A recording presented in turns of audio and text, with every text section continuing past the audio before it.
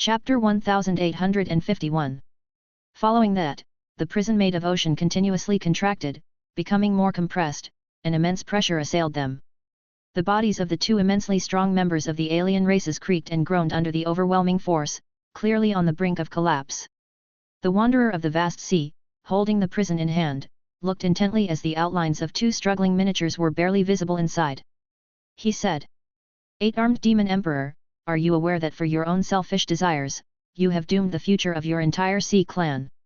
After the great confluence of Nora, the Congress was planning to grant you a large territory for your own delight, to govern yourselves.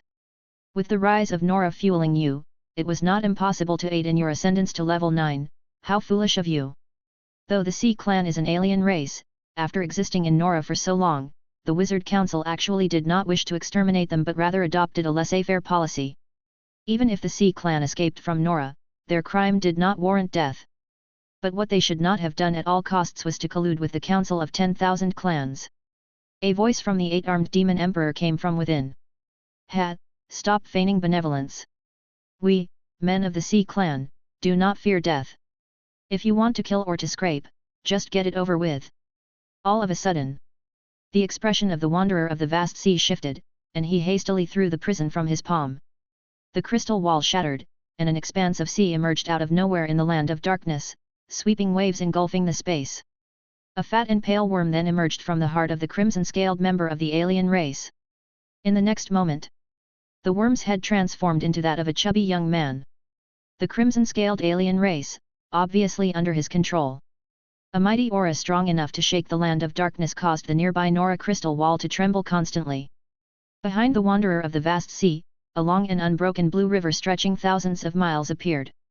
Primordial soul wizard form Blue River returns to the sea. This was the formidable wizard form ranked 38th among wizard forms, also a leading figure among grand wizards. Although I do not know which level 10 being you are, to think a mere body separation incarnation could wreak havoc in the wizard world is overly confident. The Blue River surged into the land of darkness, encircling the chubby young man. Thousands of hands of water emerged to grasp at him. The chubby young man chuckled lightly. "I am just a nameless nobody from the multidimensional plane, how dare I catch the eye of the wizard lords?" He stretched out his plump and fair fingers, and with a single point in the void, the Blue River trembled violently, disintegrating inch by inch. "I have other matters to attend to, I shall face your abilities some other day. We have all the time in the world, let's wait and see." Nora. Central Realm. A middle-aged wizard wearing an azure robe with a stern face opened his star-studded eyes.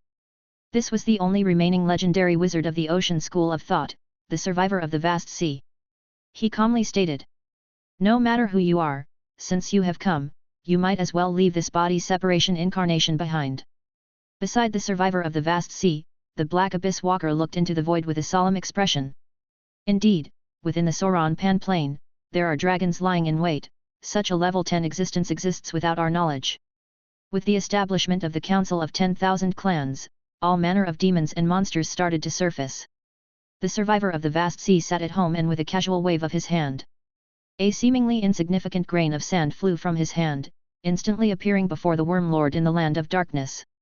This insignificant piece of sand obliterated a swath of the dark void into nothingness. Everything within the range of the hit dissolved into basic elemental particles of earth, fire, wind, and water, a wild spectacle akin to the end of the world. One grain, one world. Legendary spells. A drop in the ocean, your famous masterpiece lives up to the reputation. Under that legendary strike, the Worm Lord, eight-armed demon emperor, and the red scale member of the alien race turned to ash and smoke. The survivor of the vast sea frowned slightly. Not long after, in the place annihilated by the legendary spell, the figure of the survivor of the vast sea emerged. Amid the chaos of the void, only the disintegrating shell of an insect was left. Golden cicada molting, this Worm Lord does have some tricks up his sleeve, no wonder he dared to come to Nora. The wanderer of the vast sea arrived at the scene and asked, "Master, what happened?" He was the survivor of the vast sea's prized pupil, akin to the relationship between the Black Abyss Walker and the Deep Blue Sage. The survivor of the vast sea said, "The eight-armed demon emperor and the member of the red scale alien race are dead, but the level 10 alien race's body separation incarnation has escaped. However, I have implanted a tracking method within it. If it dares to return to its lair, then its plane coordinates will be exposed before us." The wanderer of the vast sea breathed a sigh of relief. It seems that the Sea Clan and the Council of 10,000 clans have been colluding for a long time and have come prepared. It is necessary to adopt some special measures for all alien races in the wizard world. The enemy intends to dissolve us Nora from the inside. The survivor of the vast sea stated. Indeed, a cleanse is in order. The land of darkness. A spatial vortex suddenly emerged, spitting out the figure of a pale and chubby man. Damn it, I have cultivated this body separation for 10,000 years, it almost perished. I did not expect the Wizard Council to care so much about the Sea Clan, even the legendary wizards have taken the field. This pale and chubby figure was indeed the body separation incarnation of the Worm Lord, who had been parasitizing the crimson-scaled member of the alien race. That member of the crimson-scaled alien race was also one of his generals, whom he took in and cultivated step by step to level 8, and now he was quite pained by the loss. The 8-armed demon emperor, too, had been destroyed by the legendary spell. Their objective in this profound venture was firstly for the Sea Clan, and secondly for the 8-armed demon emperor. After all, this individual was a level 8 peak powerhouse, and with some cultivation could possibly achieve level 9. The Worm Lord spat out a sea blue bead, which was indeed the 9-level treasure realm of Azure Blue. Chapter 1852. Inside, there lay the hope of the Sea Clan that even the 8-armed demon emperor would die to protect. Fortunately, this Sea Clan is now in my hands, and the organization's last epic plan can also be put into action. The so-called last epic plan was proposed by the most powerful ancient being among the Council of 10,000 clans. This plan requires collecting races with strong physical bodies from various multidimensional planes to cultivate a type of warrior geared specifically against spellcaster professions. These warriors will possess a magic resistance as formidable as that of the Amethyst race and will master powerful physical techniques and combat techniques. They are known as destructive mages, wizard terminators. Their purpose is to bring dusk upon the wizards of Nora. The Worm Lord looked inside himself, where a seemingly insignificant grain of sand was hidden. Many methods attempted, but none could extract it. The survivor of the vast sea indeed has good schemes. If I am careless and return to my own plane, my lair will be exposed to the wizard's eyes. The Wizard Council will likely dispatch a legendary wizard to besiege me. With my ability, I really cannot extract this grain of sand, it seems I must seek that individual. Within the realm of Azure Blue, numerous Sea Clan members gazed at the sky with anxious hearts.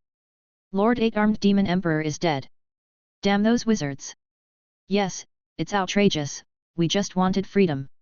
Wait and see, one day we will rise again. Among the indignant Sea Clan was a level 5 noble from the Sea Clan, somewhat disoriented and standing there. He was the Sea Clan noble that Levi had previously subdued, Baghdad, a descendant of an ancient sturgeon queen. Human realm. Outer Sea region. As usual, Levi left the ancient dragon continent. After who knows how long, the danger perception within him grew increasingly intense. He pretended not to notice and continued on his way as normal. Beneath the sea's surface, an ordinary-looking shark's eyes flashed with a strange glow. Giant Whale Castle. The expression on the giant whale king's face was sorrowful. He was once an emperor of the Sea Clan, only to be defeated by the 8-armed demon emperor and reduced to serving under him, swearing allegiance. He once despised the 8-armed demon emperor, but gradually acknowledged the emperor from his heart after realizing he had indeed always had the Sea Clan's best interests at heart. Rest assured, demon emperor, though you have died, I, as the giant whale king, will uphold your will, open the monarch's treasure, and lead the Sea Clan to greatness once again. After regaining his composure, the giant whale king solemnly declared. Red whale, act now. Else swear. The red whale ancestor which took a deep breath. Success or failure hinges on this moment. No matter what, preserving my own life is the priority. Above the sea, Levi stood in the void, his face reflecting deep thought. Through Excalibur, he felt that his connection with Baghdad was somehow severed. The contract was still intact, but Levi couldn't sense Baghdad's presence. If this was the case, it likely meant that Baghdad was no longer in the Nora Great World. What's going on? Previously, Levi had arranged for Baghdad to return to the Sea Clan and resume a normal life, occasionally sending back some unimportant Sea Clan intelligence. Levi had almost forgotten about him. Combining the recent wanted notice issued by the Congress for the Sea Clan, Levi muttered. It seems the Sea Clan has encountered some sort of major event. I should ask Ms. Lucy, given her status and background, perhaps she knows something. However, Levi was not overly concerned about this matter. He had neither conflicts of interest nor grudges with the Sea clan. All of a sudden, Levi's expression tightened. "They're here." Suddenly, walls of water rose from the void around him, forming a colosseum-like structure out of the sea. Levi was trapped within it, his expression dramatically changing. "It really is those from the immersed ancient castle." This rare treasure had been used by the Red Whale ancestor witch before. He casually unleashed a fire dragon tribulation towards the walls of water. A terrifying explosion caused only a slight tremor in the walls. Clearly, the quality of this rare treasure was not low. With the soaring momentum, the Red Whale ancestor witch sneered. "Tisk tisk tisk, Golden Dominator Levi, long time no see." Boom! Another terrifying figure squeezed into this space. It was a frost giant with the head of a whale, holding a golden warhammer that could stop an army, an impassable force. "Stop the chatter, kill him quickly and leave." As soon as the giant whale king appeared, he didn't say a second word, but simply swung his huge axe straight over. An axe light, unstoppable, ripped through the water heading straight towards Levi. Relying on the eagle divine scripture, Levi somersaulted like a hawk, avoiding the strike with incredible agility. Not a bad movement technique. The giant whale king's teeth shone with a sharp, chilling light. Levi didn't understand why the Red Whale ancestor witch had again allied with the Sea clan. Seeing the enemies that tormented him for years, he nevertheless breathed a sigh of relief. Unknown enemies are the most terrifying, knowing who the enemy is gave him confidence. In a single thought, an anomaly of 9-colored divine light descended, and the majestic illusory figure of the 9-headed emperor dragon emerged from the clouds, its dragon's eyes looking down indifferently and coldly at the foes. "This person is indeed extraordinary, Red Whale's caution is not unwarranted." The giant whale king's expression shifted. Although he belonged to the Sea clan, he had also encountered several primordial soul wizards. Levi's 9-headed emperor dragon witch form was clearly much stronger compared to the others. Red Whale ancestor witch said. "Giant whale king, be mindful with your strikes, don't kill the young man, or I won't be able to explain myself." Giant whale king replied. "Worry not, I will break every bone in his body yet leave enough breath in him for you." Seeing these two level 7 experts taking him lightly, Levi scoffed. Chapter 1853. As a wizard, to collude with the Sea clan against your own kind. Red Whale ancestor witch, even among dark wizards, you are despicable enough. Red Whale ancestor witch sneered. "Die." He unleashed a 7-circle spell of innate power, directing it straight at Levi. On the 9-headed emperor dragon, layers of rainbow light gathered, followed by the roaring onslaught of various colored innate spells. Boom! After the earth-shattering explosion, Red Whale ancestor witch's face showed shock. This Levi was merely at 6th ring perfect cultivation, yet he could withstand his innate spell. If he were to ascend to the 7th circle, then he would definitely not be a match for him. Such a formidable child must not be left alive. He decided that if he couldn't capture Levi alive, then he would kill him directly to prevent future vengeance from Levi. At this moment, around the Colosseum at sea, lights from arrays rose to the sky, a total of 9, enveloping the entire Colosseum. Immediately afterward, the 9 hells of earth, fire, wind, and water arrived in a shocking descent. Red Whale ancestor witch's face changed. "There's a trap, such a powerful array, could it be that he already sensed we were going to make a move? How was this possible? Besides him and a few upper echelons of the Sea clan, no one else knew about this. Could it be that the Golden Dominator also possesses prophetic magic, which enables divination of fortunes and misfortunes? Damn it, a miscalculation again." Red Whale ancestor witch said. "Quick, make your move with full force." Behind him, the Red Whale Sky Patrol witch emerged, slapping the waves and sweeping across. Behind Levi, space split open, and one figure after another rapidly flew out, nearly all exuding level 6 energy. These figures quickly entered the cores of the 9 hells of hell and vanished from sight. 2 graceful silhouettes, one on the left and the other on the right, appeared beside Levi. It was Triss and Elena. Triss said. "It really is you, Red Whale ancestor witch." Red Whale ancestor witch said. "Triss? Didn't you return to the endless sea?" Triss said. "I fooled you to make you, a coward, show your face." Red Whale ancestor witch was both ashamed and angry. These people, having already known through astrology magic that he would take action and thus set the trap to lure him in, were truly detestable. This level of astrology magic is seldomly mastered by ordinary primordial soul wizards. Usually, it's a method of grand wizards and legendary wizards. How could he have expected that Levi's nightmare dragon talent and fool rune could achieve this? Triss's wizard form, the medicine-gathering woman, emerged, wielding the demon dragon whip that haunted Red Whale Ancestor Witch's dreams, throwing it at him. The whip sliced through the air with a loud sound, catching him off guard and sending Red Whale Witch Prime flying into the fire dragon purgatory. Triss once again chose Red Whale Ancestor Witch as her opponent, leaving the giant Whale King to Levi in 100 flowers. By conventional wisdom, a primordial soul wizard of the same realm would definitely be harder to deal with.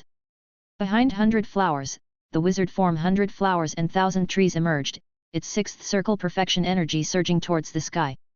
The giant tree and Levi's emperor dragon reflected each other, turning this world into a myriad of colors. Though assisted by Levi's carefully crafted strongest sixth circle combination array, they are still facing level 7 experts. Therefore, from the start, they must put forth their full strength without holding back. Indeed, the gap between rank 5 and level 6 is not as exaggerated as that from level 6 to level 7. However, throughout history, in the wizard world, examples of using a body of level 6 to defeat a level 7 are still rare as phoenix feathers and unicorn horns. Faced with this unexpected development, the giant Whale King also felt somewhat unsure. But then he thought of how the Sea Clan now had no way back, and his heart immediately firmed up. Since there's no way back, let it be a last stand. The powerful level 7 energy collided with the emanations of the Emperor Dragon and the giant tree, sparking countless sparks that shook the void. The giant Whale King swung his axe, lifting a white wave into a surge.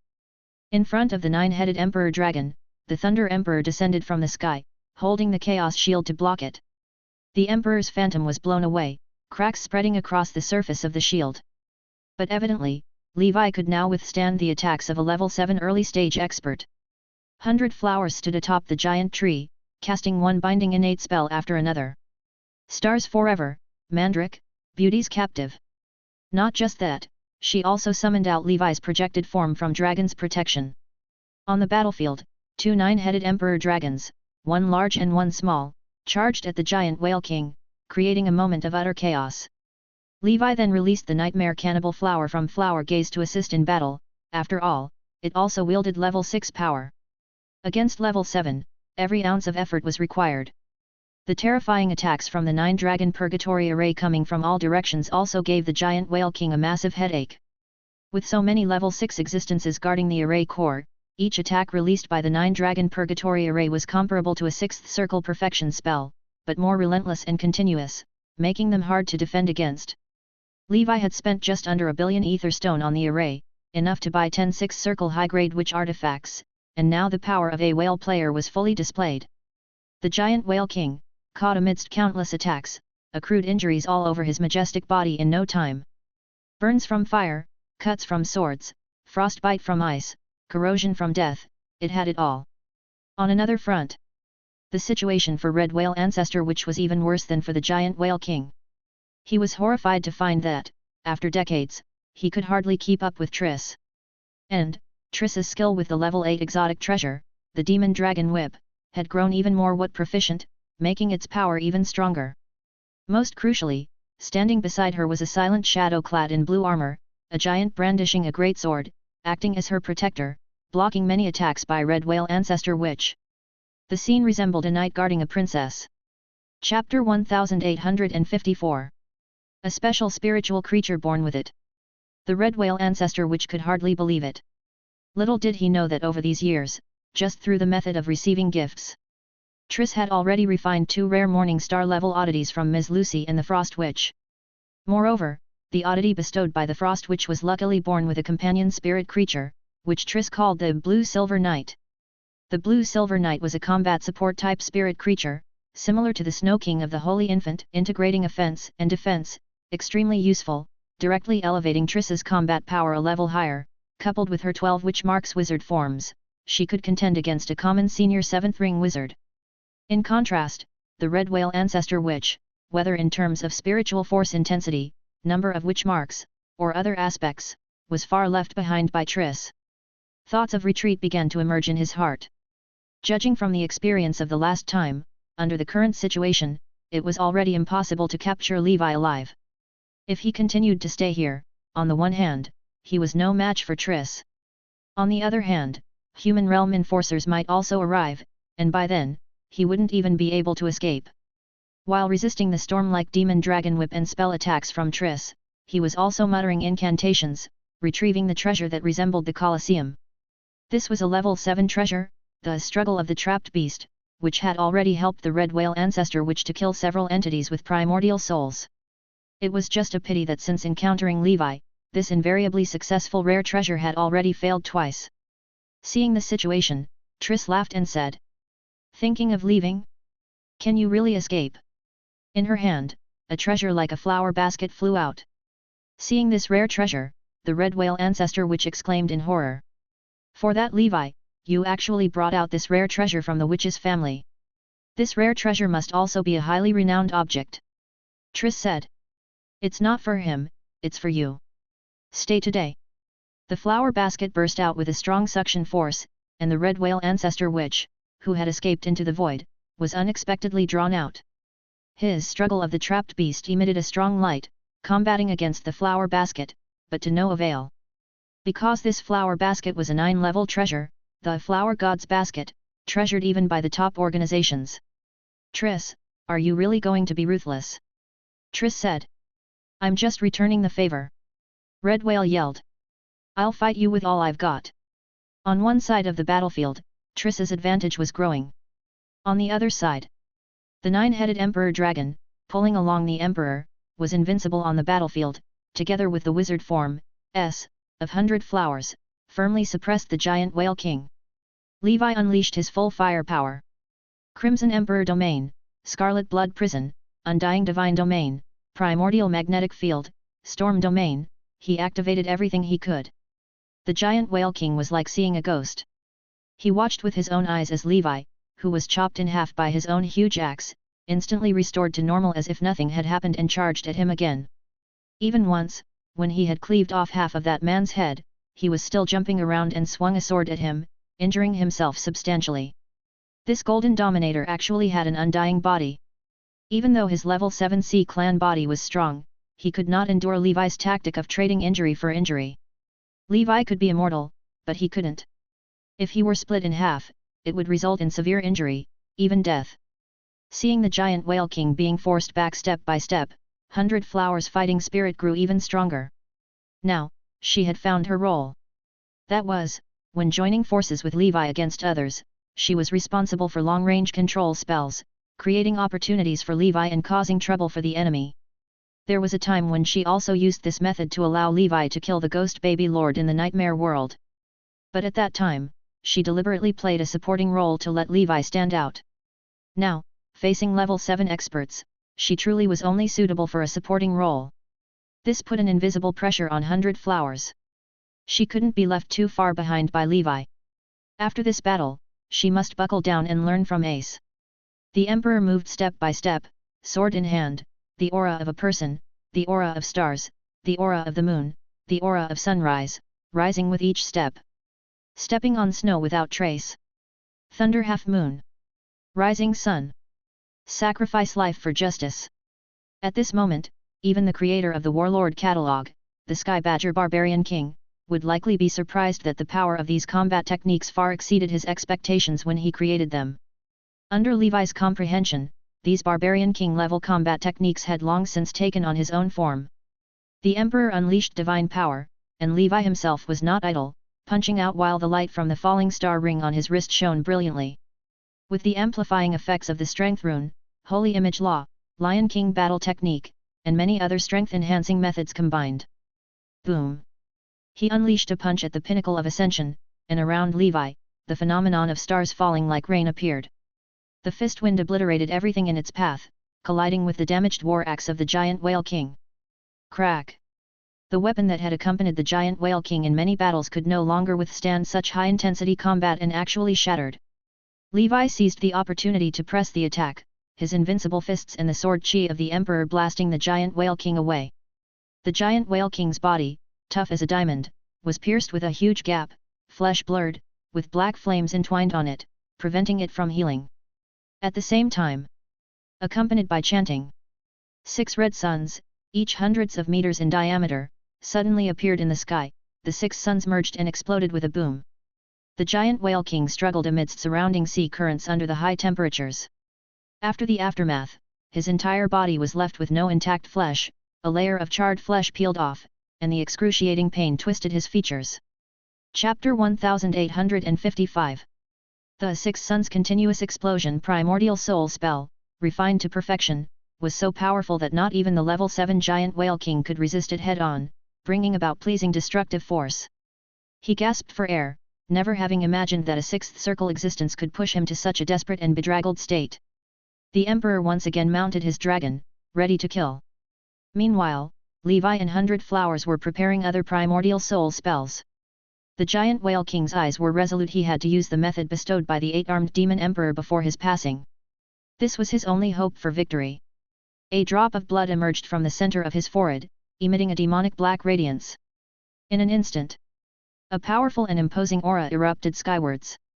The array carefully laid out by Levi was directly shattered, revealing the heavens and earth outside. What the hell is this? Danger perception sounding frantic alarms, Levi swiftly swept through, scooping up 100 Flowers, bringing her into the ancient Banyan fairyland, ready to detonate and flee at any moment. On the other side, Triss, who had just taken down the red whale ancestor witch's head, showed a change in expression. The flower god's basket shone brightly, providing shelter within its light. This is the aura of a level 9 being. Levi, come to my side. How could this giant Whale King possess such a treasure? It is known that since the end of the Antiquity Age, no new level 9 beings from the Sea Clan have emerged. The giant Whale King declared. Compelling me to use the blood of the sea god, your deaths are worth it. All of you, die. He no longer cared about capturing Levi alive. The red whale ancestral witch was dead, and the deal had fallen through. This blood of the sea god represented the last of the Sea Clan's heritage. The blood caught fire, and with it, the very body of the giant Whale King burned as well. A vague, colossal shadow emerged. It resembled both whale and octopus, with countless tentacles on its body, each ending seemingly adorned with a blurry human face. The giant Whale King devoutly proclaimed, O sea god, please deliver divine punishment upon these ignorants. The sea god's shadowy figure emitted an irresistible, overwhelmingly powerful aura. Levi knew he couldn't possibly withstand it. Above the high heavens, a cold harumph was heard, followed by the release of a pitch-black pillar of light. Instantly, the sea seemed to explode from nowhere, revealing an enormous vacuum beneath. The so-called shadow of the sea god vanished into nothing under the devastating column of light, leaving no trace. The eyes of the giant Whale King filled with shock, staring into the high heavens, now empty. But he knew that just now, there had been the intervention of a being stronger than level 9. He laughed bitterly. This far in, though he was eager to kill his enemies, he was powerless to reverse the situation. His body trembled, suffering the after-effects of burning his life force. The 9-headed Emperor Dragon descended from the sky, pinning him to the ground.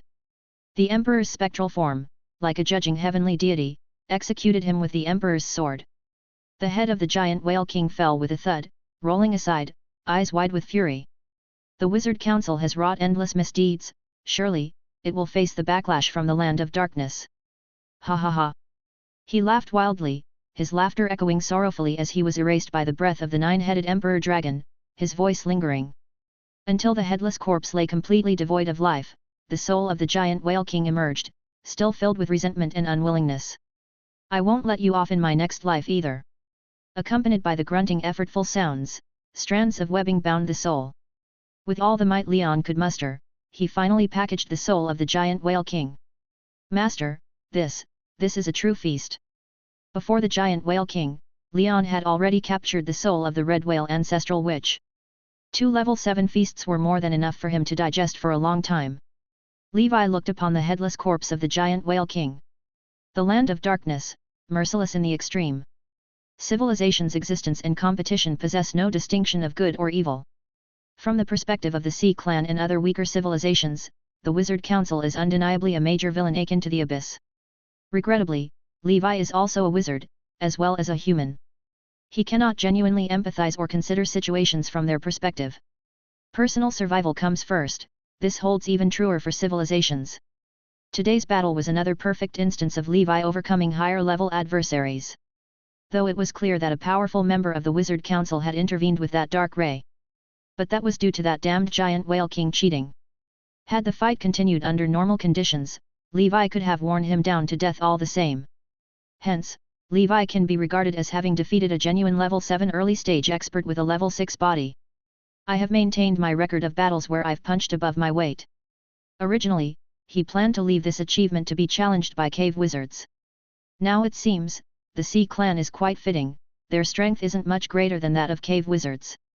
Cave wizards are considered the sewer of wizard combat capability, not of all combat capabilities across all clans. Against some alien races, they still prove formidable.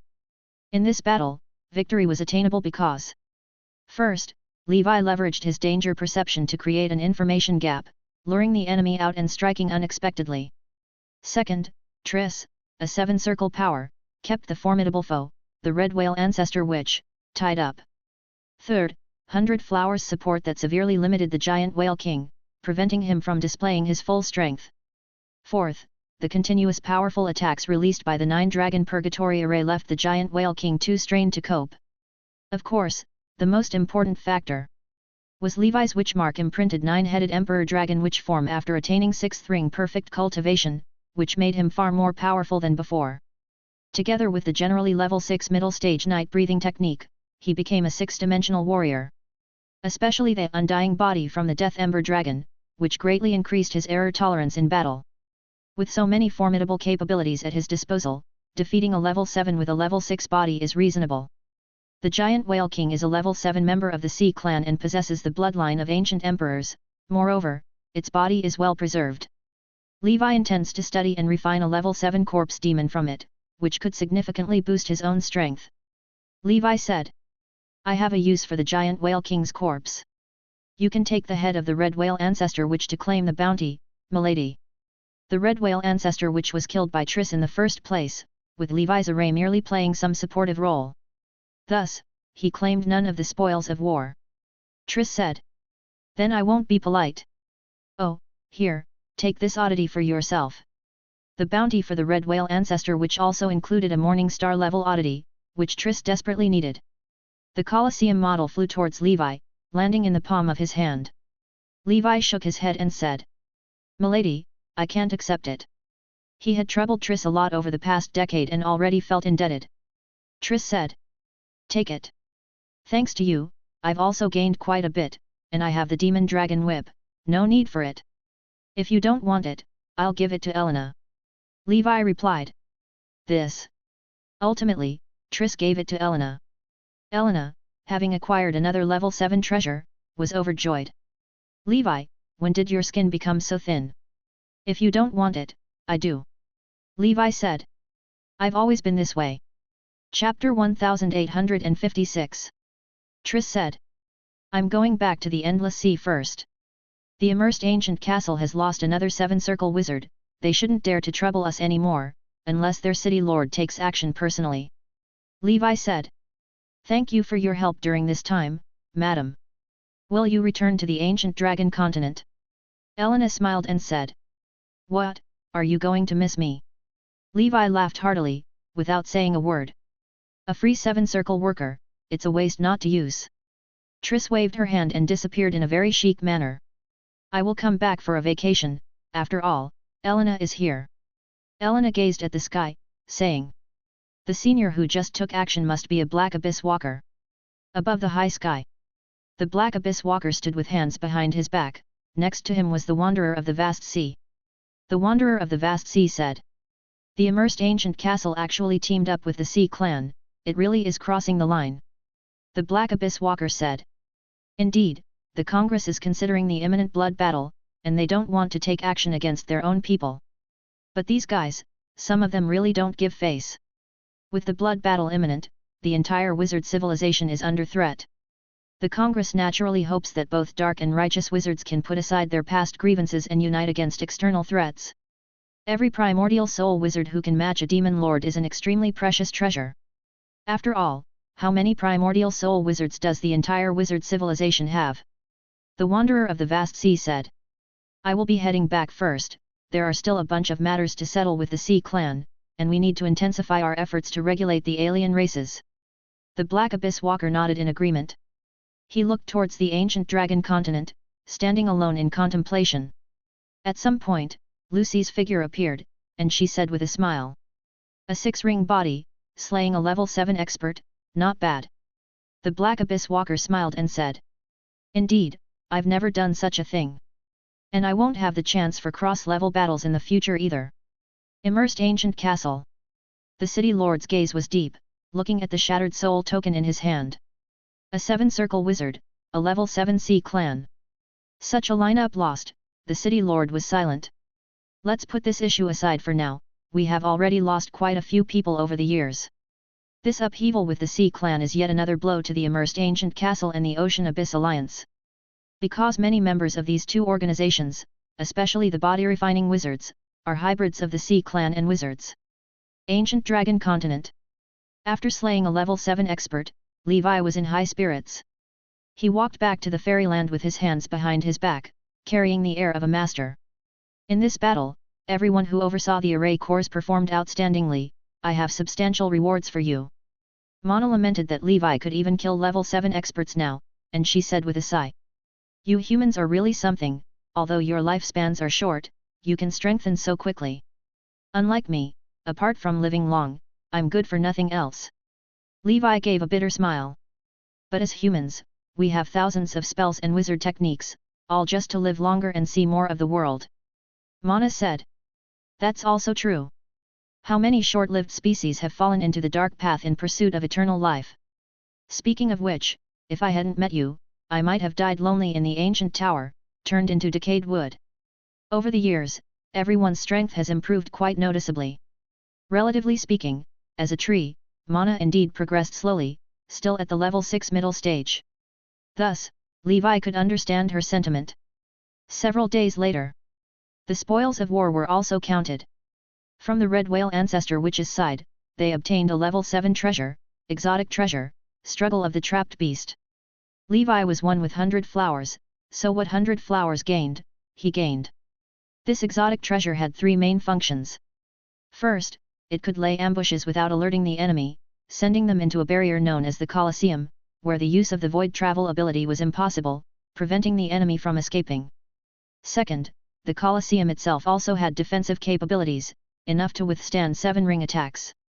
Third, the Colosseum could also slightly amplify the user's momentum and combat strength, although it was minimal and not enough to change the destiny of the Red Whale Ancestor Witch's downfall. Afterward, Levi also learned.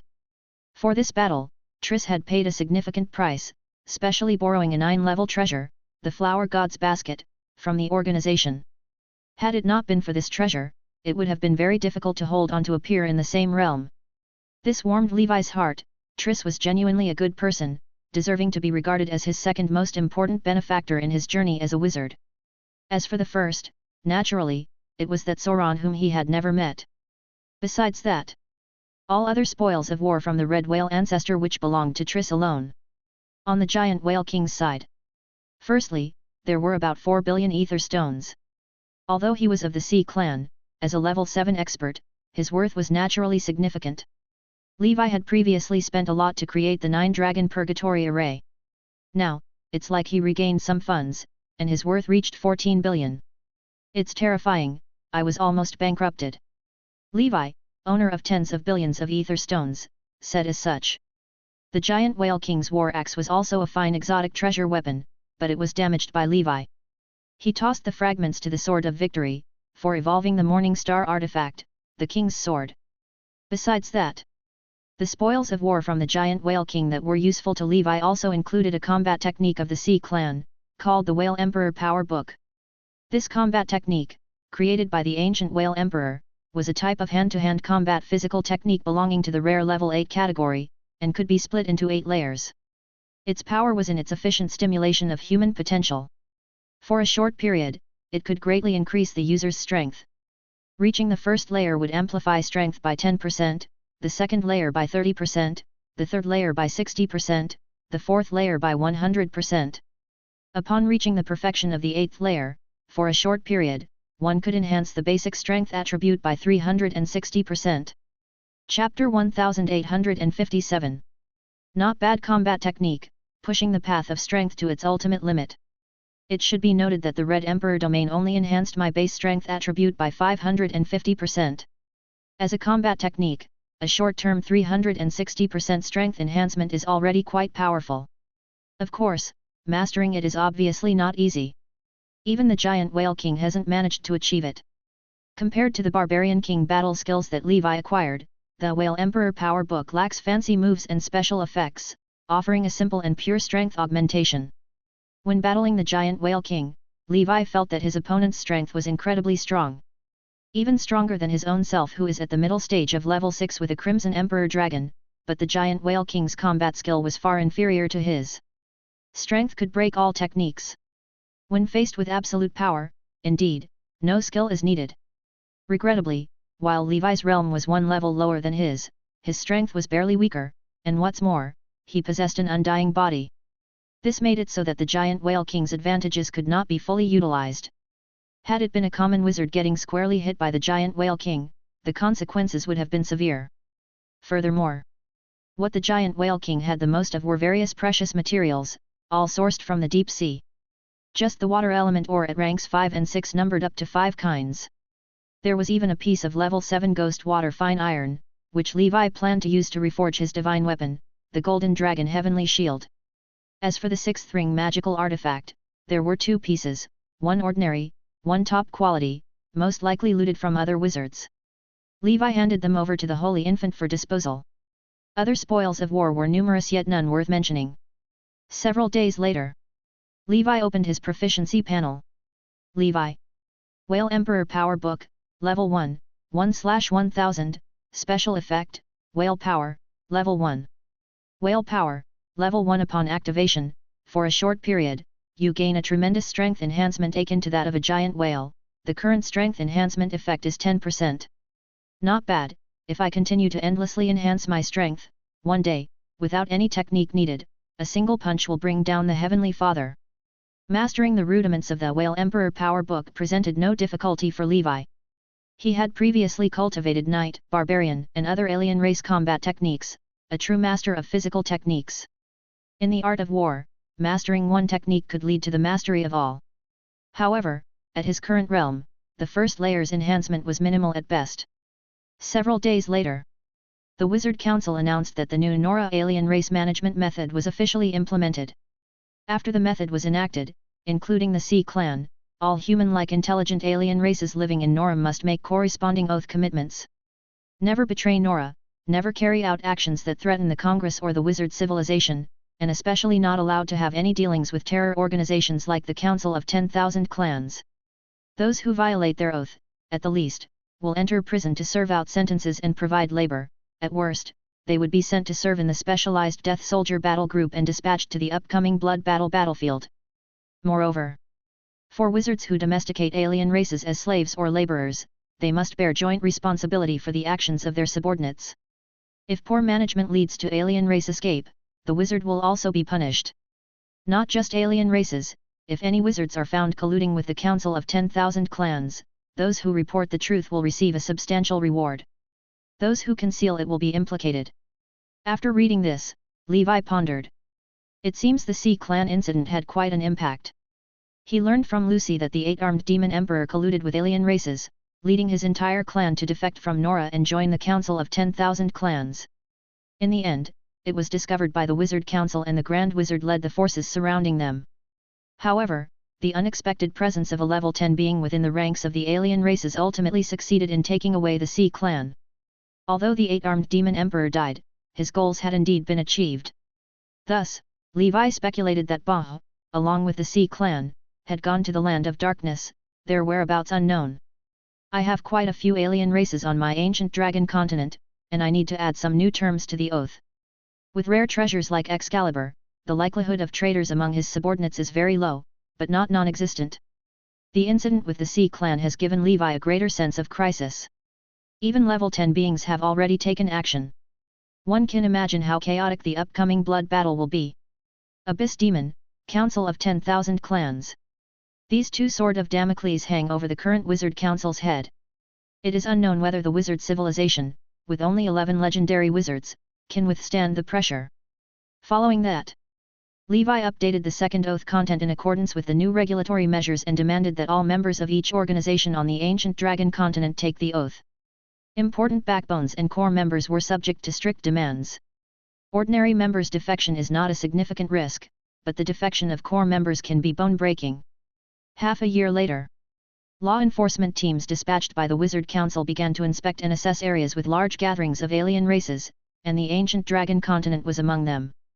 Naturally, Levi cooperated with the official law enforcement activities, and ultimately passed smoothly. 3 years later, the 50th year of Nora. Ancient Banyan Fairyland.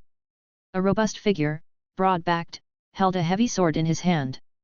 With a few casual swings, he caused the surrounding void to tremble. Levi. Whale Emperor Power Book, Level 4, 1/20,000, Special Effect, Whale Power, Level 4. The fourth layer of the Whale Emperor Power Book, after activation, is enough to augment my strength by 100% for a short period. The further it progresses, the more pronounced the enhancement effect of the Whale Emperor Power Book becomes, and of course, the difficulty of cultivation also escalates dramatically. However, for Levi, 4 layers were enough. He could now cultivate at will as the situation dictates. Chapter 1858. He returned to the weapon refinement room. The massive corpse of the giant whale king was submerged in a pool that was 100 meters in length and width, and Levi had reattached its severed head. Within the pool, the corpse water brewed from numerous rare materials worth 300 million ether stones collected by Levi emitted a ghostly green gleam, pervading the air with a pungent stench. The corpse water contained over 100 types of deadly toxins, including poisons above level 6. Additionally, there were more than a dozen water elemental metals of rank 5 and level 6, as well as a small piece of level 7 ghost water fine iron, all slowly being absorbed by the corpse water. After a lengthy soaking and spellcasting process, the giant whale king's body would absorb all the substances in the corpse water, refining the already formidable Sea Clan body to be even more robust. Absorbing the corpse water is the longest and most torturous step in refining a level 7 corpse demon. Levi estimated that it would take decades or even centuries to complete. As for the final step, sealing a level 7 spiritual body type undead, he would go to hell to find one when the time comes. Elena voiced her concern. Since the realm of this level 7 giant whale king corpse demon is higher than yours, could it backfire on you after it's cultivated? Levi replied. Indeed, ordinary school of death wizards can't refine a corpse demon beyond their own realm, as it can't be controlled and would harm themselves. However, I have my methods. He only needed to control the level 7 undead with crimson enslavement, then there would be no need to worry about the corpse demon backfiring. The body of the corpse demon itself was just a shell, what truly animates it is the undead spirit within. 100 Flowers said. Then I'm relieved. During the intervals in refining the corpse demon, Levi was resting, when news came from the Divine Light Knights. Levi's face lit up with joy. Fantastic, the Blood Knight is advancing to level 6. Ancient Dragon Continent. Behind the Dusk Holy Temple, a figure stood in the void, gazing at the imposing grey giant eagle high above. Wind and cloud surged, natural disasters struck. This giant eagle was none other than Maya, the Blood Knight of the Blood Tribulation Master. The Blood Knight was fully concentrated, draped in the cyan blue feather armor, wielding the Wind Moon sword, with the bloodline Dharma idol of the Sky King manifesting behind him. Above his head was the presence of a graceful cyan divine palace, with countless divine eagle apparitions circling around it, emitting bursts of clear cries. In order to get through the tribulation, the Blood Knight had gone all out, using every tactic at his disposal. The Maya giant eagle flapped its wings, conjuring boundless gales, launching a ferocious attack at the Blood Knight, who stood steadfast in the divine temple against this fierce assault. In the brief respite, he shot out from his stance, leaping into the high heavens, as a dazzling blade of light descended from the sky dome. Rock ascends to the 9th heaven. Boom! The blade light clashed with Maya's steel feathers, sending sparks flying. Levi muttered to himself. Not bad, the Blood Knight has finally cultivated the Eagle Divine Scripture to the 7th level. The Eagle Divine Scripture harmonized extremely well with the Maya breathing technique. Thus, upon obtaining it initially, Levi bestowed it to the Blood Knight for cultivation. It seems the results were favorable now.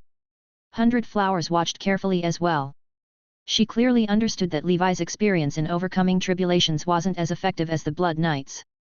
Because Levi was an anomaly with numerous breathing techniques, as a six-dimensional warrior, his base attributes crushed those of fellow knights, making his tribulations as simple as eating and drinking. The Blood Knight's experience represented the typical state of ordinary knights crossing tribulations. It seemed strenuous for the Blood Knight. After all, many of his abilities, including the talent brands studied by knights, ultimately, all originated from the Blood Tribulation Master. How difficult it is to surpass such ancestors.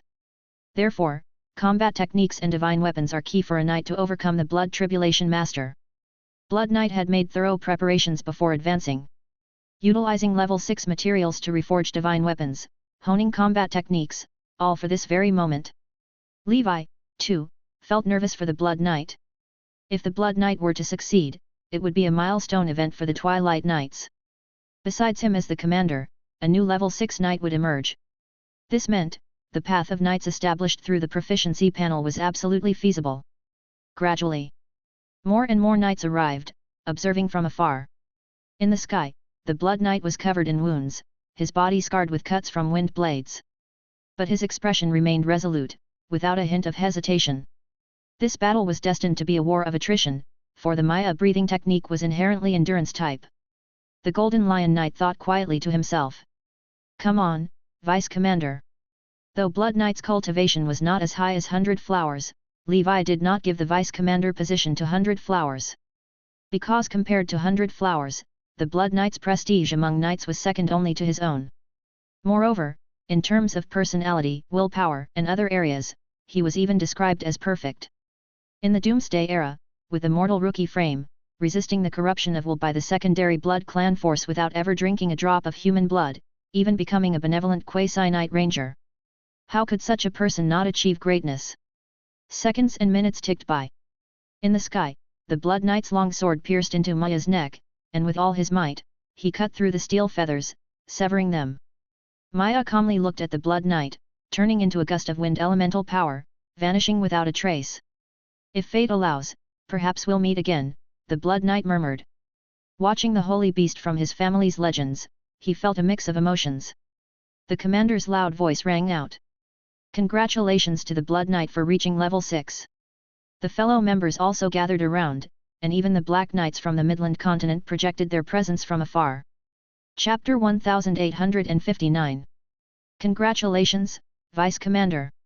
This moment, the feelings of all the knights are indescribable. The promotion of the Blood Knight to level 6 signifies that as long as they work hard, they too have hope to reach this realm in the future. Levi smiled and said. All right, don't disturb the Blood Knight while he consolidates his realm. Everyone go back to your cultivation. After some time, we will hold a banquet to celebrate properly.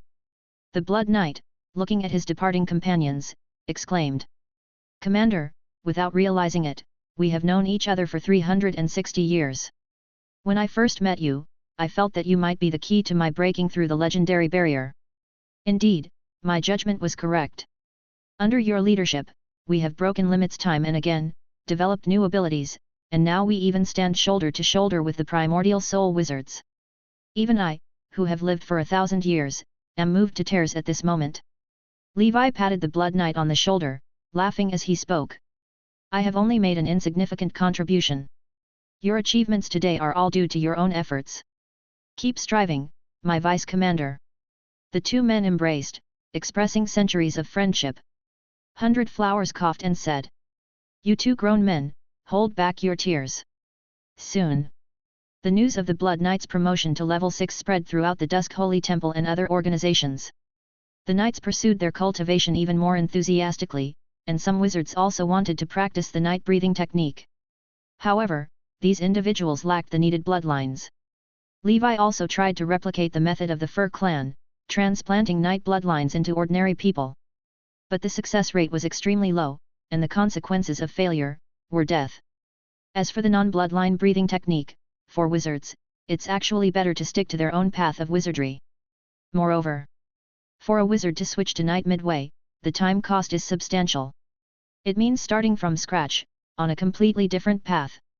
Those with average talent will end up achieving less than they would as wizards. Of course, for those determined to try, Levi won't stop them, after all, he can't be blamed if they die. Currently, With the mass production of purification elixirs and the prosperity of giant beast paradise, a steady source of secret medicine is also ensured. Next, to prepare for the blood battle, after deep consideration and discussing with the 18 riders, Levi released some additional recruitment quotas for the Dusk Holy Temple. He aimed to expand the number of temple members to 10,000 to ensure a continuous supply of fresh forces during the war. Soon after, the recruitment department of the Dusk Holy Temple and the Midland Squad began to operate. They traveled to the major gathering places of mortals in the wizard world to search for potential knights. Time flies. In a blink of an eye, it has been 7 years. Nora year 57. Years remaining until the opening of the Dark Ancient Tower. Over these years, 1/3 of the 18 apostle groups has been formed. Besides their cultivation, the apostle group commanders and knights spent time on the training field to coordinate their combat skills. With the revival of the Dark Wave, more and more planes were merged. The number of transcendent sea beasts in the outer sea region also increased, providing perfect training targets for the apostle groups. Within Fairyland, the Dragon Deo conference has been held for 24 sessions, with the Thunderstorm Wolf Dragon achieving a triple crown, reaching dragonic perfection. Due to the effects of the Dragon Scale Fruit, the growth of the Dragon Clan members indeed accelerated notably. Even for the slowest growing ones like the Dragon Turtle and the Ash Dragon, transformations were visible. The Heaven Crystal Dragon Ant successfully shed its exoskeleton again. After awakening, its strength increased slightly compared to before. But it remained at the mid-stage of level 6, not enough to be considered a qualitative change. For it, as long as it can shed successfully, its size and strength can theoretically keep progressing. If one day it can no longer break free from its shell, that would also mark the time of its natural death. The shell of the dragon ant is both the fundamental preservation of its life and the lifespan shackles laid on it. This is similar to lobsters in a previous life. By the small stone pond, Levi placed his hand on the Klein crystal ball, discovering his spiritual force had now reached 4,100 points, and his spell power was over 200,000. He went to the training field, changing his hand seals, chanting, "Thunder Dragon!" A fearsome black thunder dragon, beating its wings nearly a kilometer wide, roared into existence, turning the entire sky dome into a thunder ocean. Boom! The thunder dragon roared forth, its explosive electric currents scrambling chaotically, a scene of world destruction. Even more deadly, after the thunder dragon dissipated, these black currents, like parasitic maggots, continuously entangled and corroded everything. A 15th order limit thunder dragon, combined with my exotic thunder, the power of this spell can now threaten a 7-circle wizard. This was Levi's second limit spell. He increasingly felt spells like Six Suns Continuous Explosion and Thunder Dragon. The advantages of these series of spells became distinctly clear as he progressed. They might not have been useful in the initial stages, but now, they have become his strongest spell measures. If one day, these two spells become legendary spells, their power might even be capable of slaying gods. The leader of the Wizard Council, legendary wizard Eamon, became the fourth entity across the Panplane with his signature spell Eamon's Eternal Blazing Sun, defeating various alien powerhouses. Additionally, the Path of Knights, the golden snake breathing technique was not far from reaching the late stage of level 6. His latest study of the Whale Emperor Power Book advanced to the 5th level, boosting his strength by 150%. Chapter 1860. After reaching the 5th level, the pace of cultivation with the Whale Emperor Power Book became sluggish. To reach the 6th layer would require considerable time for polishing. After completing his cultivation, Levi arrived at the Golden Light Cave. Within the Sword of Victory, an ancient sword's shadow that radiated an aura of dominance flickered in and out of existence. This thing really burns through money. To accelerate the birth of the King's Sword, Levi had invested numerous 6th-ring magical artifacts and residues of rare treasures. He even hard-heartedly and begrudgingly threw in 100 million ether stones. As of now, it had barely been able to nurture an embryonic form. Realizing this was a money pit, he cut his losses decisively and stopped pouring in funds.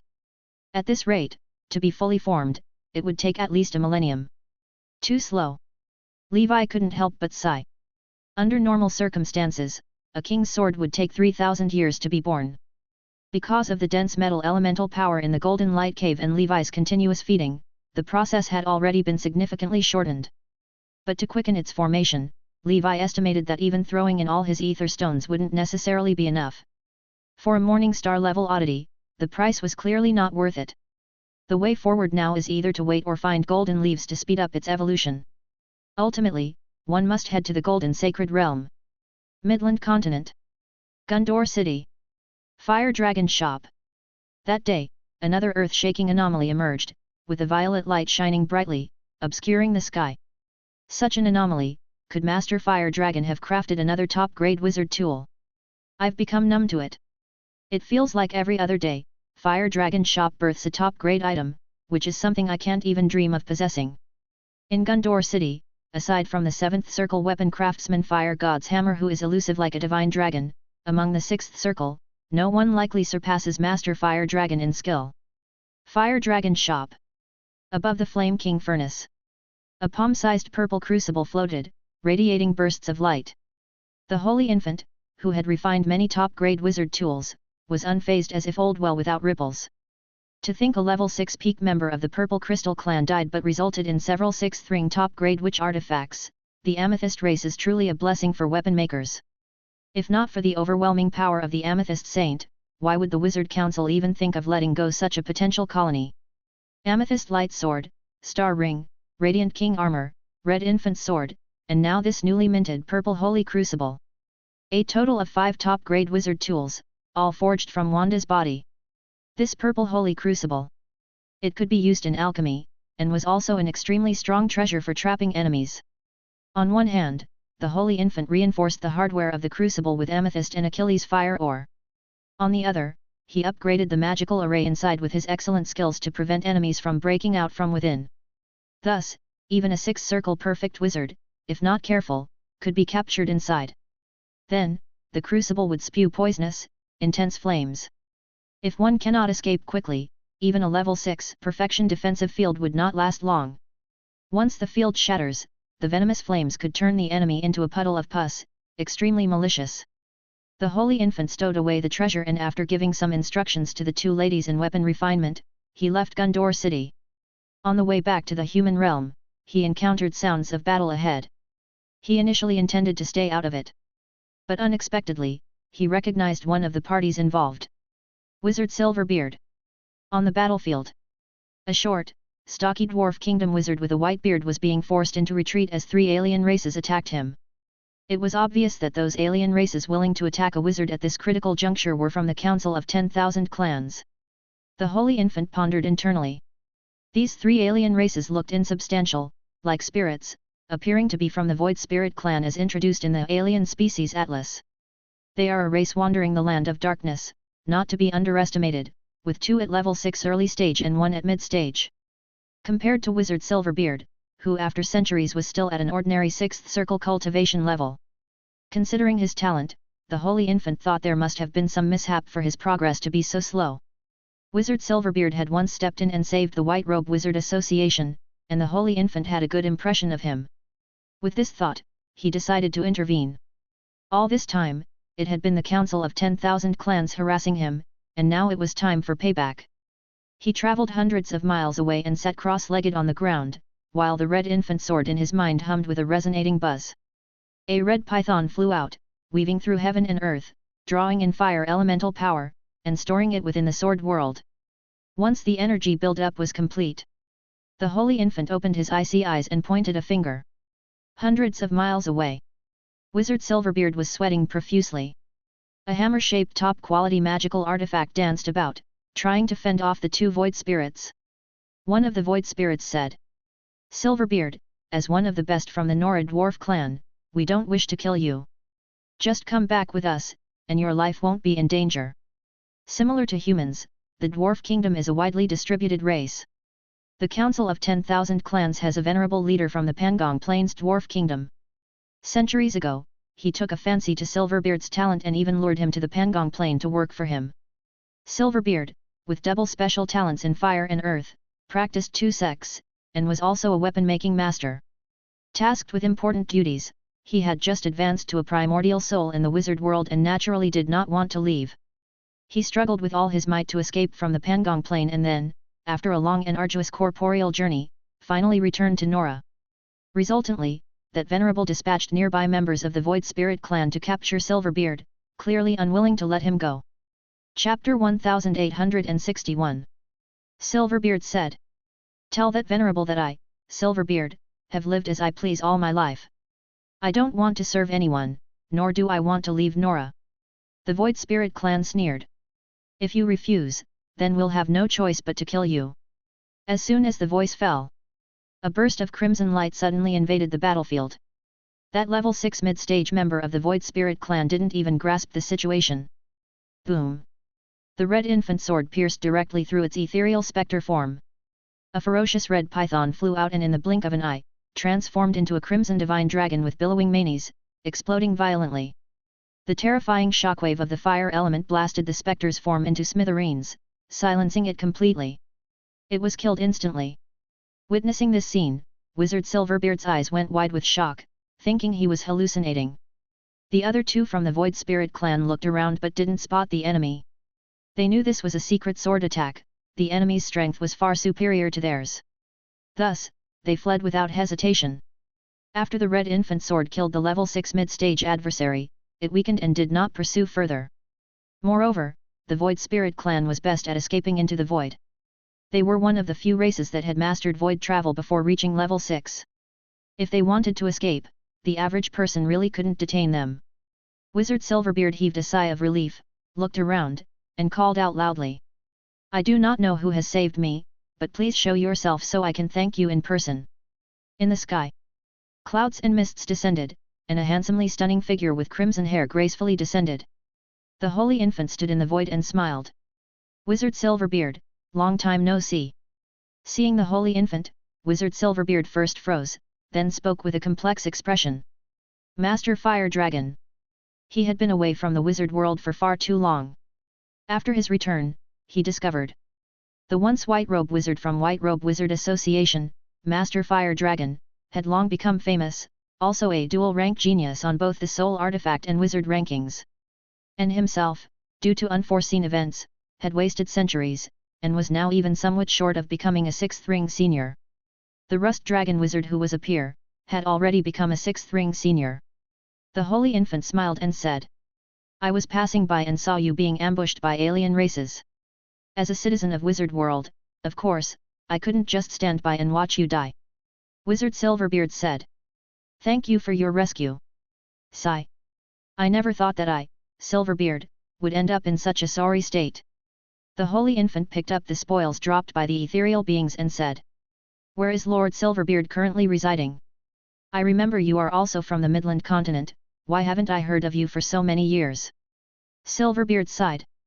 It's a long story. Due to some changes, I've only recently returned to the wizard world. If Lord Holy Infant is interested, we can find a safe place to talk in detail. The Holy Infant readily agreed. He saved Silverbeard, naturally with his own intentions. He wanted to find a capable assistant to help manage the Fire Dragon shop. This person must possess 6th ring cultivation and be skilled in weapon refinement. Silverbeard was the perfect candidate. According to what Holy Infant knew, although this person was low-key, he was a rare dual-class practitioner wizard with profound weapon-making skills. Moreover, he once reigned as a king in a dwarf kingdom in the Midland continent. Later, he secluded himself for cultivation, but his prestige among the dwarf kingdom remained high. If he could win this person over to the Fire Dragon shop, the benefits would be endless. Gundor City. In a small tavern, Holy Infant and Silverbeard ordered a beer and talked for a long time. Holy Infant said, this council of 10,000 clans is truly detestable, but it's a miracle that you were able to escape and make it back. Silverbeard's experience could be summed up as tricked by his own dwarf kin, deceived into servitude in a foreign transcendence, toiling as an underpaid worker with no dignity, no freedom. Finally, he luckily escaped and, after untold hardships, forcibly made his way back to Nora. Why does this script sound so familiar to Levi? Wizard Silverbeard said. It's all due to greed. They say dwarves don't swindle dwarves, but these fellows have cheated their own people. They've completely forgotten the fine traditions of our dwarf ancestors. By the way, I must repay the life-saving grace of the Master, however, all I have now is this soul artifact and not a penny to my name. I hope the Master can grant me some time. Holy Infant said. No need to be so polite, it was just a little effort on my part. If Lord Silverbeard doesn't have another place to be, he could join our Fire Dragon shop as a refiner. With your talent and abilities, you will surely achieve great things. Hearing this, Silverbeard sighed. I will consider it, thank you for your kindness, Master. In front of your weapon refinement skills, my crude abilities are not worth mentioning. Several days later, the main body received the purple holy crucible. And after consideration, Wizard Silverbeard also chose to join the Fire Dragon shop. The Fire Dragon shop held a grand ceremony to invite Wizard Silverbeard to join them. Alexandra said. Now our shop has 2 6-circle artifact makers, I look forward to learning from Lord Silverbeard. Silverbeard laughed. There's not much to learn from me, we can improve by learning from each other. Elsie also felt emotional inside. Back then, in the dark ancient tower, they, Ace, Silverbeard, these senior members of the White Robe Wizard Association, after twists and turns, have gathered once again. Plus the good friend of Ace, Lord Gandalf. All those familiar faces and memories have returned. Fate is indeed wonderful. After Silverbeard had joined, he became a senior weapon craftsman of the store. Not only did he enjoy a high salary, but he also received a stake as a small shareholder by the end of the year. This pleasantly surprised Silverbeard. Initially he just wanted to work to repay the grace he owed to Holy Infant. But the eager attitude of Holy Infant to recruit talent had truly touched him. After pulling in Silverbeard, a master of weapon refinement, Holy Infant also breathed a sigh of relief. He loved refining weapons, but with so many work tasks, he had been overwhelmed. Now that he had someone to share the load, things were much better. Now, his greatest wish was for Alexandra and Elsie to also become 6-circle artifact makers soon. Ancient Dragon Continent. Hearing about Wizard Silverbeard joining in, Levi was also in high spirits. Given Silverbeard's reputation among the Dwarf Kingdom, in the future more talent could be gathered. 3 years later. Nora year 60. Levi's technique, Netherworld Water Prison, had also advanced to 15th maximum level, reaching the Transformation Realm. A realm that the Black Shark Devourer, from days of yore, had never cultivated to. Paired with the top-grade wizard tool Purple Holy Crucible refined for him by Holy Infant and the level 7 treasure struggle of the Trapped Beast from 100 Flowers, his ability to control and trap enemies had substantially improved. The likelihood of a level 6 enemy escaping his grasp was almost zero. On this day, Nightmare World, Black Dragon Territory. High in the sky, after a fierce battle, a weird giant dragon with a wingspan of hundreds of meters and a body with 1,000 faces slowly dissipated. A dragon with a human face and dragon body slowly opened its tired eyes, and a level 6 aura soared into the sky. In the distance, Levi stood with his hands behind his back. This advancement of the faceless infant dragon has undergone quite some changes. Chapter 1862. Nightmare World. Elena looked at the dragon with a human head and a dragon's body in some surprise. Is this the faceless infant dragon commander? The black dragon before her had a slender body, like a large snake, with dreamlike scales that glowed with iridescent black. It had a pair of wings on its back, folded over like a cloak, very stylish. So far, everything seemed normal. But looking further ahead, on the body of this slender dragon, there was a young girl's head. The girl had white hair, cascading down as if it were the silver-white mane of the black dragon. Her crystal-clear, cashmere blue eyes seemed unreal, as if they stepped right out of a comic book. Under the uncanny valley effect, there was a strange aura. Levi chuckled. Yes, the genuine faceless infant dragon. The young faceless infant dragon flew over lightly, circled Levi, laughed happily, and said, "Master, am I beautiful?" Levi coughed and said earnestly, "You are very cute." Pleased with the compliment, the faceless infant dragon transformed into a real girl. Her figure was somewhat exaggerated, with curves in all the right places, soft and delicate. Most importantly, she was actually not wearing any clothes. Elena's gaze changed. Because she found that, body-wise, she was actually inferior to this girl. Levi also froze. He really couldn't connect this cartoonish girl with that faceless infant dragon that shattered mountains and caused thunderstorms. The faceless infant dragon said, "Master, I have a human form now, isn't that amazing?" Levi said, "Humans should wear clothes, young lady." The faceless infant dragon said, "Oh." Only then did it conjure a black starry chiffon dress, hiding some indecent areas that should not be looked at directly. Elena asked Levi, "Why can't other sub-dragon species transform into humans after reaching level 6, but the faceless infant dragon can. Levi said. It's probably related to its nightmare attribute.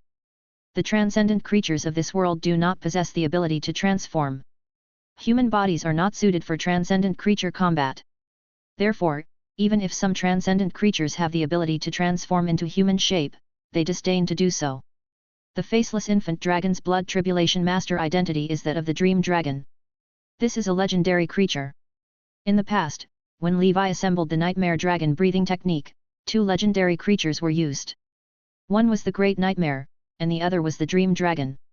As for this mysterious dragon clan that only appears in the nightmare world, Levi also only knew a little through the inherited memories of the nightmare dragon. Elena said. When you transform into a human in the future, you must wear clothes, otherwise your dragon king might not be able to endure. Although the faceless infant dragon was weird, its nature was pure and innocent, and it did not understand the meaning of Elena's words. It simply nodded, happily playing with its human body, and muttered to itself. Why are these so big? Why is it like this? Won't it affect movement? It feels like, apart from being comfortable to squeeze, they're not very useful, right? Once the novelty wore off, it found that the human body seemed to offer no benefits for itself and changed back to the human head and dragon body form. 9 Infant, Triangle Head, Electric Saw Head, and other commanders all congratulated the faceless infant dragon enviously on becoming a nightmare lord. Levi said. Take these dragon scale fruits to consolidate your realm, rest for a while, next, you'll take charge of the Big Eye territory. The faceless infant dragon said. Okay, master. Levi patted 9 Infant and said with ill intent. 9 Infant, you've been with me the longest. When will you break through to level 6? 9 Infant stammered, unable to speak for a long time. Before leaving the nightmare world, Levi extracted a bit of the faceless infant dragon's blood, obtaining the bloodline essence. He had been waiting for this day for a long time. In this barren place, it was too difficult to find a second nightmare dragon. Venturing deeper, Levi's strength seemed insufficient. Thus, the nightmare dragon has been at the threshold of rank 5 for a long time without breaking through. 2 years later. Year 62 of Nora. Inside Fairyland. The 25th Dragon Deo Conference. On the grandstand, the Black Lotus Beast, the blood-sucking demon dragon, the faceless infant dragon, and other Dragon Palace generals rated the performances of the members. In the end, the peak level 5 Thunderstorm Wolf Dragon unsurprisingly took the first place. A sense of desolation and loneliness from being high above emerged. Bored, the Thunderstorm Wolf Dragon left the Dragon Deo Conference to peacefully commence a retreat. Ever since the wild electric dragon eel joined the Dragon Palace, it felt as if it was being left out in the cold. The most direct sign was that the Dragon King no longer took its blood for tests and health checks. Even the faceless infant dragon has reached level 6. How can I be weaker than her? The title of Dragon Palace General shall be mine. To become a general meant participating in the Dragon Palace Summit convened by the Dragon King, becoming a symbol of supreme power second only to the Dragon King. Moreover, one could directly enjoy dragon scale fruits without having to compete, being truly dragon on dragon. Since then, Thunderclap Mountain gained a Thunderstorm Wolf Dragon that was even more self-disciplined in its pursuit of level 6. Ancient Dragon Continent. Hunyuan Palace. Here, clouds shrouded the peaks and mist entwined, with precious birds and exotic beasts lying around, reminiscent of a fairyland. Legend has it that Hunyuan Palace was where the founder of the Energy Sect, the Origin Holy Emperor, preached. When the Origin Holy Emperor delivered his sermons, regardless of whether one was a disciple of the Energy Sect or not, all could attend and cultivate. In emulation of his ancestors, Saint Emperor Zhou also set up a place for sermons on the ancient Dragon Continent. On the yearly sermon day, disciples from various branches of the Qi sect would gather here to listen to the Holy Emperor's teachings. On this day, Emperor Mu would also make a special trip from the Midland continent to listen in person. Emperor Mu's Saint Abe breathing technique has now reached the level 5 peak state. His path of the Energy Sect, after over a century, has also been cultivated to the pinnacle of level 3. His self-created Drunk Abe Sacred Fist achieved impressive results in the nightly duels of the Holy Temple. Chapter 1863. But to break through level 4, he felt that even with his comprehension praised by the Holy Emperor, it would still require some opportunities or a moment of enlightenment. Hope that this lecture will grant me some insights. As for the Path of Knights, He had just reached the peak of rank 5 not long ago and thought about advancing to level 6, it would still take quite some time to hone. He didn't envy the Blood Knight's promotion to level 6 that much. It was quite normal considering the Blood Knight's qualifications and efforts. A pleasant and clear voice rang out. Saint Ape Knight, you are here for the lecture too. A girl clad in a simple white hemp robe, barefooted, the white wolf girl Algerda, approached slowly. Emperor Mew smiled and said. White Wolf Knight, it seems you are just a step away from level 6. I heard you plan to fuse the Silver Moon Grey Wolf bloodline to advance to level 6? How is the progress now? Silver Moon Grey Wolf is a legendary giant beast, and the wolf creatures that contain its bloodline are mostly extinct in the wizard world now. In comparison, dragon clans' bloodlines are still relatively easier to find. After all, with dragons excessively mating, subspecies of dragons, mixed blood dragon clan, many were left behind. White Wolf Girl said. I'm quite fortunate. During a recent exploration of ancient ruins, in one laboratory, I discovered a bottle of perfectly sealed Frost Moon Saber Wolf blood, the main ingredient of the evolution potion, which finally resolved the issue. Frost Moon Saber Wolf, when mature, can reach the level 7 realm, was known as the king of 10,000 wolves in ancient times. Emperor Mew nodded and said. Very good, after this evolution, your upper limit will be no less than ours. After we reach level 6, let's have a good match and haha, show me the might of the Silver Moon Grey Wolf. The White Wolf Girl nodded slightly, exhibiting the demeanor of a lady. But on the battlefield, she could transform into the terrifying Silver Frost Wolf, unrivaled and invincible. After the casual conversation, Saint Emperor Zhou, with his robe fluttering, landed on the lecturing platform of Hunyuan Palace. This lecture is twofold: 1. To explain the history of the energy sect, and 2. To share some techniques on sensing qi, as well as to discuss the essentials of cultivating martial arts and absolute skills. Hearing that it's all substantial content, Emperor Mew sat upright, afraid to miss a single point. White Wolf Girl sat cross-legged, emitting a faint ethereal aura of Taoism. Saint Emperor said. The history of the energy sect that I am about to discuss originates from when the Holy Emperor created heaven, giving birth to an extremely powerful innate spiritual object, 7-colored vine, which legend has it grew 7 innate 1 qi gourds, representing the 7 great elemental qi of King Mountain, Spirit, Flowing Cloud, Clear Spring, Winter Frost, Spring Thunder, Golden Stone.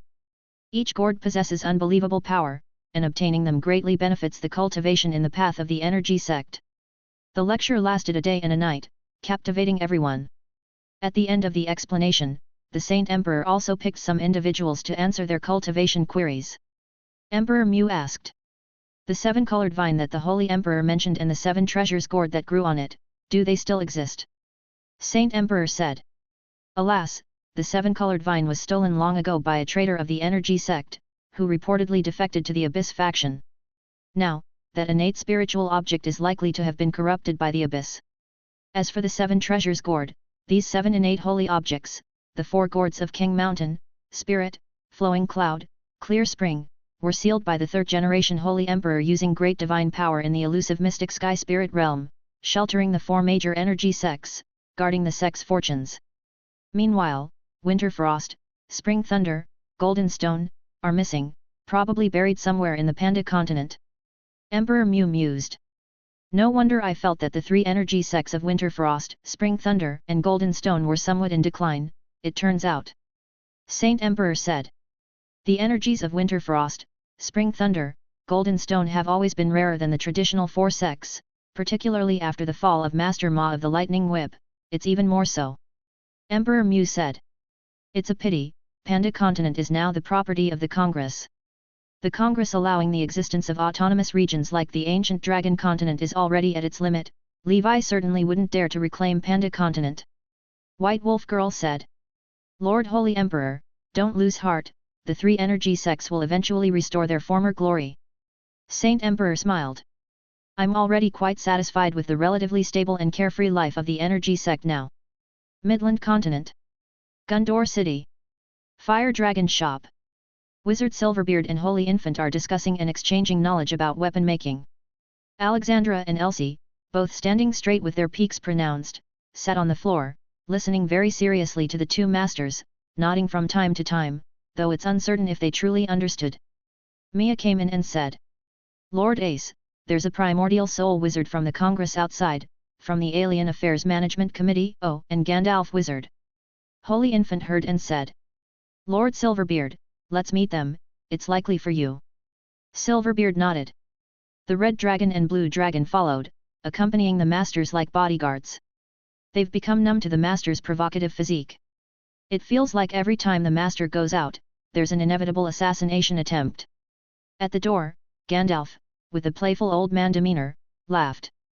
Oh, Ace, my friend, thank the heavens, it's so good to see you alive. Holy Infant laughed. Oh, you old thing are alive, of course, I must be fine. The other Alien Affairs Management Committee witch, wearing gold-rimmed glasses, possessing a dignified yet scholarly beauty, politely said. Chapter 1864. Lord Silverbeard, the intelligence you provided about the Pangong Plain is very useful, and we also admire your courage and perseverance for not submitting to the powers of darkness in your quest to return home. Therefore, the Sorin Holy Tower, with the approval of the Council, has decided to bestow upon you the Central Earth Medal, in recognition of your righteous deeds. With this medal, you may go to the Sorin Holy Tower to claim the corresponding rewards, and you will enjoy special treatment in many affairs. Wizard Silverbeard was stunned, evidently not expecting this. Gandalf smiled and said. Lord Silverbeard, please accept it. Silverbeard thanked. Thank you, I hope my experiences can serve as a warning for everyone to be vigilant against the conspiracies of the Council of 10,000 Clans. A few days later, the Central Earth Daily published an article about Wizard Silverbeard, with the headline reading. Deceived into the Devil's Den, suddenly coming to his senses, longing for his hometown, a dwarf kingdom's primordial soul's long journey home. The article also specifically mentioned. Wizard Silverbeard is now working at the Fire Dragon shop, and with his knowledge and hard work, has started a new life of inner peace and happiness. The alien races and humans of Nora world were originally as close as family. Such treacherous and ingratitude acting as a turncoat like the Sea Clan is unacceptable. The article concluded. The goal of the Congress is to forge a perfect Nora world where everyone shares beauty and lives in harmony while accepting differences. Hoping that in the coming blood battle, all tribes can unite as one and jointly fight against the abyss. As a member of the alien races who has seldom received the Central Earth Medal in 10,000 years, Wizard Silverbeard caused a sensation, especially among the Dwarf Kingdom. Many dwarfs who read the newspaper were crying with emotion in the taverns, sipping beer and wiping away tears. At last, our Dwarf Kingdom has its day.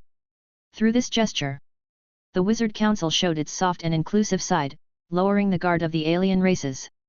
The Dwarf Kingdom proudly raised its head. And seizing the opportunity, the Fire Dragon shop got in a word of promotion. Everyone was happy, all parties won. Some are joyous, and some are sorrowful. In a distant place from Nora, Pangong Plain, a splendid golden palace stands tall atop Ramos' sacred mountain. Ramos, in the dwarf language, means giant dragon. 10,000 years ago, a powerful dwarf warrior, great hero Pangong, led his people to this realm. Wielding a huge axe and carrying shields, Pangong slew a mighty adult pure-blood evil dragon that had enslaved the mortals in this land and freed the people from dire straits. Afterward, this group of dwarfs wandering the land of darkness settled here, established the dwarf empire and named the plain Pangong. Nowadays, the one who controls the Pangong Empire is Pangong's descendant, Emperor Dagon. Emperor Dagon is currently just 4,000 years old and is already a level 8 middle-stage powerhouse, with his lofty name revered in several nearby small plains. Emperor Dagon is considered the emperor most likely to reach the accomplishments of his ancestors. At this moment, he, wearing gleaming golden armor, looks down at his ministers with ferocious eyes. Hurry, bring me more artisans. That damned Silverbeard, he dared to betray my kindness and the Dwarf Kingdom, I will not let him go.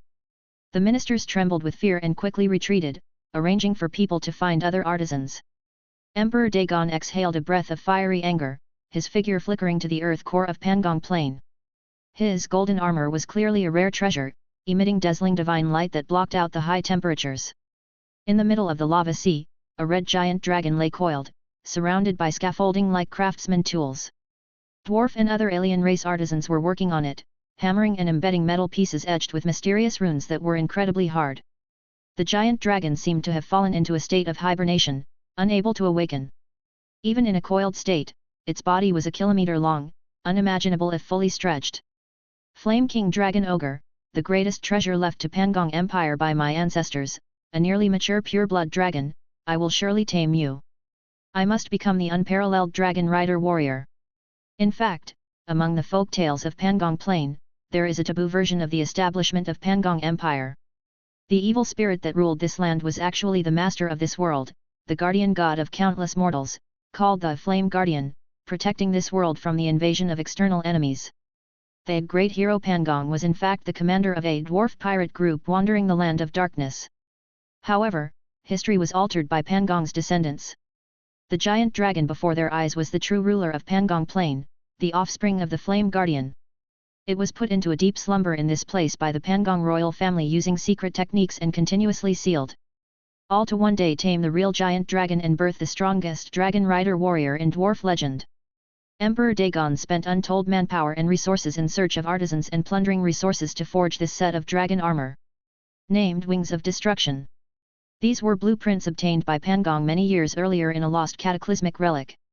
The destruction armor was forged onto the body of the giant dragon, refined with secret techniques and runes, and embedded into its flesh, merging armor with flesh, making it even more powerful than ordinary giant dragons. In the end, via this extremely inhumane method, the dragon was controlled, becoming the steed of the armor's master. Chapter 1865. One day, I will ride on the wings of destruction, together with the council of 10,000 clans, and drive all the wizards of the Midland continent out. It is they who should wander in the land of darkness. Back to the throne. Emperor Dagon chanted incantations.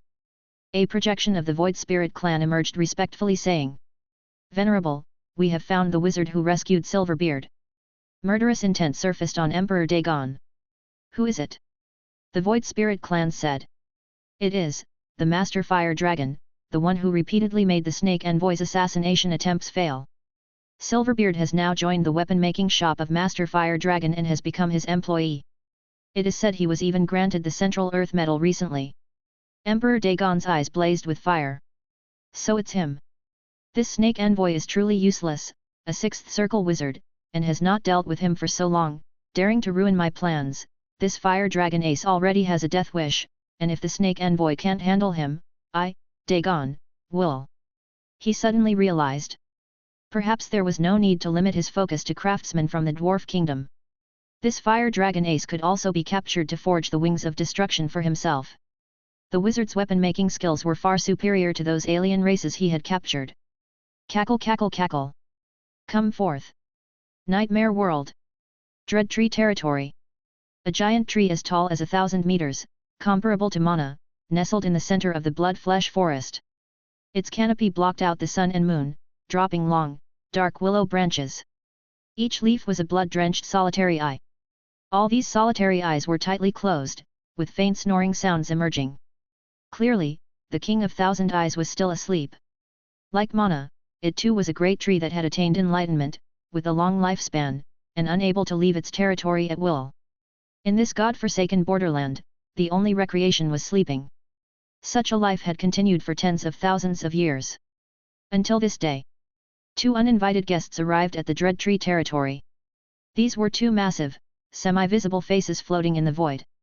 One showing a strange smile, the other a grimace of crying, as blood tears emerged. Though usually in deep slumber, the King of Horror Tree had a warning system. Every single willowy eye leaf opened, looking towards the distant faces. An ancient voice rumbled like thunder. "Smiling Angel and Blood Tear Angel? What are you doing in my Dread Tree territory?" The smiling face said. "Cackle cackle cackle, King of Thousand Eyes, the Tyrant of Horror and the Blood Rain Overlord are going to war. This region cannot remain unscathed. Your territory and subjects have been commandeered by Fear City." The King of Thousand Eyes said. "What? War again?" The territory of Dread Tree territory was situated close to 2 nightmare overlords. They were the Blood Rain Overlord of Blood Rain City and the Tyrant of Horror of Fear City. These crying and smiling envoys were emissaries from Seven Sins City under the Tyrant of Horror. The Seven Sins City Lord, a millennia ago, was a nightmare lord in the late stage of level 7, commanding 7 generals known as the Seven Sins Generals. Although these 2 were not generals, their strength was also considerable. Smiling Angel was at mid-stage of level 6, and Blood Tear Angel at late stage of level 6. Blood Tear Angel said. Wow, hand over authority of the Dread Tree territory, otherwise, death. King of Thousand Eyes, though honest, was not easily bullied. According to the last war's boundaries, this area belongs to the territory of the Blood Rain Overlord. I don't want to hand it over. The Smiling Angel and the Blood Tear Angel looked at each other, before saying, "It seems, old fellow, you want to die." King of Thousand Eyes coldly laughed. "The last confrontation was 3,000 years ago, come on, let me see the strength of you youngsters." The crying and smiling envoys unleashed a terrifying sound wave attack, sweeping forth. The eyes of King of Thousand Eyes emitted thousands of ghostly lights, not showing the slightest weakness. Elsewhere. Lord of Infant Dragon, it's bad, that King of Thousand Eyes got hit. A doll-like nightmare creature came running, shouting. The infant dragon opened its big eyes and asked. "Clarify a bit more." Moments later. The infant dragon looked thoughtful. "This is troublesome now, a war at the overlord level is about to begin. Once the King of Thousand Eyes is taken down, it's our turn next, we must inform the master." Ancient Dragon Continent. Levi's place of seclusion. In the sky. An oddly shaped giant beast, resembling a dream-eating rhinoceros, slowly dissipated under Levi's iron fist. This was the Great Nightmare, a creature so powerful it could pull an entire world into its nightmare. According to ancient legends, the day the Great Nightmare descends, all beings will fall into eternal sleep. The nightmare helmet descended from the heavens, automatically fitting onto Levi's head. The defense against mental attacks and illusion attacks has become even stronger. Levi thought. The nightmare helmet emitted a beam of light. Centered around him, within a 10-mile radius, all lives fell into the domain he wove, plunging like into hell, unable to extricate themselves. Inside the illusion, giant spiders stood silently like demon gods, their 8 towering pillars enveloping everything. No matter how these beings struggled, they could not escape the spider web, freeing themselves from this nightmare-like state. The power of heaven's net deception has strengthened, and so has the nightmare breath. Opening the proficiency panel. Levi. Nightmare Dragon Breathing Technique, 18th tier, 1/5 million, Special Effect, Nightmare Dragon Body Legendary, Level 6 Early Stage, Bloodline Dharma Idol, Nightmare Fog, Blood Source Armor, Nightmare Dragon Armor, Exclusive Weapon, the Nightmare Helmet, Level 6. Nightmare Dragon Body. Chapter 1866. 1. You possess the powerful perception ability and danger perception of a nightmare dragon, capable of predictive insights. 2. You possess some wind element affinity talents, and excellent negative energy, fear, affinity talents. 3. You have gained the ability Nightmare Warning. When you meditate or sleep, you might enter a nightmare state. The omens in the dreams often serve as imminent danger alerts, please pay close attention. 4. As a nightmare lord, you can invite more guests into your domain.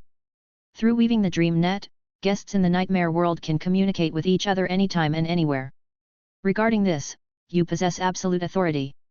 You can use the dream net to pass messages to your guests and monitor their real-time dynamics and locations. 5. You have birthed a nightmare domain with a diameter of 5 kilometers. Within the domain, you can expend a substantial amount of the nightmare dragon's power to create a nightmare avatar of the same level as the nightmare dragon, but with only half your strength, to fight and deceive enemies. This nightmare avatar cannot leave the domain, otherwise, it will cease to exist.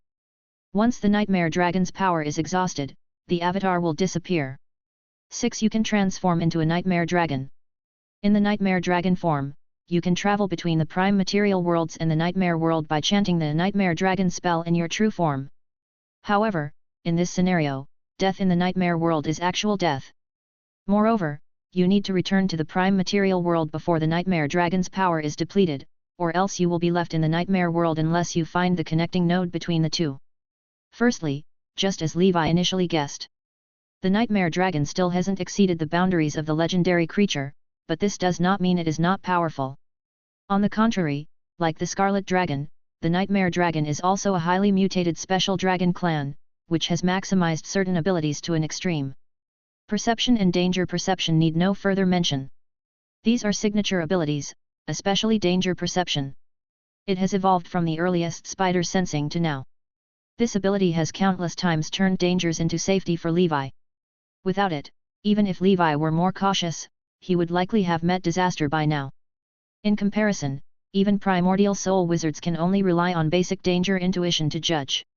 Only masters of astrology magic can compare with Levi's danger perception. The wind element affinity should be a transformation of the heavenly wind heart, a special effect originating from the early heavenly eagle breathing technique, making it relatively normal. For the nightmare dragon, its elemental attribute is still negative energy, specifically, the power of fear. This nightmare warning is what Levi finds most surprising, greatly enhancing the accuracy of his danger alerts much better than the previous random guesses. The Nightmare Lord authority is further enhanced. Levi estimated that he could involve all 3,000 Knights of the Dusk Holy Temple, with the current upper limit of about 10,000 people. Of course, this also involves huge consumption of the Nightmare Crystal. However, Levi now owns 3 territories, plus his previous pioneering reserves, enough to sustain. Once these people get used to the Nightmare World, they can start gold farming in the chaotic wilderness, achieving self-sufficiency, similar to the pay-to-play games of his previous life. Aside from the Dusk Holy Temple, various organizations can choose some elites to enter for training and pioneering. The DreamNet needs no further elaboration, it can only be described as awesome. It allows him and his guests, as well as the guests among each other, to stay closely connected, facilitating actions. And the duplication ability of the Nightmare Domain greatly enhances Levi's strength. This avatar, unlike the Crimson Parasite which can only utilize night abilities. Even wizard abilities can be manifested through the power of Nightmare. Its principle is similar to the duplication Levi shaped in the Nightmare World. It can be understood this way: once the domain is activated, the place where Levi is located becomes the Nightmare World. With this ability, if Levi encounters the Giant Whale King again, he does not need the support of the 100 Flowers, and he is confident of victory. However, a downside of the Nightmare Avatar is that it cannot leave the domain, and its usage scenario is not as versatile as the Crimson Parasite. As for the physical body entering the Nightmare World, it is currently of little use for Levi. The Nightmare World is a Nightmare level dungeon. At his current level, physically entering could be too dangerous. This advancement to level 6 of the Nightmare Dragon has brought a strength enhancement much beyond Levi's expectations. Next, the development of the Black Dragon territory will accelerate. Of course, before entering the Nightmare World, everyone must swear an extra oath not to disclose this matter, otherwise, it's death. Otherwise, other wizards wanting to enter the Nightmare World would surely bother Levi. The preparations lasted a month, and in the end, Levi carefully selected 3,000 Nightmare players, all integrated into his woven dream net. The remaining members mainly needed to guard the ancient dragon continent. Not everyone could enter the Nightmare World and ignore reality, that would be a standstill.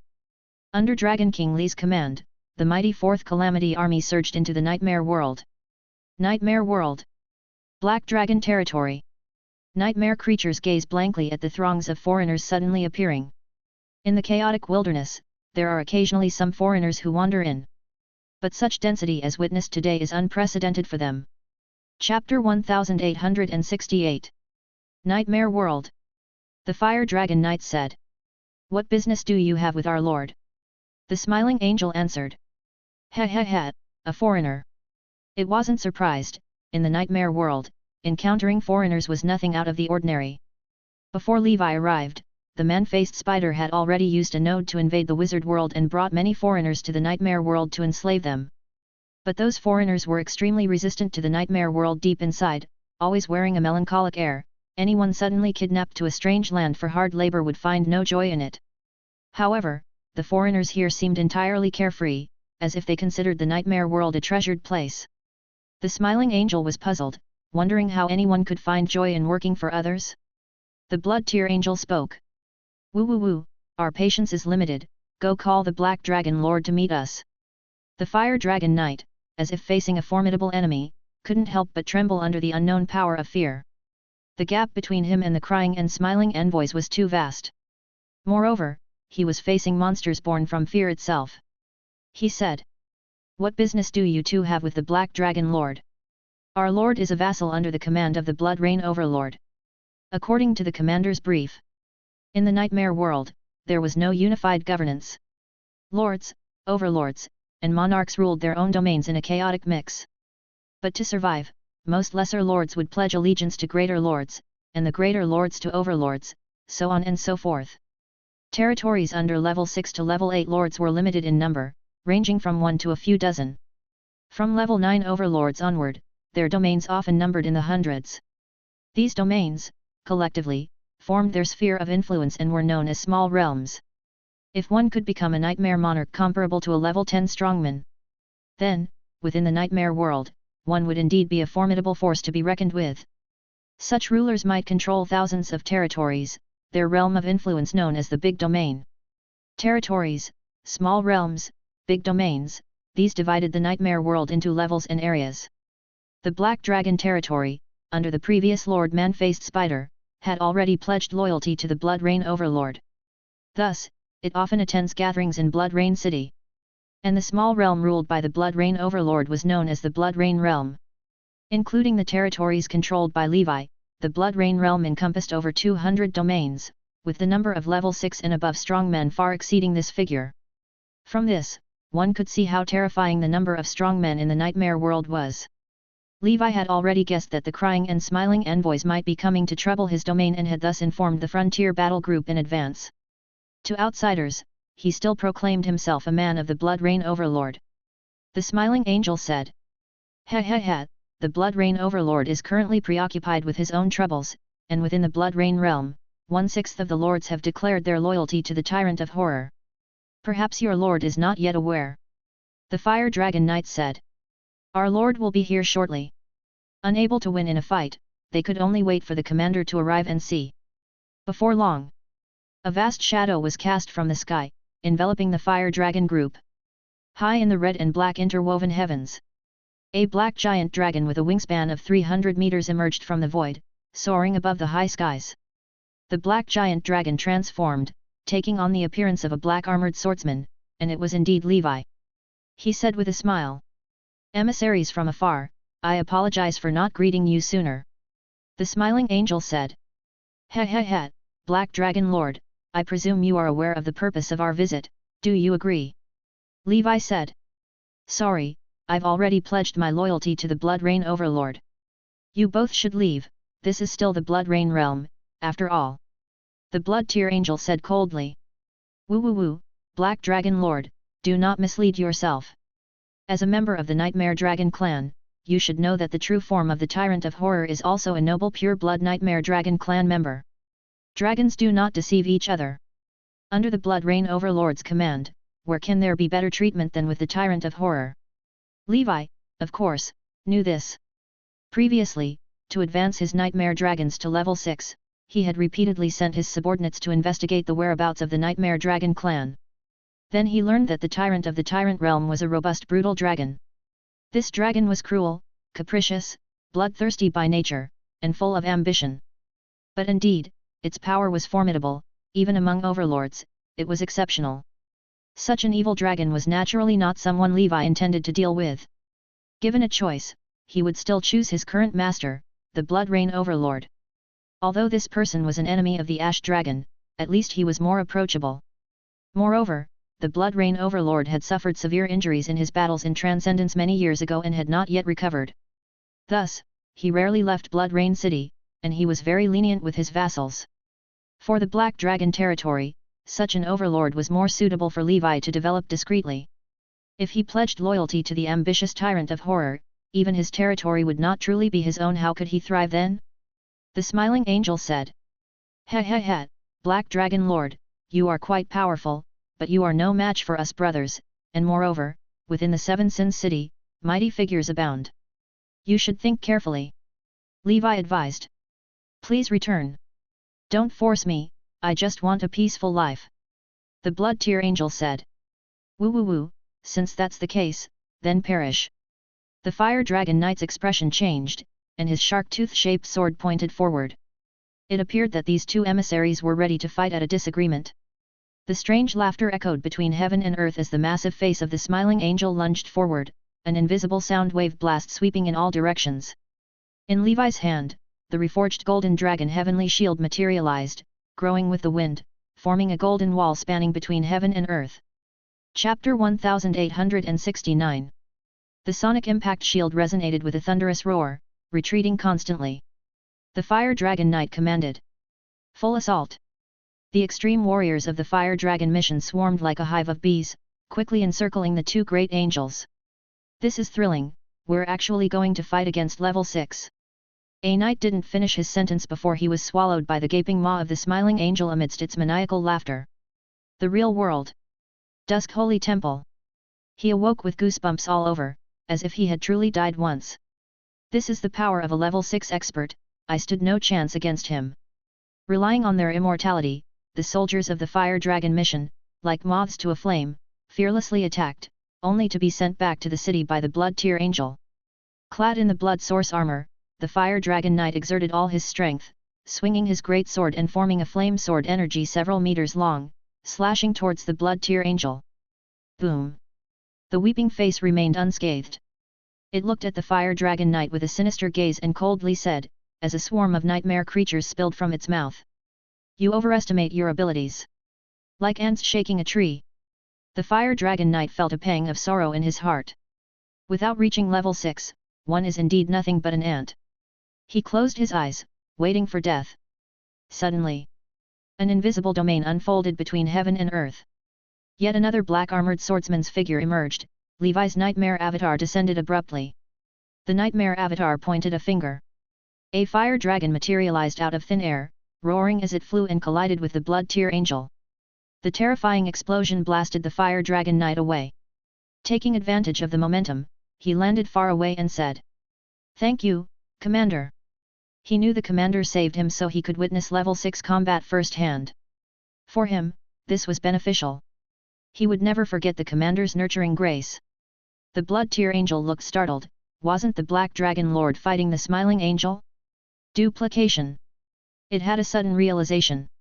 One duplication was able to hold it back a late-stage level 6. The strength of this Black Dragon Lord was indeed terrifying.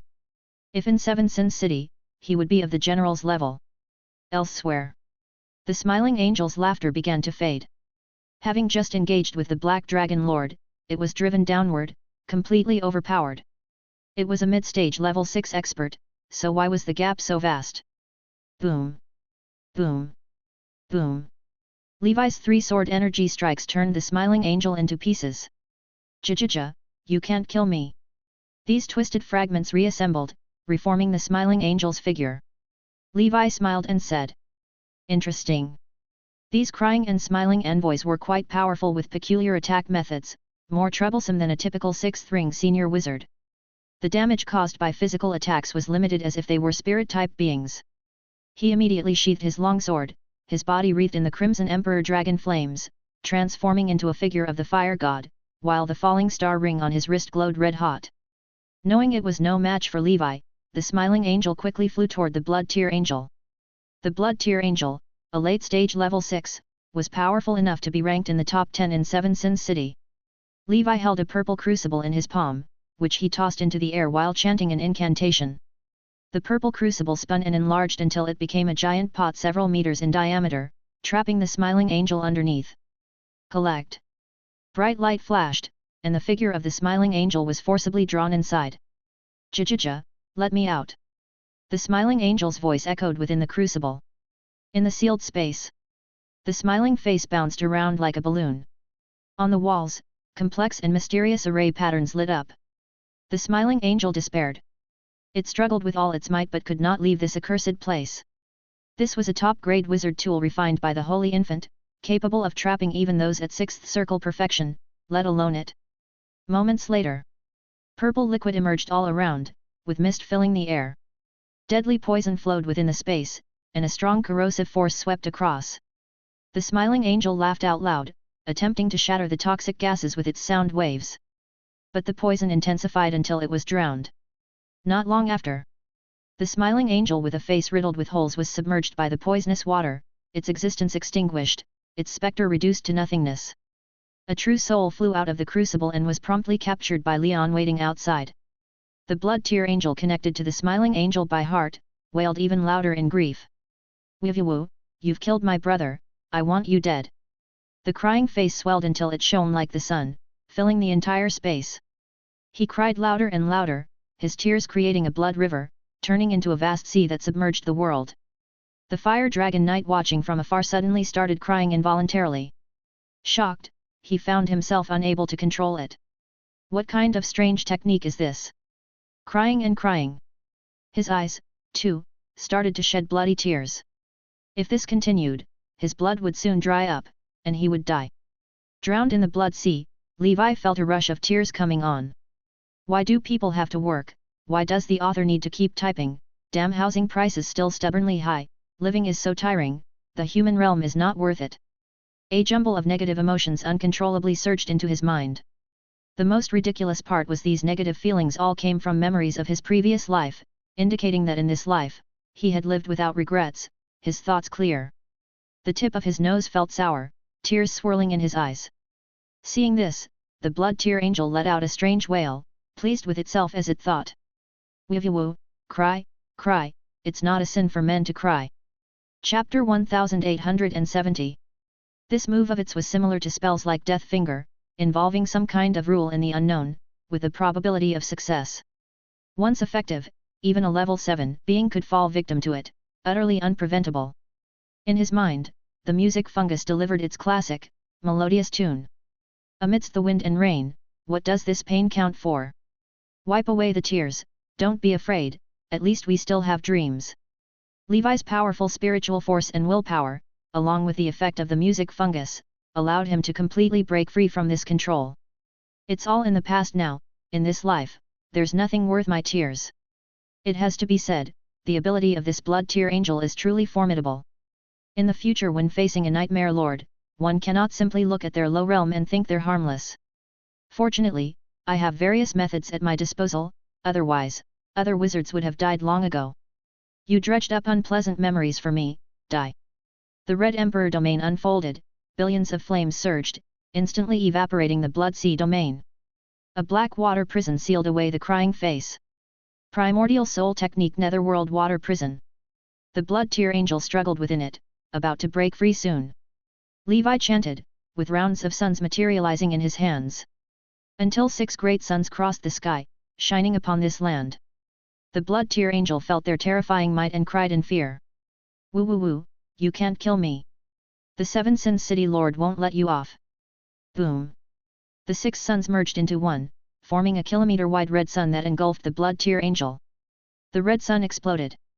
The massive energy released cleansed all beneath the flames, nothing couldn't be solved. The extremely faint silhouette of the blood tear angel appeared, trembling it said. Black Dragon Lord, you. Boom, boom.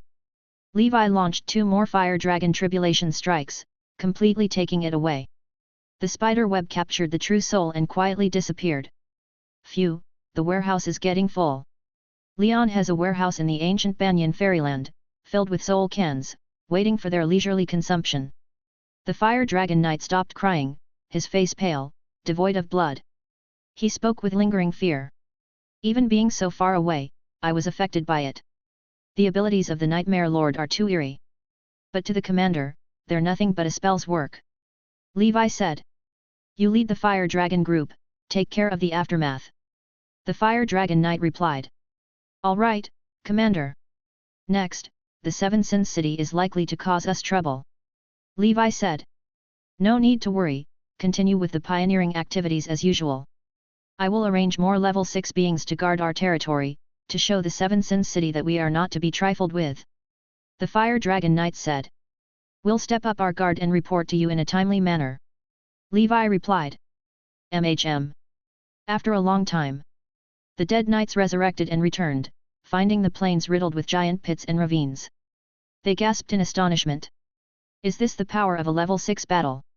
The Fire Dragon Knight said. The enemy has already been handled by the commander. We continue our training, this here is the perfect battlefield. I hope that once the blood battle starts, every one of us in the Fire Dragon group can be capable of facing 10 enemies alone. In the competition of 100 groups, achieve an excellent ranking. The commander is invincible. This is our commander, effortlessly dealing with 2 level 6 experts. Work hard in our cultivation, we can't disgrace the Fire Dragon group. To motivate the Apostle group's zeal in cultivation, Levi implemented a special incentive policy. That is the competition of 100 groups. Rankings are given based on combat achievements during the pioneering in the Nightmare World and the Abyss Blood Battle. Those ranking at the top will receive bountiful resources bestowed by the Holy Temple. Those at the bottom will have to face certain punishments, both group commanders and members. Those performing poorly could even be temporarily dismissed, replaced by others. Soul returning territory.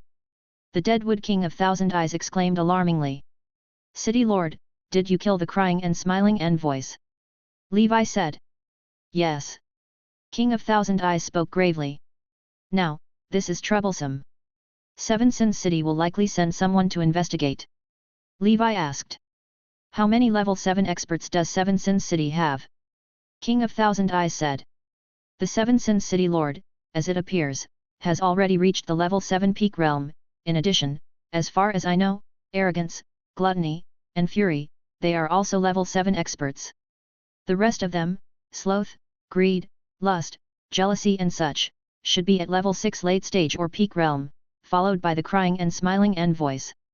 Within the cities of the Tyrant Realm, Seven Sins City's overall strength is also quite notable, with nearly 20 territories under its command. Levi's heart grew heavy.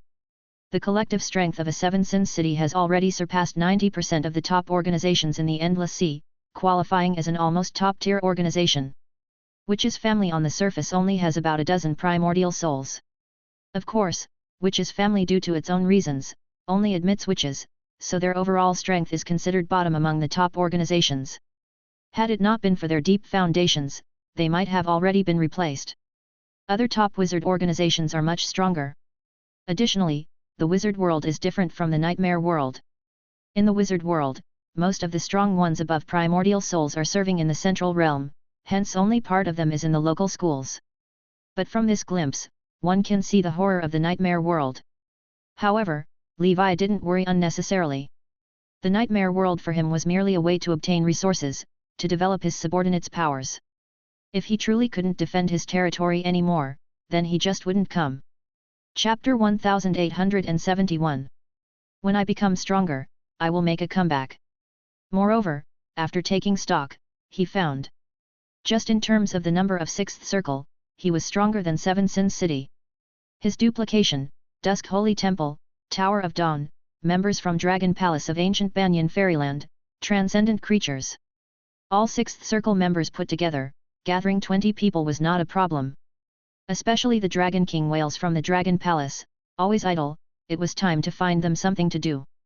Previously, access to the nightmare world was limited, but now with sufficient quotas, it was entirely possible to bring them along too, since the Nightmare Lord was not limited to just humans. Regarding level 7 strength, he and 100 Flowers could jointly fight at level 7 early stage without issues. By also bringing Triss into the fold, it would add another powerful assistant. The hardest was the Seven Sins City Lord at level 7 peak. After considering, it seems only Ms. Lucy was suitable. But he and Lucy were not yet familiar to that extent. Well, let's take one step at a time, let's bring Triss in first. Several days later, Levi finished inventorying the spoils of war from the crying and smiling envoys. As strong figures from Seven Sins City, the two had quite a few good things on them. The majority were bizarre materials from the body of a nightmare lord.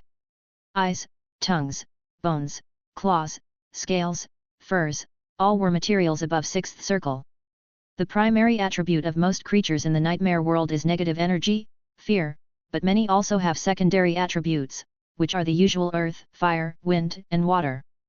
These materials with elemental attributes are excellent for refining wizard tools or crafting talismans. Levi had someone send it to the Holy Infant in Gundor City. Among these materials, there was one extremely special kind. In his palm appeared a pitch-black tree core, emitting a familiar aura. No wonder the King of Thousand Eyes' strength plummeted. That old thing's tree core was extracted.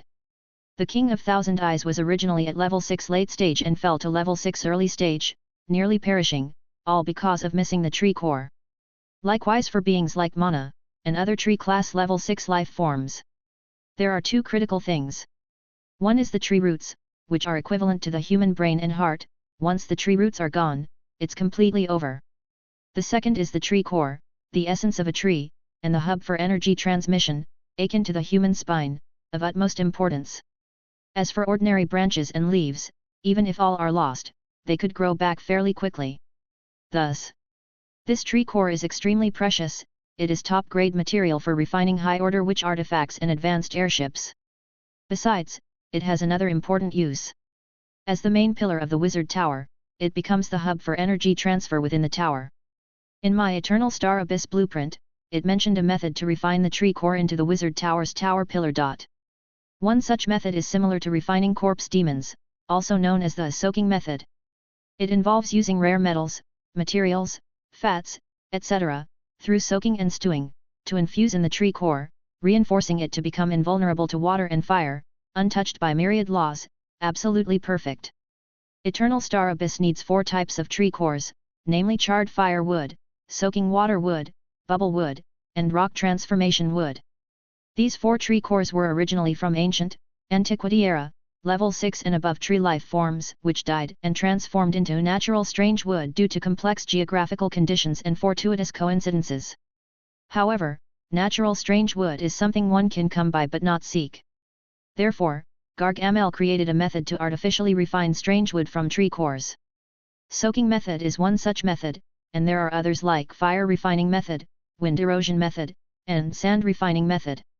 Of course, it's also possible to replace tree cores with rare metals and giant beast skeletons to refine the pillars. Tree core refined ones are called wood tower, metal refined are iron tower, skeleton refined are bone tower, each with its pros and cons. Bone tower has the lowest cost but also the poorest quality. Iron tower has a high cost but better quality than bone tower. Wood tower compared to iron tower, has relatively lower costs, and after special refining, its effectiveness is not less than that of iron tower. Both have their advantages and disadvantages. From this, it's clear that just sourcing materials could exhaust an ordinary primordial soul wizard. If a wizard tower is crafted crudely, it loses its purpose.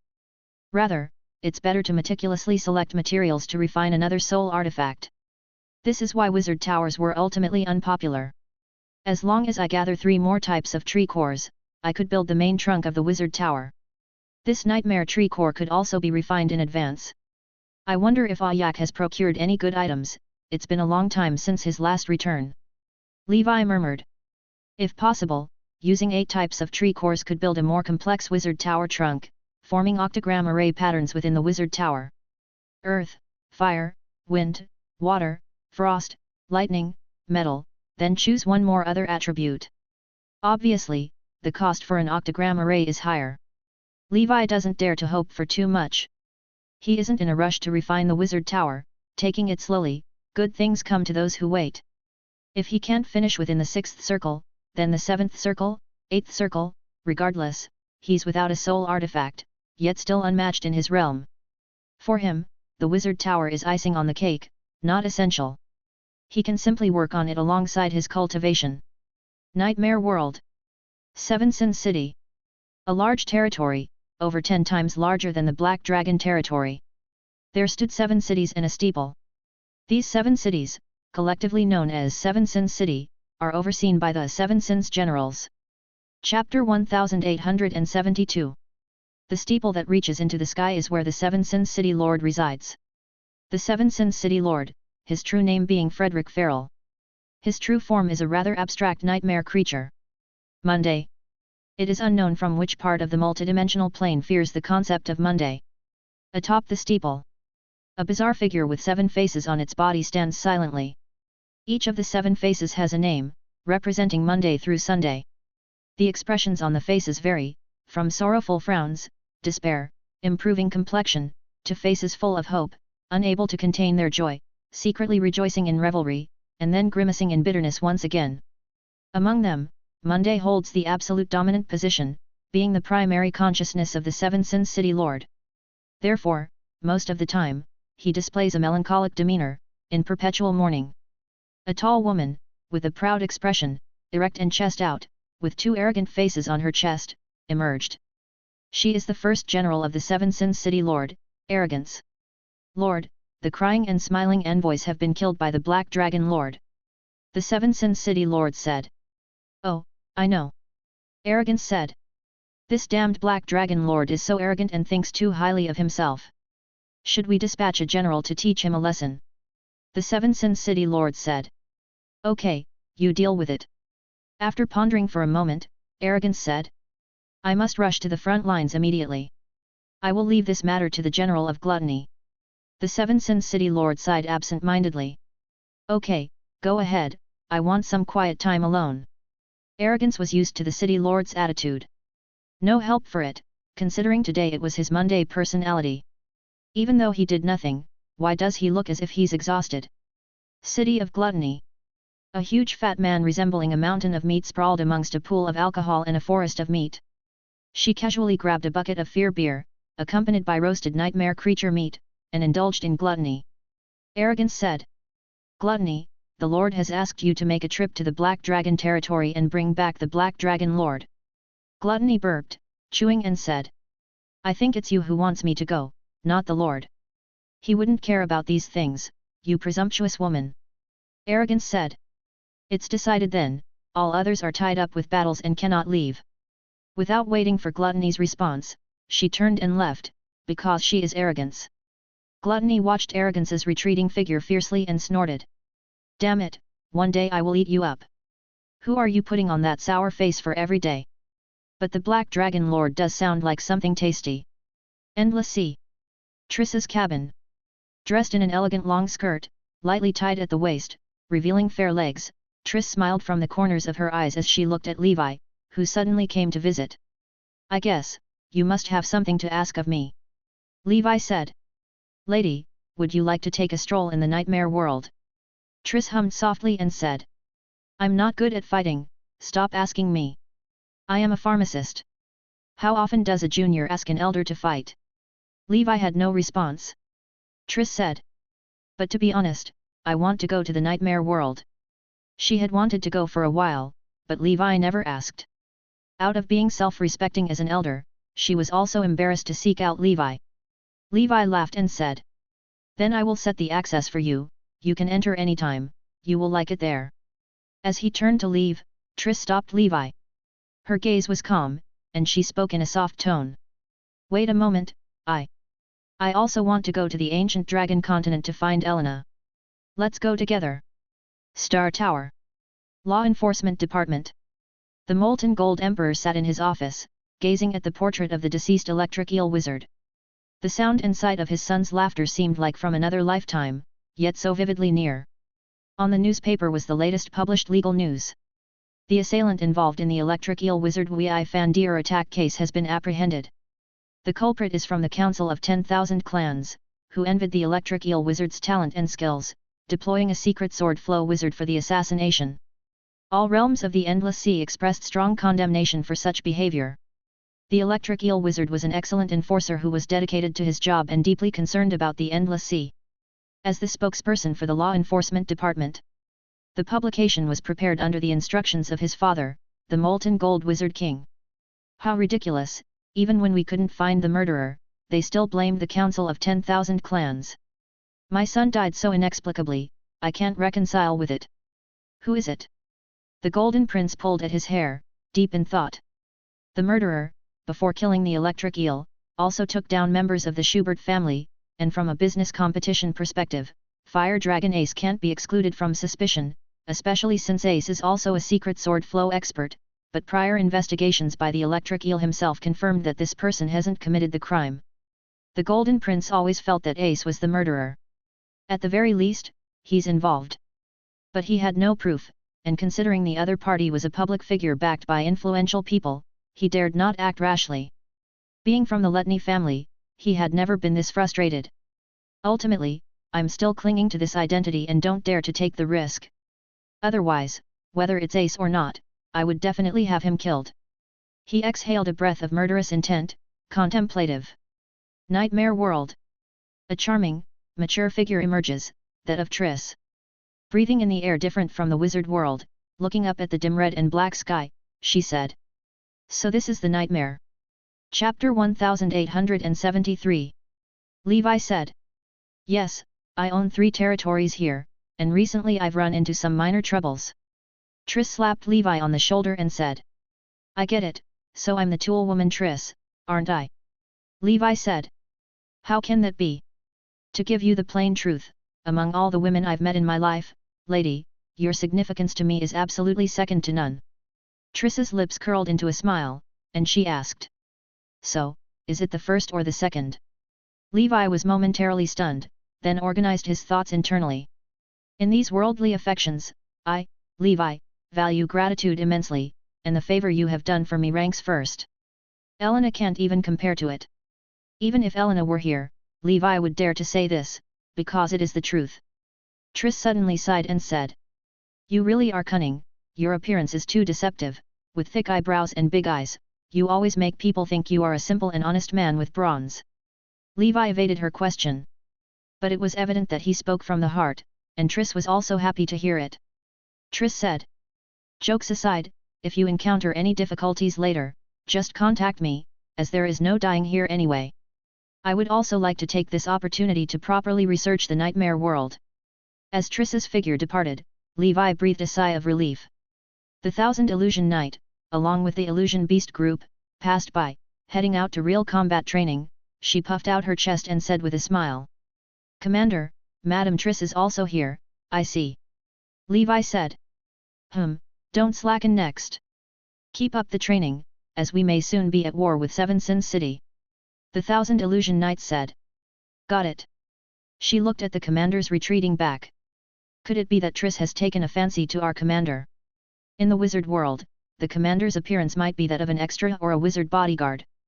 But on the knight's side, the commander is the epitome of a handsome man, with great charm, which is normal. 3 years later. The year 65 of Nora. The nightmare world. The great development era was in full swing, knights cast their heads and shed their blood, igniting this land like sparks of stars. They have carved out a safe aerial route between the 3 major territories to facilitate mutual support. In the most important Black Dragon territory, Levi had set up the 9-dragon purgatory array. Creatures like the Snake King Dragon and other sub-dragons had also been stationed in the nightmare world to confront any potential enemies. Over these years, the wars waged by the Blood Rain Overlord and the Tyrant of Horror have spread to more regions. At this rate, although the Black Dragon territory is a land unsought in warfare, it will inevitably be swept up in conflict, and measures must be prepared.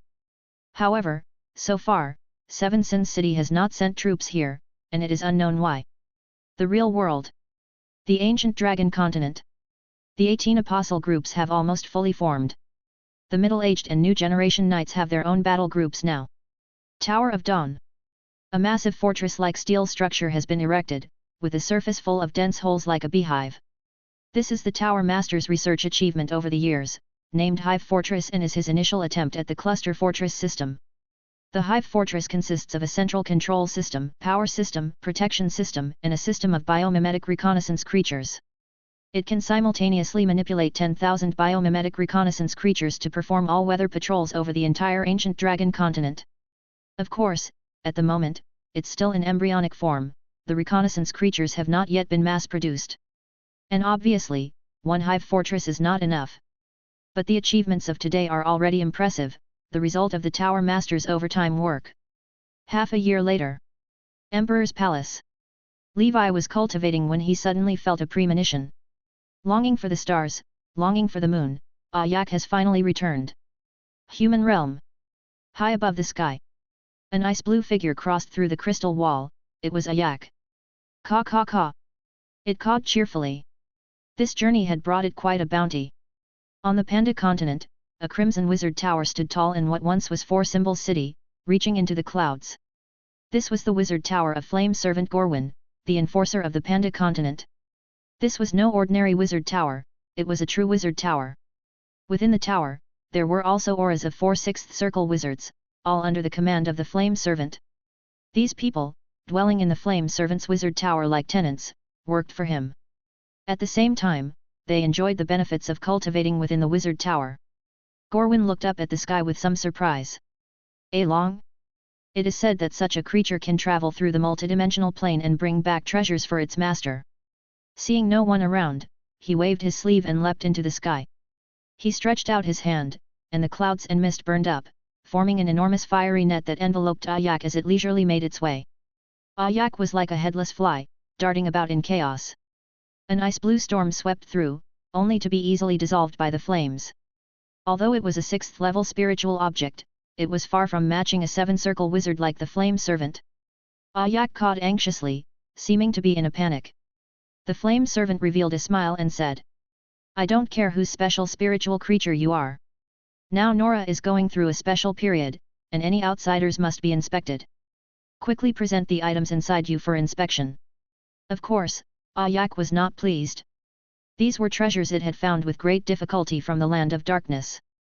It struggled desperately, bursts of ice-blue feathers launching towards the flame servant. The flame servant, confident and unfazed, said, "Ha, attacking an enforcer? You don't know whether to live or die. Your master will also be charged with obstructing official duties today."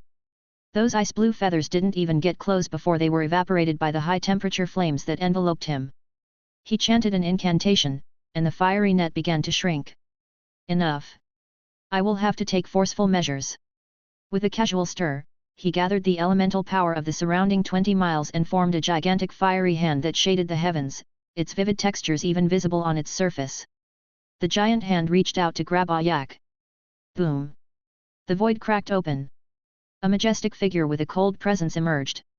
His right fist clenched, his arm giant-sized, swelling, veins bulging. Surrounding him was the perpetual red flame domain. Techniques such as the Crimson Emperor Dragon, Whale Emperor Power Book, Holy Image Law, and Strength Rune burst forth. When the falling star ring clashed, a dull roar sounded, sparking ire that seemed to annihilate the void. The punch was thrown. The airwaves in front of him cleared, then under high pressure, vacuumed into a whirl, forming an intense fist wind. Boom! With one punch, the winds and clouds changed color. The all-consuming fiery giant hand shattered under the force of the fist wind, the aftermath dispersing the gentle breezes and white clouds, shooting through the crystal wall, disappearing into the land of darkness. The complexion of the flame servant changed, even his defensive field might not withstand the power of this punch. A dazzling sword chi swept across, slicing open the red flame net. Levi beckoned, and Ayak flew across space, landing on his shoulder, looking at the flame servant with a smug expression. "Caw caw caw!" As if to say, "Mess with me, Ayak, and you're asking for death." The pupils of the flame servant contracted as he looked towards the newcomer. The other remained silent for a moment before saying, "Your treatment of my special spiritual creature seems a bit excessive, doesn't it?" Chapter 1874. Human Realm. Panda Continent. The fiery flame servant asked, "Is this your special spiritual creature?" Levi replied with an unfriendly tone, "Of course it's mine. Is it possibly yours?" The person in front of him, not only tried to snatch his special spiritual creature, but also did so with such a haughty demeanor. It had been a long time since Levi had encountered such an obnoxious wizard. The fiery flame servant said, "Are you aware that the Wizard Council has recently enacted new laws? In light of the current special circumstances, any wizard returning to the wizard world must report in immediately. What if your special spiritual creature brought someone from the Council of 10,000 clans into our midst?" Levi responded, "Special spiritual creatures are not people. I have not gone out, and you must have heard of the traveling crow's effect. It only brings back materials. How could it be tied to the Council of 10,000 clans?" The fiery flame servant analyzed inwardly. "This man talks to a seven-circle wizard like myself without addressing me as a senior or lord. He is indeed arrogant." As an old-timer in the wizard world, he had seen many wizard prodigies who became too proud once they gained a bit of strength. After pondering for a moment, the fiery flame servant said, "I am a high-level law enforcer from the 9 Cities Alliance and the manager appointed to the Panda Continent by the Central Realm. According to the regulations of the Congress, I have the authority to inspect your special spiritual creature, to prevent the transport of prohibited and dangerous items." Levi calmly said, "Oh? Please tell me, which provision, which clause? I'm also somewhat familiar with the current laws of the Wizard Council, but I haven't heard of this. Besides, as the manager of the Panda Continent, do you have the authority to inspect my spiritual creature? Isn't that the jurisdiction of the Plain Customs officers? Lastly, I belong to the Ocean School of Thought, not under the administration of the 9 Cities Alliance." The fiery flame servant was taken aback. He exhaled a breath of scorching heat and said with a forced smile, "Fine, fine. Is that how wizards nowadays disrespect the enforcers of the council? This is an internal rule and not made public, which is of course why you wouldn't know." Levi said, "Internal regulation? The Council Information Disclosure Management does not mention such a rule. The ignorant are not guilty. Since you didn't disclose it, I can't be blamed." He waved his sleeve, too lazy to argue with this person, and prepared to leave. If it weren't for the fact that this man was an enforcer and a seven-circle wizard, had he dared to lay a hand on Ayak, Levi would not have let it go. Suddenly, a sense of danger struck him. In the palm of the fiery flame servant, flame condensed into a set of chains and shackles, flying towards Levi. To resist enforcement, how audacious! Boom! The chains instantly sealed the void, encircling Levi, and the shackles slipped onto his hands unnoticed by gods and spirits. A murderous intent spread in Levi's heart. His hands surged with energy, the flames burned fiercely, and his body began to swell and undergo giant transformation. Under this force, the chains stretched taut in an instant. Creaking sounds emerged, as if they were about to burst. Boom! As the breaking point was reached, a rising torrent of red flames burst forth from Levi, scorching a pitch-black hole in the heavens. He turned around, holding the broken chains in his hand, and said coldly, "Is this your usual style of enforcement?" The fiery flame servant sneered, but inside, a storm raged. The chains and shackles he had just used were six-circle high-grade witch artifacts. These were standard equipment forged for enforcers by the skillful weapon craftsmen of the Nine Cities Alliance. This man had burst his wizard tools with brute strength alone. Even for a body-refining wizard, wasn't this a bit too much? The fiery flame servant said. "What are you trying to do? Attacking an enforcer is a grave crime."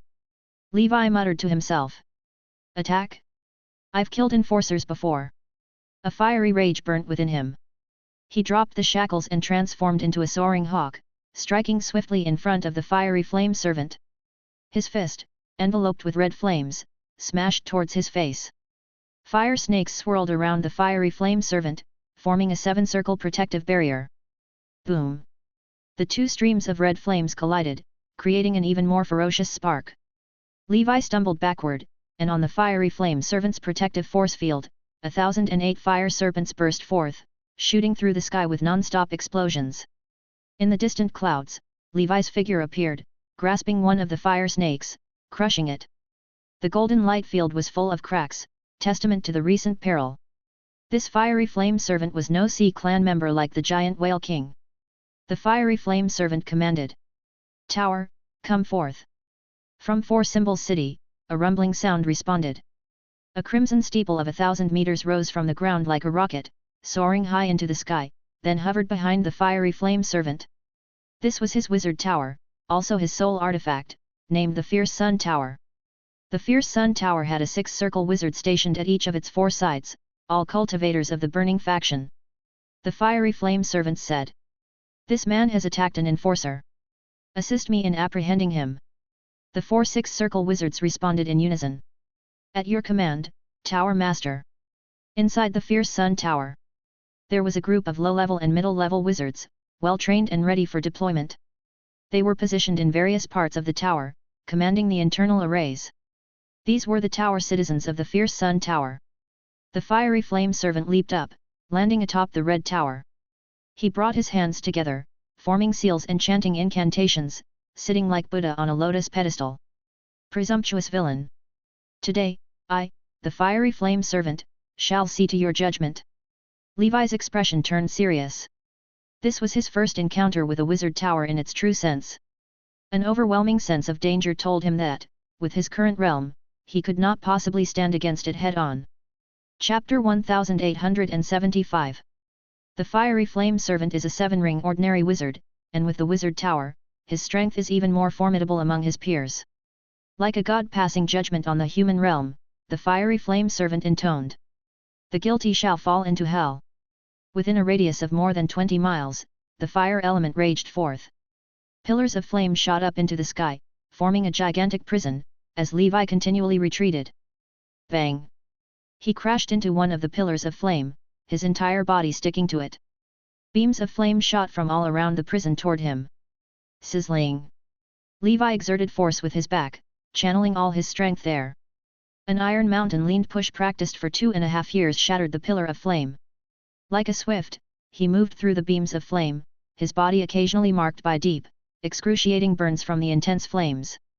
The fiery flame servant said, "Your strength is indeed commendable, but it's far from enough to escape my magic net." The 7 levels of the Fierce Sun Tower each opened a window. From within, a host of alchemical creatures flew out, including some of level 6. These were purchased by him and installed in the tower for defense. Alchemy cannons burst forth, shattering the void in a crisscross pattern. In the barrage of gunfire, Levi had no space to evade. Boom! Withstanding the bombardment, he radiated a golden light and was engulfed by red flames. The energy of the sun, moon, and stars merged into his body, transforming into a magnificent sword chi. Slash! With this sword strike, filled with intent to kill, the sword chi tore through the gunfire, and the fiery flame servant said, "Overestimating your own abilities." The fierce sun tower buzzed loudly. A streak of fire shot straight into the sky, a red barrier spread out from the wizard tower as the center. Boom! The sword chi collided with the barrier. The barrier trembled incessantly, even showing a crack, but ultimately, it blocked Levi's lethal attack. Levi's gaze sharpened.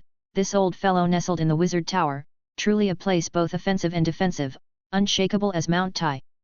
Wizard towers are difficult to refine, but once established, they indeed cannot be compared to ordinary soul artifacts.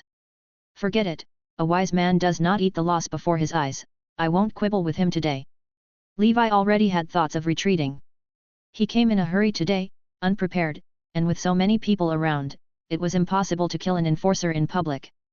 The group of wizards' attacks converged through the fierce sun tower, forming a thick pillar of light that struck towards Levi. The golden dragon heavenly shield appeared, blocking this terrifying attack. Both Levi and the shield were sent flying.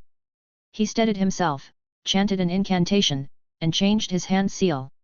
In the sky, a pitch-black thunder dragon with a wingspan of over 1,000 meters appeared, flickering with filthy lightning, with thousands of black snakes writhing chaotically.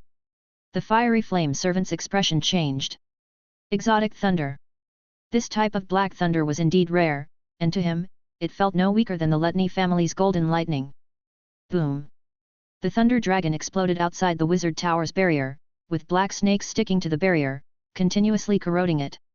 In a short while, the barrier, which Levi's sword chi could not shred, was corroded by these black thunders, creating gaps. The fiery flame servant's expression shifted subtly. He raised his hand and summoned a disk of flames, rising from below and engulfing all the black snakes, annihilating them. Looking up again, where was Levi's figure? Humph! The magic net is vast and meticulous. In this human realm, there is nowhere you can escape to. A sun rose above the fierce sun tower, its shining light illuminating this realm, forcing Levi out from the void. Levi hardened his heart. Old thing, is this never ending?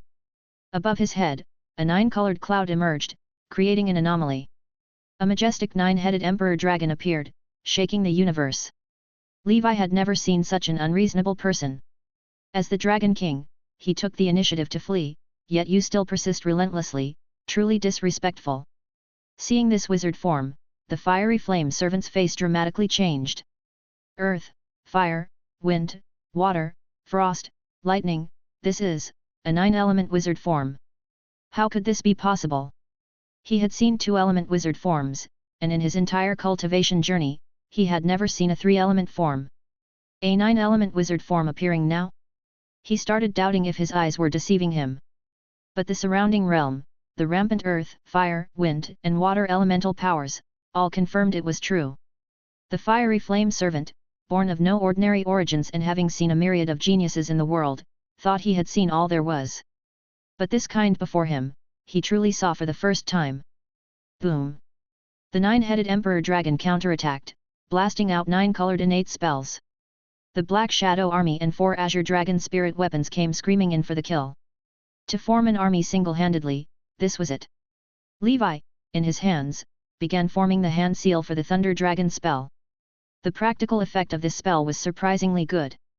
That kind of sustained damage was especially effective against barriers and similar spells. The pitch-black Thunder Dragon plunged down, exploding around the wizard tower. Red fire light swept through, clearing out the black ocean of thunder. A sun with a diameter of 1,000 miles, a shadowy phantom, ascended behind the fiery flame servant. Within the sun, a vaguely visible figure in golden armor, a godlike apparition, emerged. Primordial soul wizard form, son of the sun.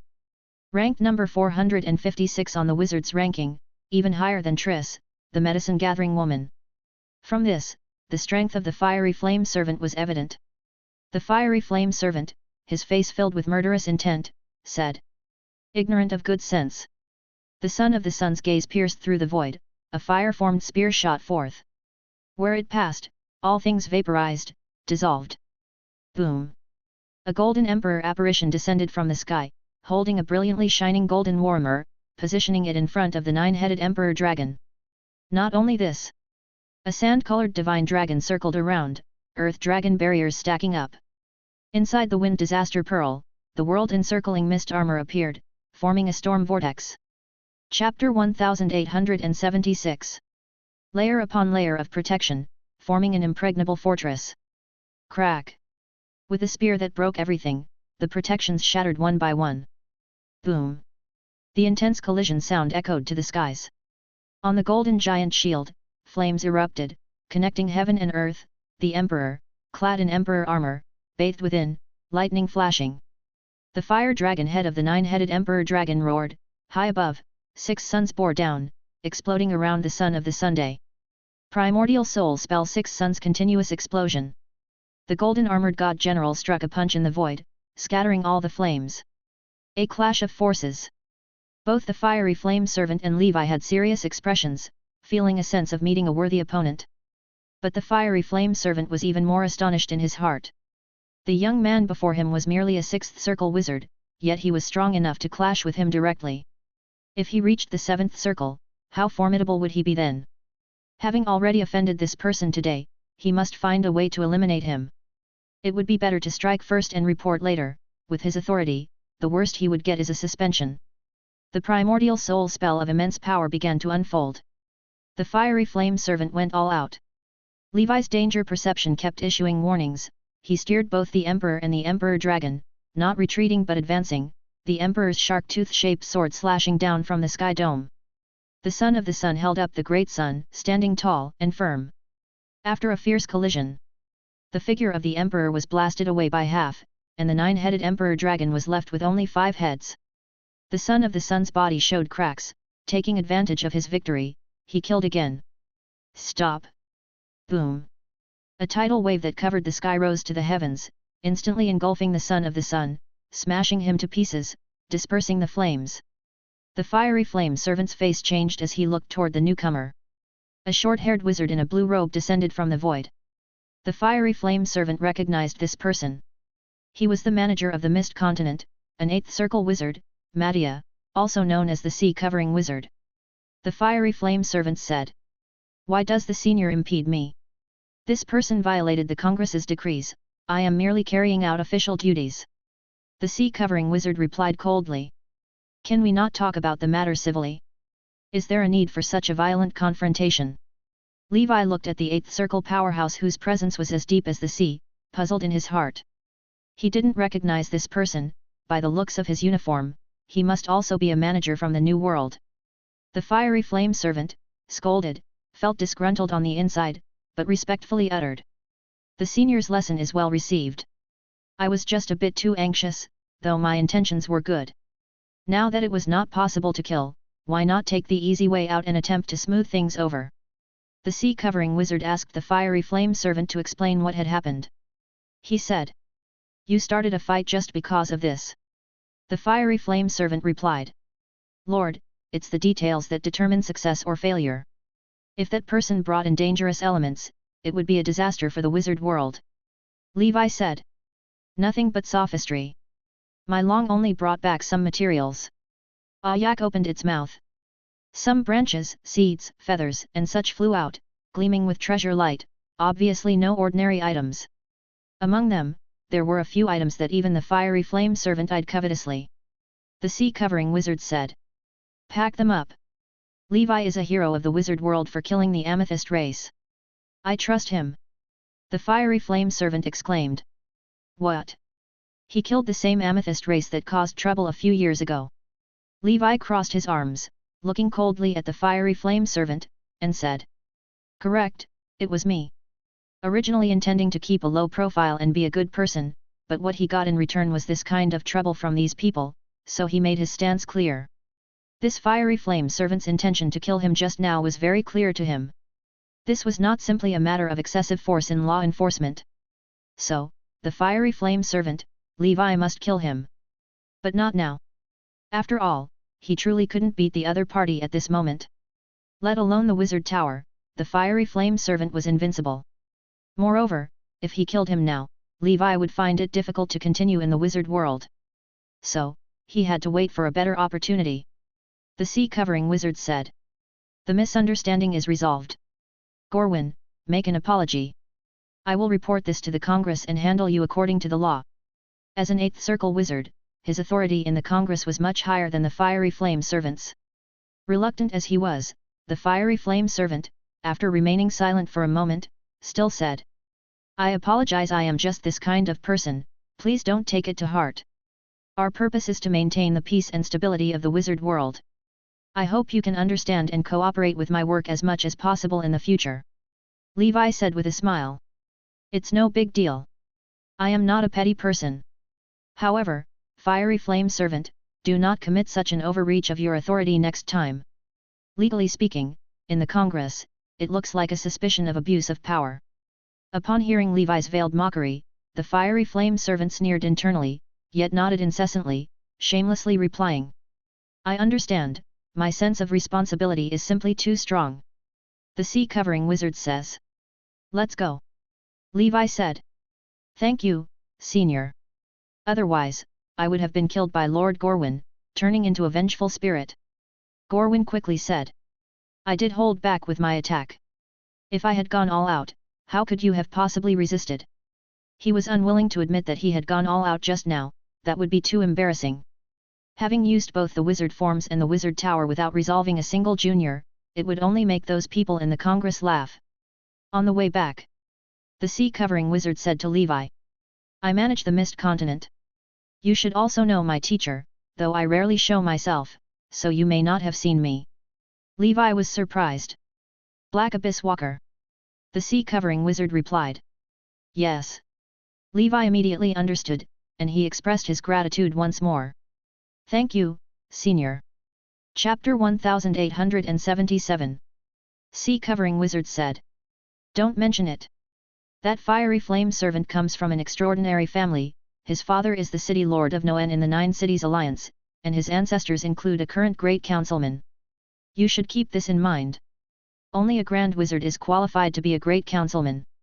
Clearly, he was worried that Levi wouldn't swallow his pride and would make a rash move.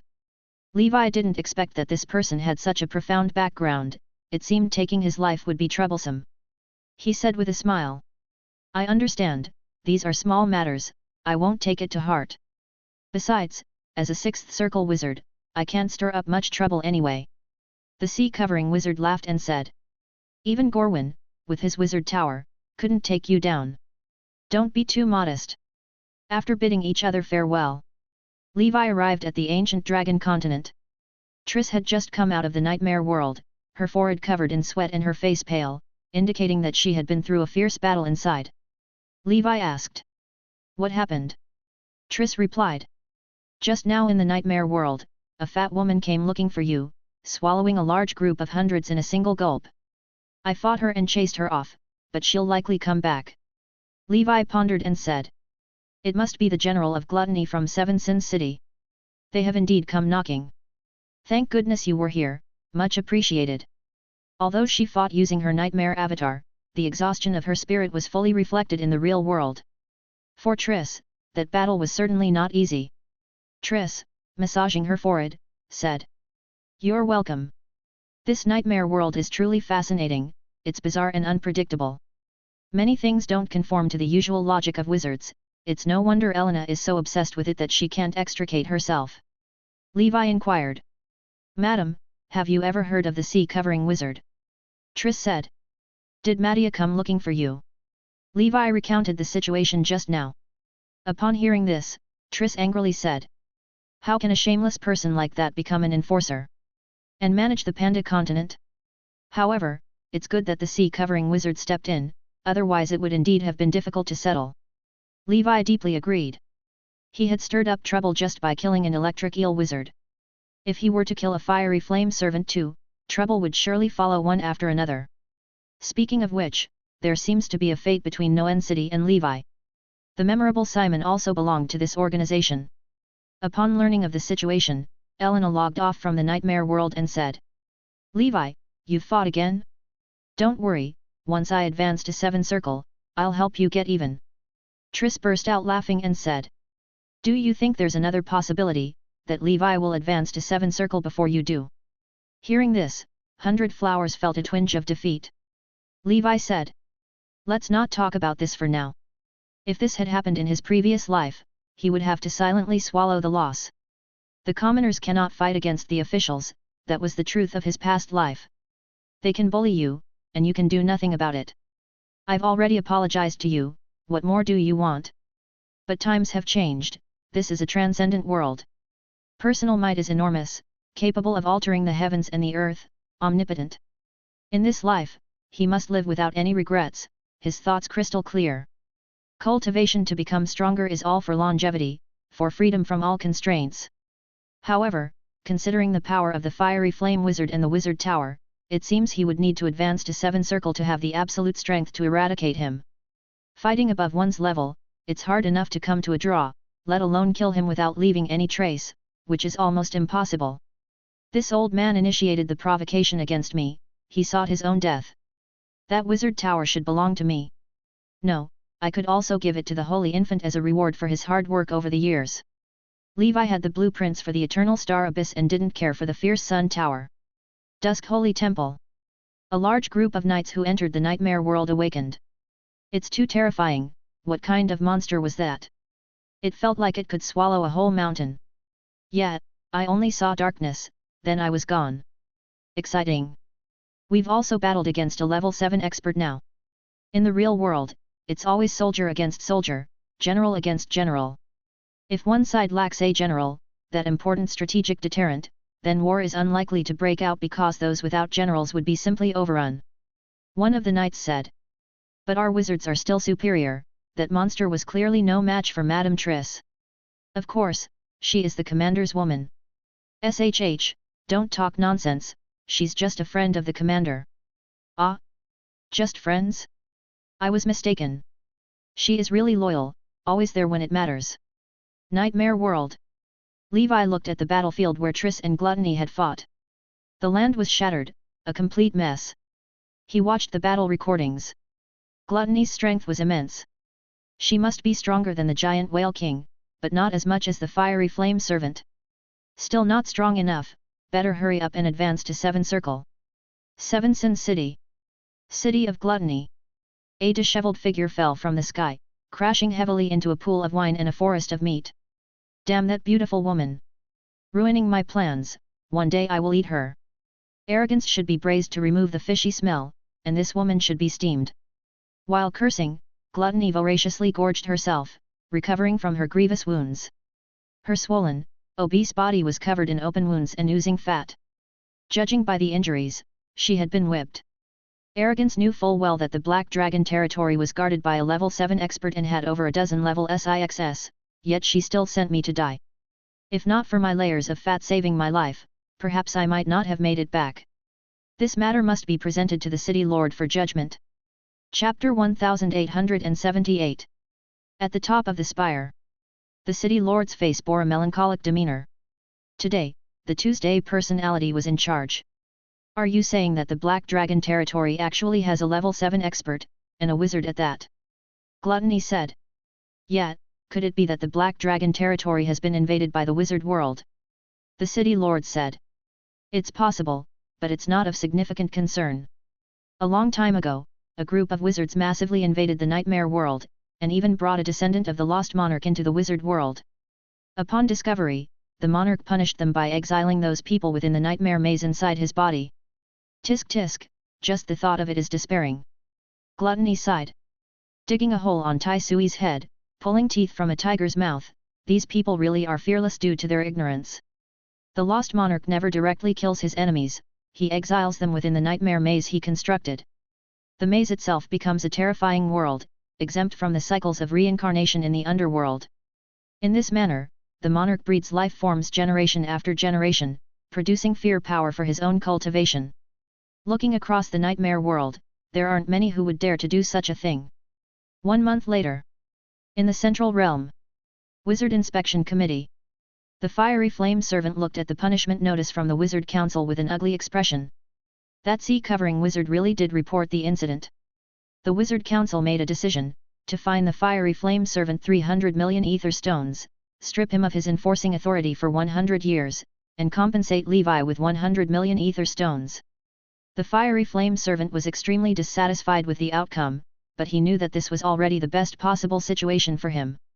Indeed, as Levi said, he had overstepped and abused his authority. This must be related to the Black Abyss Walker behind the sea-covering wizard. The Black Abyss Walker has never been on good terms with the Grand Wizard backing our Norn city. The fiery flame servant even suspected that Levi and the sea-covering wizard had colluded to set him up in a deliberate entrapment, all to bring him down. That Levi does seem to be the type who holds grudges. If I let him grow to a 7-circle level unchallenged, it's akin to letting the tiger return to the mountain. Even at the risk of breaking the law, I must strike first and kill him, to prevent any future threat. In the ancient Banyan fairyland. After inventorying the spoils brought by Ayak, Levi was overjoyed. Over 30 plants and herbs below level 5, and 4 above rank 6.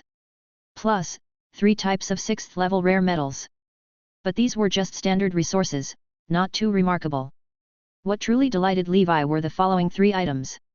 First, were 7 floating ice blue feathers in the void, radiating a bone-chilling coldness, along with a faint presence of level 7 power. These are tail feathers of some level 7 cold-based bird species. Ayak fancied these 7 feathers quite a bit, secretly storing them in his nest.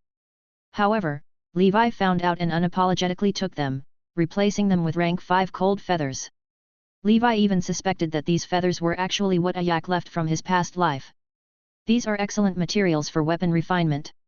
The Holy Infant, as the bearer of the Ice and Fire Holy Body, now only has Fire Element Wizard tools, and lacks one of the Ice Element.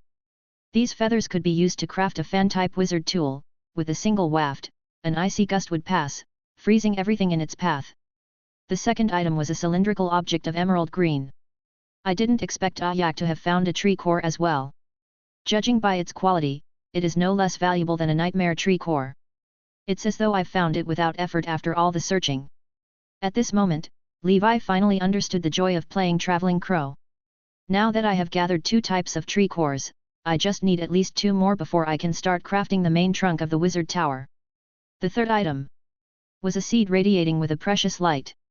Even with Levi's extensive knowledge, he didn't know what it was. He consulted Triss, who also didn't recognize it. Ultimately, it was only after communicating with Ayak that he learned planting this seed could potentially grow all sorts of strange creatures. Levi guessed that it might be, like the fungus path, a seed for some sort of biological weapon. He immediately found a plot of land in ancient Banyan fairyland and planted a few seeds, sprinkling some rank 6 golden fertilizer, deciding to experiment first. Several days later, the Holy Infant, holding 7 ice feathers, said, "It's such a pity, these could perfectly be used to make a 7-ring witch artifact. For now, we can only refine it into a 6th ring top-grade witch artifact." Levi said, "First, refine it into a top-grade witch tool, we'll make do for now, it can be promoted later on." Only he could say that a 6th ring top-grade witch tool is something to make do with. Any other wizard hearing this would vomit 3 liters of blood. After sending the Holy Infant away, Levi started the long process of refining both the Nightmare Tree Core and the Green Tree Core into strange wood using different methods. Meanwhile, the giant Whale King corpse demon was still soaking, absorbing the corpse water, its body becoming more metallic in sheen.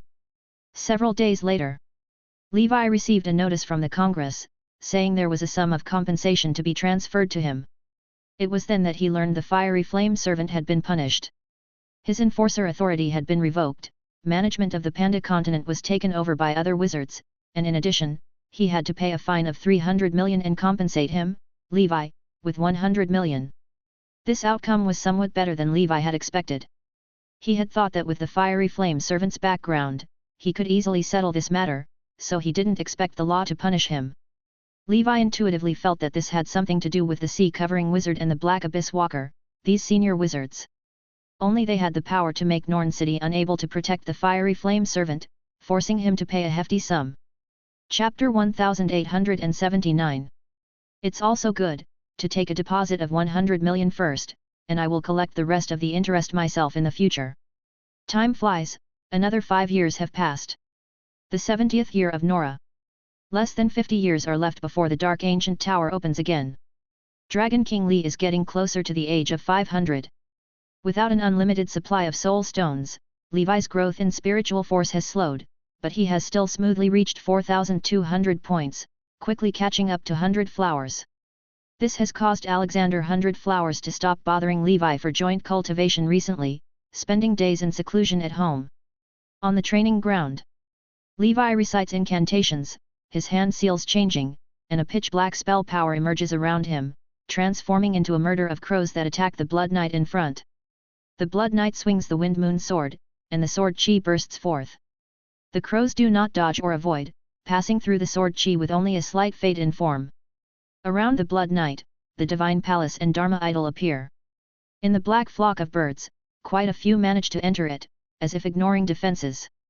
On the Blood Knight, patterns of the talent brands shine brightly. Waves of energy, like cyan flames, explode, taking out a large number of crows. Yet, a significant number of crows still make their way into the Blood Knight. His complexion changes as he feels his body turn cold and stiff, his movements slow down considerably, and his limbs are eroded, rendering them powerless. Levi ceases his attack and says, "That's enough, let's stop here." After a while, the Blood Knight forces out the crows with his blood chi. He says with lingering fear, "Such a tricky spell, my sword chi attacks are almost ineffective against it." Levi replies, "That's why in this world, no one trick is enough to conquer all. As a knight, one must master various talent brands and spell abilities." The Blood Knight nods. "Indeed, that is true." After sparring with the Blood Knight, Levi opens the proficiency panel. Levi. Crow Banquet, Level 14, 1/600,000. Big Shifting Shadow Technique, Level 13, 1/500,000. The 11th witch mark has taken shape. Crow Banquet and Shifting Shadow Techniques are the latest primordial soul spells obtained by Levi. Crow Banquet is a top-grade spell of the Dark faction from the Dark Energy, a 6th ring masterpiece.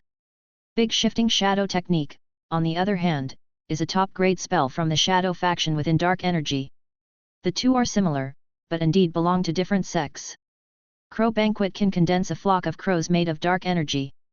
These crows are almost completely immune to physical attacks. They can even directly pass through some defensive fields and invade the enemy's body, eroding it. Of course, as a dark spell, if the enemy cultivates light spells, they will counter Crow Banquet perfectly. To obtain this spell, Levi has indeed paid a considerable price. This spell is most suitable for dealing with those alien races who are primarily physical cultivators rather than spell casters. Considering that he will face the Council of 10,000 clans, Levi will inevitably encounter a variety of enemies. Comparatively, a knight's methods are somewhat limited, mainly focusing on physical techniques and some spell abilities. Therefore, he knows well that he must put more effort into the variety of wizard spells he masters, striving to become powerful with no weaknesses, avoiding the redundancy of learning spells with limited functionality. Otherwise, meeting enemies like the Blood Tear Angel with tricky and cunning methods, it's still possible to be overturned in a gutter. Big Shifting Shadow Technique, as its name suggests. It's a spell that allows the spellcaster to swap places with a target. This spell wasn't bought, but rather it was discovered by a knight of the Dusk Holy Temple while exploring ancient ruins. As a top-grade spell, its effects are pretty good. Firstly, centering on Levi, he can select the shadow of any enemy within a 100-mile radius. If struck by this spell and unable to break it, Levi will appear in that person's shadow, and that person will be transported to Levi's location. Secondly, Levi can plant a shadow imprint on the shadow of any creature that lasts for 1 hour. Within 1,000 miles, he can swap places with that creature at will, of course, provided it is within the mark's duration. This reminds Levi of the shifting scroll he used a long time ago in the Grey Mist mysterious realm to kill Carter. They are somewhat similar. However, since Levi has not yet mastered his cultivation, he cannot accomplish shifting shadow technique over thousands of miles, at most 100 miles, which isn't too useful currently. Levi's initial bottom line was to elevate to a 7-circle level with 12 witch marks. Now, he is almost there. Next, before reaching the maximum spiritual force, he will learn as much as he can, without deliberately pursuing a fixed number. On this day, up high in the sky, the figure of Ayak disappears once again, plunging into the vast land of darkness. This time, it will go to even farther worlds, and it will not return for a short time. Levi has a hunch that, as his special spiritual creature, Ayak should be able to benefit from the amplification of the Lover's Rune. He hopes that it can reap more rewards from this journey. He doesn't ask for much. For the next return, bringing back just one legendary level feather would suffice. Half a year later. On the Panda continent. A team of explorers from the Wizard Council is conducting an underground expedition. This land-clearing team mainly consists of middle-level wizards, led by a sixth circle wizard. Soon, they find a place that appears to be an entrance to a relic. In the darkness, spells of various colors light up, blasting at a golden rock face. The rock face collapses with a rumble. Before their eyes lies a colossal corpse of a 12-armed snake demon, fallen to the ground and long dead. In midair, a dim golden gourd floats, emitting a buzzing sound. Chapter 1880. Panda Continent. Underground World. A 12-armed snake demon? That's equivalent to a 7-circle wizard, a demon lord. How could it appear in the underground of Panda Continent? In the abyss, the multi-armed snake demon clan is extremely well known.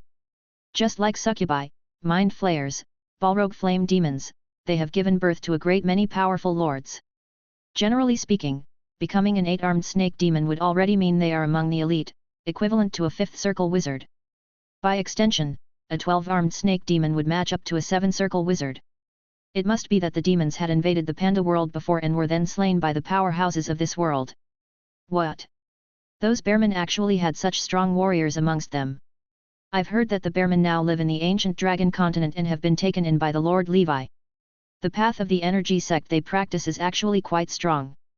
They can manipulate elemental power in their vicinity without needing to advance to the primordial soul, and their combat power is not weaker than a wizard. The Wizard Council has studied this and found that this path is too elusive and its pursuit also runs contrary to the wizard's philosophy. It is currently not quite suitable for us. I see. The energy sect has long been openly recruiting disciples, but the number of humans qualified to practice it is still few and far between, perhaps because of the different physiques between us and the bearmen. This path seems to cap at level 9 which, compared to the potential of a wizard, is somewhat limited. However, if we could unravel the mysteries behind their control of elemental power, then the wizard world might experience a major theoretical revolution and great progress. Nowadays, the ancient dragon continent is no longer cut off from the world and has lots of contact with the outside. The energy sect is no secret. Furthermore, with Levi's connections and the recent policy shift of the Wizard Council to foster good relations with alien races, these panda bearmen also receive considerable official attention. Research into the path of the energy sect has led to cooperation between both parties. For Levi and the Panda clan, if the path of the energy sect could flourish in Nora, it would be a good thing. Only if the wizard world as a whole becomes stronger, will it be better equipped to face the upcoming Great Tribulation. The Panda clan has not been secretive about the energy sect's inheritance. Compared to the thriving wizards, their numbers are sparse and their lineage is withering. To monopolize knowledge in such a state would only lead to the complete extinction of their heritage. This gourd must be some kind of exotic treasure from the Panda clan. I've seen that practically every bearman has a gourd for drinking alcohol, and their storage items are also in the shape of gourds. Yet, to suppress a level 7 demon, it's got to be at least a level 7, or even a level 8 exotic treasure. I wonder if non-energy sect members can use such an exotic treasure. The wizards of this pioneering team were agitated at the thought of an exotic treasure. But nobody dared to act rashly. A sixth circle aura surged towards the heavens and someone said, "Don't touch this gourd, be careful not to trigger the protective self-defense restrictions on it and harm us all." This was a young wizard with a head of shoulder-length silver hair and a handsome face. His name was Vigenius, responsible for pioneering affairs in the New World. Pioneering often comes with many uncertainties and dangers. For example, restrictions in ancient tombs, ancient relics, evil creatures, and so on. Therefore, the captains chosen by the Congress for the land clearing team possess exceptional divination talent for sensing danger and predicting fortune and misfortune. Vigenius practiced the Destiny Coin spell. This six-circle spell, created by the Deep Blue Sage, has the lowest difficulty among mainstream astrology magic and is relatively the most suitable for studying and popularizing.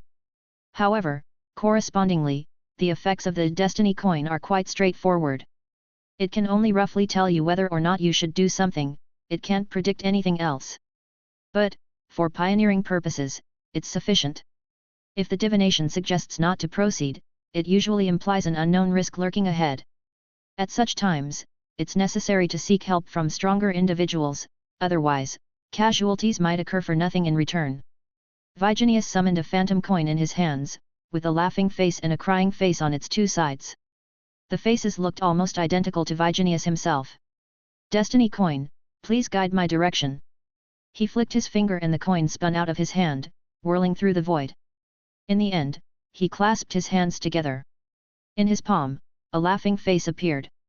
It seems there shouldn't be a significant problem, and not life-threatening, so I will give it a try, thought Vigenius. Power of frost surged between heaven and earth, transforming into a wizard's hand that reached for the golden gourd. Boom! The next moment, a feeling of extreme danger struck, and Vigenius promptly withdrew his hand, but it was already too late. All of a sudden, a beam of golden light shot out from the golden gourd, carrying a killing aura with it. The wizard's hand conjured by Vigenius was instantly dispersed. Whoosh! The golden gourd shot up from the ground and, in the blink of an eye, disappeared from the sight of everyone present. Vigenius and his fellow wizards were shocked.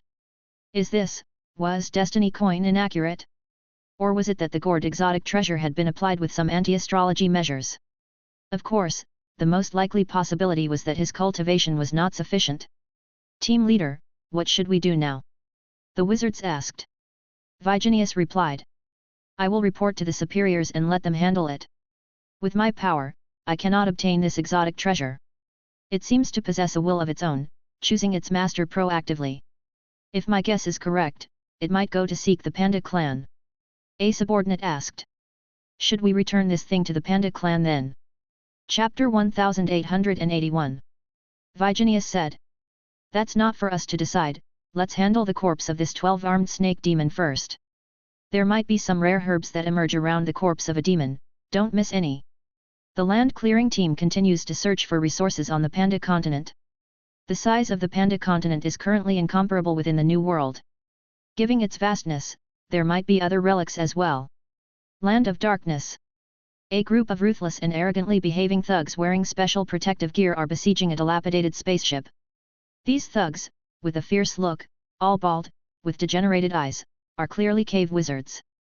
The team is led by two Sixth Circle wizards who had initially forsaken reconciliation with the Congress for Freedom and followed the Black Dragon wizard to become pirates. Aboard the spaceship, a group of tall and slender Amazon female warriors, exuding a rugged aura, are fighting the thugs with various cold weapons, the light of blades and shadows of swords crisscrossing. The leader is a wheat-skinned female warrior radiating level 6 upper-level energy. She dons armor that only covers vital parts, her lower body clad in a beast-skin short skirt, wielding a long sword in her hand. Her name is Tita. Girls, hold on, Lord Gondif will soon come to our aid. Tita slays the enemy before her and encourages her allies. Her gaze is filled with anticipation, as if Gondif is the light in her mind. Fight on, sisters, Senior Gondif will arrive any moment. Once Senior Gondif gets us to the wizard world, we'll no longer need to wander. Over the years, in the circles of alien races in the wizard world, one name is particularly well known, that is Gondif. This person, chivalrous and kind-hearted, is powerful. Most importantly, he is one of the few elite individuals who speaks out for minority groups and the grassroots. Light of the nomadic wizards Gondif, alien friend Gondif, great love wizard Gondif, friend of women Gondif. Wherever there is an oppressed group, there is the shadow of Gondif. It is said that under Gondif's efforts, races such as halflings and cave dwarves have already been living a happy and satisfying life in the New World, dwelling in peace and cohabiting in harmony with the wizards. In fact, minority groups are those that most long for recognition. Sometimes, an insignificant encouragement can make them follow without hesitation. The Amazon tribe is such a minority group. They hail from a plain not far from Nora, named Amazon. It was once a paradise-like place, teeming with rhine forests and rich animal and plant resources. Until one day, an evil god claiming to be the will of fire from outside the world invaded, destroying the Amazon, and the fire spread across the entire world. Since then, the Amazon tribe began a life of wandering. They had thought about seeking refuge in the wizard world, but fear of wizards made them hesitant. Until one day, clan leader Tita encountered an attack from a black beast lord while out hunting, and in a critical moment, a figure in a white robe saved her. He introduced himself as Wizard Gandalf, while traveling through the land of darkness, eloquent and humorous. Gandalf learned of the tragic plight of the Amazon tribe and expressed that if one day they wished to find a safe haven to settle down, they could seek him out, and then he left with an air of ease. Not long after, Tita, once again facing danger in the land of darkness with heavy casualties among her people, finally decided to seek refuge with Gandalf. Gandalf provided Tita with the route and said he would come to assist them. Unexpectedly, before their meeting, they were intercepted by a group of pirates. This group, calling themselves Black Dragon Brotherhood, claimed to be noble wizards. Within the group, there were as many as 2 sixth circle wizards, and Tita, facing them 2-on-1, gradually began to fall behind. The cave wizard leader attempted to persuade them to surrender. Tisk, tisk, tisk, ladies, just surrender. It is an honor for you to become the mates of wizards. Our brotherhood's leader is an 8th circle wizard, you're looking for Gandalf, but our boss is a better choice. Yes, Gandalf? Just a fame seeker. You have fine physiques, if you pair with us wizards, we might birth decent body-refining wizard offspring in the future. In terms of height, the Amazon female warriors, each around 2 meters tall, completely overwhelm these scrawny cave wizards, skinny as dogs. But some people just like to drive big trucks. In the age of antiquity, there even had been wizards marrying female giants. Tita's face flushed with a mix of shame and anger as she swung her great sword at the enemy with all her might. The cave wizard leader said, "Stubborn fool, then die." Behind him, a dark wolf, black as ink, emerges. Primordial Soul Wizard Minister Wolf Totem. Despite being an unlisted wizard form, it still puts considerable pressure on Tita. After all, apart from their superhuman-like physical strength and combat technique, Amazon female warriors have no other abilities. Another Primordial Soul Wizard also displayed their wizard form, a creature resembling a mink or a fox. The two wizard forms charge forward with tremendous momentum. Tita lets out a raging battle roar, pushing her ancestral combat technique to its limits. Valkyrie Sword. She faces the two alone, fighting valiantly, but soon after exploding with power, she quickly becomes weakened. The cave wizard's soul artifact appears, a disc covered with tentacles that grow upon catching the wind, stretching towards Tita. Bold criminals! A thunderous rebuke from the void. Out of nowhere, a white-robed figure appears, wielding a flash greatsword, swiftly moving to the fray. The sword emits endless light, illuminating the land of darkness so brightly it's hard to keep one's eyes open. Chapter 1882. After the glow.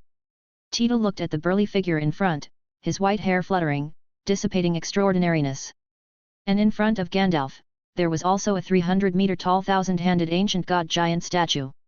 The ancient god sat cross-legged, with numerous hands pressing down on those tentacle wizard tools, looking dignified. This was the wizard form ranked 580 on the wizard's ranking, the demon-suppressing Ming King. Although Gandalf had not yet advanced to a 6th ring senior in these years, his ranking had risen a few places due to his multiple acts of valor and overcoming stronger foes with weaker strength. Tita's face was filled with excitement, her chest trembling. Gandalf. The Amazon female warriors behind her also fantasized as they looked at the towering figure in the white robe. Is this what Gandalf the Senior looks like? He's different from the wizards I imagined. You don't understand. He is a body-refining wizard. Just like us Amazon warriors, he also forges his body and fights with physical prowess, a faction of wizards. The Amazon tribe is a matriarchal tribe, and women are generally stronger than men. Men till the fields, women fight wars. Therefore, the female warriors generally uphold martial values, are unrestrained, and also favor masculinity. Gandalf said. Chief Tita, sorry that I'm a bit late. Are you all okay? Tita nodded. I'll assist you. Gandalf burst out with a powerful aura, repelling Tita. You just used a secret skill, your body is exhausted, don't push yourself. Gandalf planted his shark-tooth-shaped sword into the void around him, rolled up his sleeves, and displayed his bulging muscles, with veins prominently showing. The main purpose of the flash greatsword is to look cool and dazzle the enemy.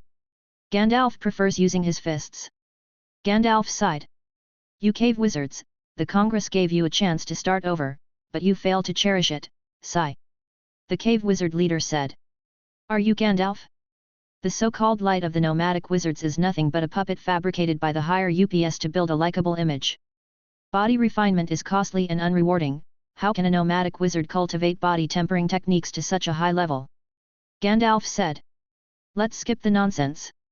We'll see the truth in the fight. The demon-suppressing Ming King lifted his sky-covering hand and slammed it towards the enemy. The wolf totem howled. It connived with the wolf god wizard form, achieving exquisite synergy. The giant wolf dodged past the multiple large hands that surrounded it and charged directly towards Gandalf. It seems this person knew Gandalf's wizard form was formidable, so they planned to bypass the wizard tool and deal with Gandalf directly. Gandalf huffed coldly, a million body-refining runes converged on his arm, unleashing an unrivaled colossal strength. Radiant King World-Suppressing Fist. Runes flashed, ancient god power transformed into a giant fist with clearly visible patterns. Boom! The wolf totem was struck as if by thunder, sent flying with its chest shattered, and 3 witch marks vanished. Gandalf mocked himself inwardly. Such a weak 6th ring senior. As a being who scales the major realms in battle, I, Gandalf, also engage in lower realm fights. I too have become someone who battles across levels on my own. Seeing this, the cave wizards exclaimed. Everyone attacked together. The wolf and the spectre joined forces once more. One brought fierce winds, the other brought heavy rain, and various innate spells swept through the area. The thousand-handed ancient god, sitting cross-legged, remained immovable like a mountain, deflecting every attack with dense fist winds, without fail. Please, with my 1,000 hands, what can you possibly use to counter? Gandalf and the Guardian King of the world merged into one and then soared into the void. He drew circles with his hands, as if practicing Tai Chi. Have you ever witnessed a palm strike descending from the heavens? Radiant King shocking god palm. The void shattered, and a gigantic palm that covered the skies descended in a shock. On the giant palm, the 2 million body-refining runes flashed, sealing the surrounding void, forcing the 2 fleeing primordial soul wizards to face the assault. They called forth every wizard tool and wizard form, flying towards the giant palm. A rumbling explosion. Brilliant divine light burst forth, the blast wave sending ships and pirate vessels in the distance crashing outwards. The giant wolf and the spectre were snapped in half, in a piteous state. The low-grade soul artifacts showed signs of cracks, and the defensive fields of those 2 cave wizards shattered, at the end of their tether. The great hand fell, smacking the 2 to their deaths, and the rest of the insignificant creatures were quickly dealt with. The Radiant King World-Suppressing Fist and the Radiant King Shocking God Palm are the culmination of Gandalf's years of further insights into body refinement and combat techniques, an integration of knowledge. They are combat techniques highly praised by the originator, who named them Radiant King Martial Way. They are as powerful as the Demon Sword Dragon Wizard's Purgatory Demon Sword Path. On the battlefield, the arms of the 1,000-handed ancient god extended to sweep towards the spoils of war in all directions. With 1,000 hands, picking things up was highly efficient. When it was done, Gandalf looked at the excited Chief Tita and smiled, saying, Next, I'll take you to report to the Alien Affairs Administration, then I'll arrange a place for you.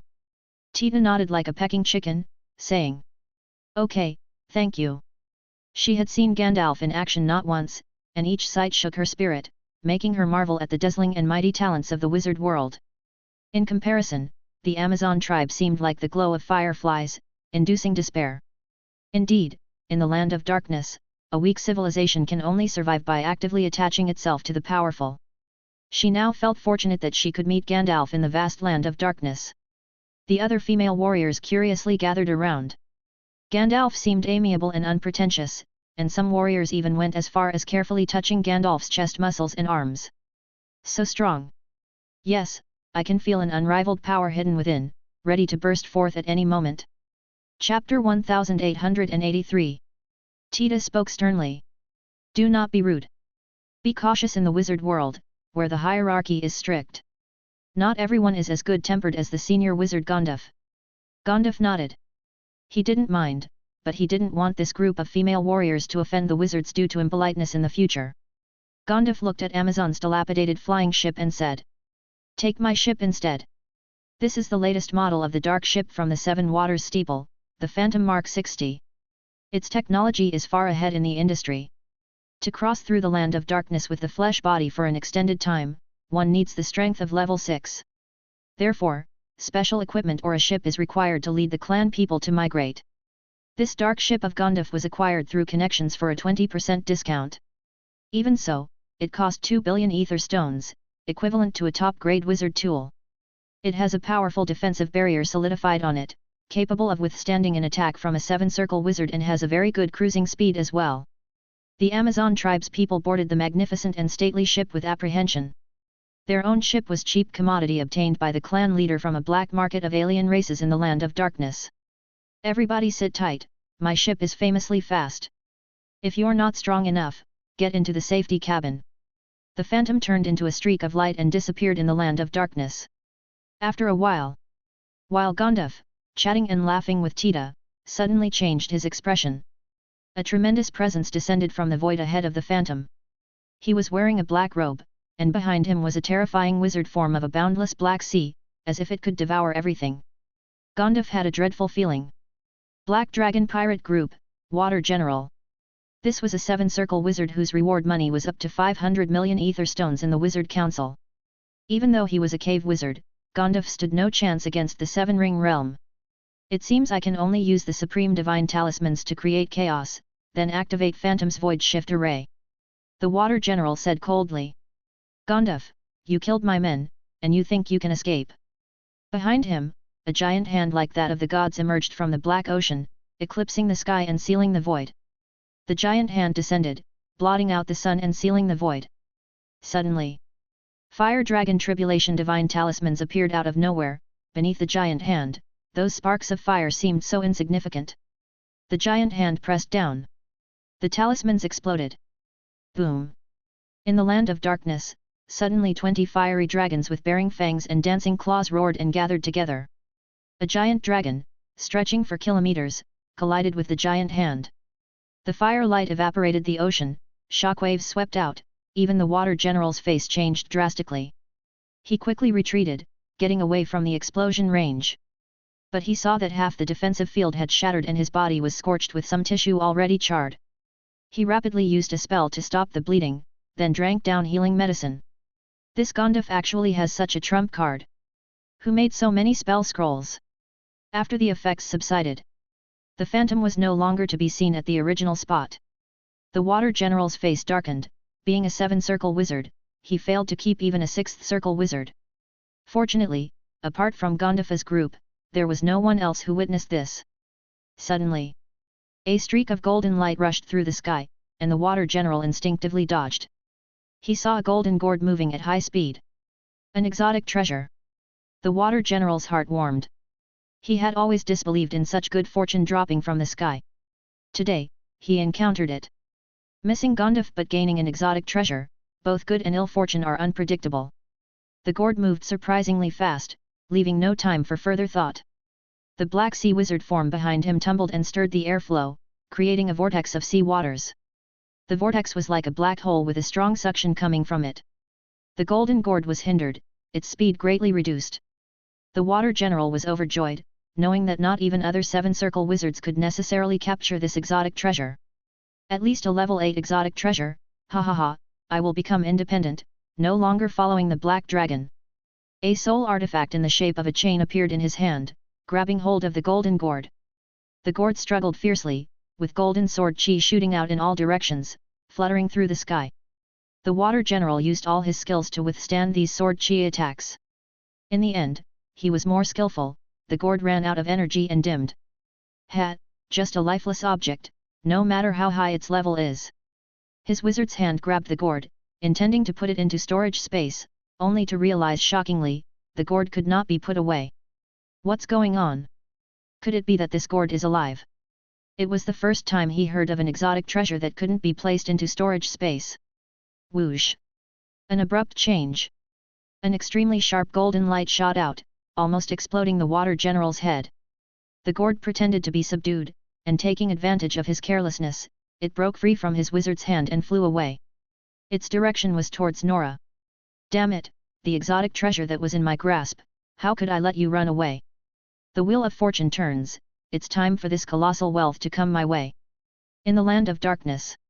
A man in a gourd, chasing solitarily. In the ancient dragon continent. A 6-circle wizard dressed in council uniform spoke loudly to the guard. I am Torimi from the Congress's land clearing team, please inform Sir Levi and Saint Emperor Joe that I have a matter to consult. After a while, Saint Emperor Joe and Levi arrived at the location. Levi said, "Sir Torimi, what do you need assistance with? If it's within my capabilities, as a citizen of the wizard world, I will not shirk my duty." The Holy Emperor said, "Nor will I." Torimi bowed and, after showing his credentials, said. Chapter 1884. That's right, some time ago while we were clearing land on the Panda continent, an object flew out. It was something resembling a golden gourd. We speculate that it's a treasure of the Panda clan, and it might have flown back here. Holy Emperor, please be assured that once we've studied this treasure, we will return it to its rightful owner. Both Levi and the Holy Emperor were utterly confused. The Holy Emperor said, "As for the golden gourd you mentioned, does it have a specific appearance? Our Panda clan has too many items of such kind. Could it possibly be the legendary golden stone gourd from the Seven Treasures gourd? But if such a sacred relic had returned to the Panda clan, as the Holy Emperor, shouldn't he be able to sense it?" Levi remained calm, still pondering over his wizard tower and the preparations for advancing to the Seven Circle before him. Nowadays, he is overwhelmed with various affairs, so he seldom worries about the matters of the energy sect. Seeing that both the Holy Emperor and Levi appeared to be speaking the truth, Torimi said cautiously, "Both of you, I need to perform a test using the true word scripture. It is our standard procedure and means no offense." The Holy Emperor and Levi readily agreed. After the test, Torimi apologized again. "Thank you both for your cooperation. I shall take my leave now. It seems that the golden gourd is most likely not on the ancient dragon continent. Even if it truly is, hunting it down would be challenging given the distinctiveness of the ancient dragon continent." On the way back, Levi said, "Holy Emperor, before you moved in the past, did you take all the clan's treasures with you?" The Holy Emperor nodded. "But the Panda continent is so vast, there are definitely some ancient ruins buried within. My guess is that when the Congress was clearing the land, a treasure flew out, and they naturally assumed it returned to our place." The Holy Emperor spoke with a complex tone, longing to return to the Panda continent. However, the Panda continent, as a world that once birthed level 9 experts, is not a trifling place like the ancient dragon continent. Such a lucrative piece of land, the Congress would not easily relinquish. Wizard World. Central Realm. Land Clearing Team. A capable witch, beautiful in features and wearing a white robe, was flipping through recent reports. With each breath, an icy dragon made of cold air swirled in and out of her mouth and nose. She is the commander of the Land Clearing Team, the newly promoted Grand Wizard, the Ice Glacier Walker, Avril Wizard. Torimi said, "Commander, I have something to report regarding the land clearing project on the Panda continent." After listening to the report, the Ice Glacier Walker fell into deep thought. A treasure of the Panda clan. The Panda clan is currently one of the more unique alien races in the wizard world. They have shown great potential, and many higher UPS are also interested in their power system. She said, "Since the true word scripture found no issues, let's leave it at that for now. Don't let it interrupt the normal land clearing work. Rare treasures are not indispensable for us. What matters are the Panda continent and its untapped resources above. These continuously emerging new worlds are the opportunities for the wizard world to confront the abyss." Several days later, Ancient Dragon Continent. Hunyuan Palace. The Holy Emperor was preaching the path. Emperor Mu, who had not yet broken through to level 4 of the energy sect, came to listen again. This time, the White Wolf girl didn't come, she was already preparing to advance to level 6. As a White Wolf herself, with a cultivation talent far surpassing ordinary knights, she always kept a low profile, diligently cultivating without showing off. Commander Levi greatly praised this. The Flower Knight was also there listening intently. Everyone was silent. Emperor Mu carefully contemplated the essence of the path expressed by the Holy Emperor, feeling with his heart. In a trance, he seemed to become a monkey bounding along the mountainside, frolicking with a group of monkeys on a mist-covered immortal island in the human realm. When hungry, it would eat the spiritual fruits of the mountain, when tired, it would rest atop of trees. In a valley, a fragrance of spirit wafted through the air, which piqued the monkey's curiosity to investigate. It then saw a broad figure with its back to all beings, drinking alone. "Come, drink with me." A jar of spirit fell into the monkey's hands, and after taking a sip, the spirit turned into flames, coursing down its throat, spreading warmth throughout his body, overtaking him with drowsiness. Spirit as fiery as spirit, heart as fervent as flame. Muttering the mantra of the energy sect, Emperor Mu felt a hint of enlightenment. He opened his eyes to find the 4 sons of Qi sect surrounding him, looking at him curiously. Holy, you're awake. Holy is his energy sect alias. Ah! Did I fall asleep? Emperor Mu hurriedly sat up straight. Finding a surge of energy within him, he belched a fireball, and amid the flames, a hint of an ancient drinking chant lingered. The eldest brother Bai narrowed his eyes with surprise and joy. Breathing out fire, spirit as melodious as a song. This is a sign of the mid-stage of heavenly human communication. Holy, when did you break through? The mid-stage of heavenly human communication corresponds to level 4 of the universal standard. Emperor Mu had a moment of realization, then suddenly came to an enlightenment. I was listening to the Holy Emperor's sermon, and it seemed I had an epiphany. In my dream, I was transformed into a monkey, frolicking on an overseas immortal island. I happened to meet a divine being who gave me spirit, and then I broke through. Bai said enviously. How wonderful, it's the great dream enlightenment, something one cannot seek but can only encounter. Enlightenment within a great dream is one of the rarest forms of awakening. Even Emperor Mu couldn't help but inwardly criticize. The path of the energy sect is completely different from that of wizards or knights. It's too free-spirited, utterly elusive, without any discernible pattern. Wizards ascend by honing their spirit, practicing spells, consuming secret medicine, step by step a difficult but at least clear and straightforward path. Knights are the same. There's no way to form an effective methodology with the energy sect, which seems rather idealistic. No wonder the energy sect has been in decline since the time of the ancestral master. This path, although seemingly not demanding elemental affinity talents, in reality, places demands on talent that are no less than those of wizards. Chapter 1885. The origin Holy Emperor might have reached level 9 purely due to his own heaven-defying talent. Enlightenment for him was as easy as drinking water, an achievement beyond replication for others. In any case, this path highlights a Buddhist approach, going with the flow, just like the commander's profound aphorism. The path that can be followed is not the eternal way. The path of the energy sect can only be understood intuitively and cannot be transmitted through words, unlike the orderly and clear path of a wizard, which is difficult to popularize, as hard as reaching the heavens. Emperor Mu felt slightly smug inside. He had known the commander for over 400 years, embarking on the path of a wizard together. One could say that he had personally witnessed Levi's meteoric rise, defying the heavens step by step and leaving himself far behind. Emperor Mu had never thought that he would one day become a talent that even the commander would look up to. Ha ha ha, I, Emperor Mu, am not inferior. On the high platform, the Holy Emperor finished preaching. Emperor Mu stepped forward to give thanks.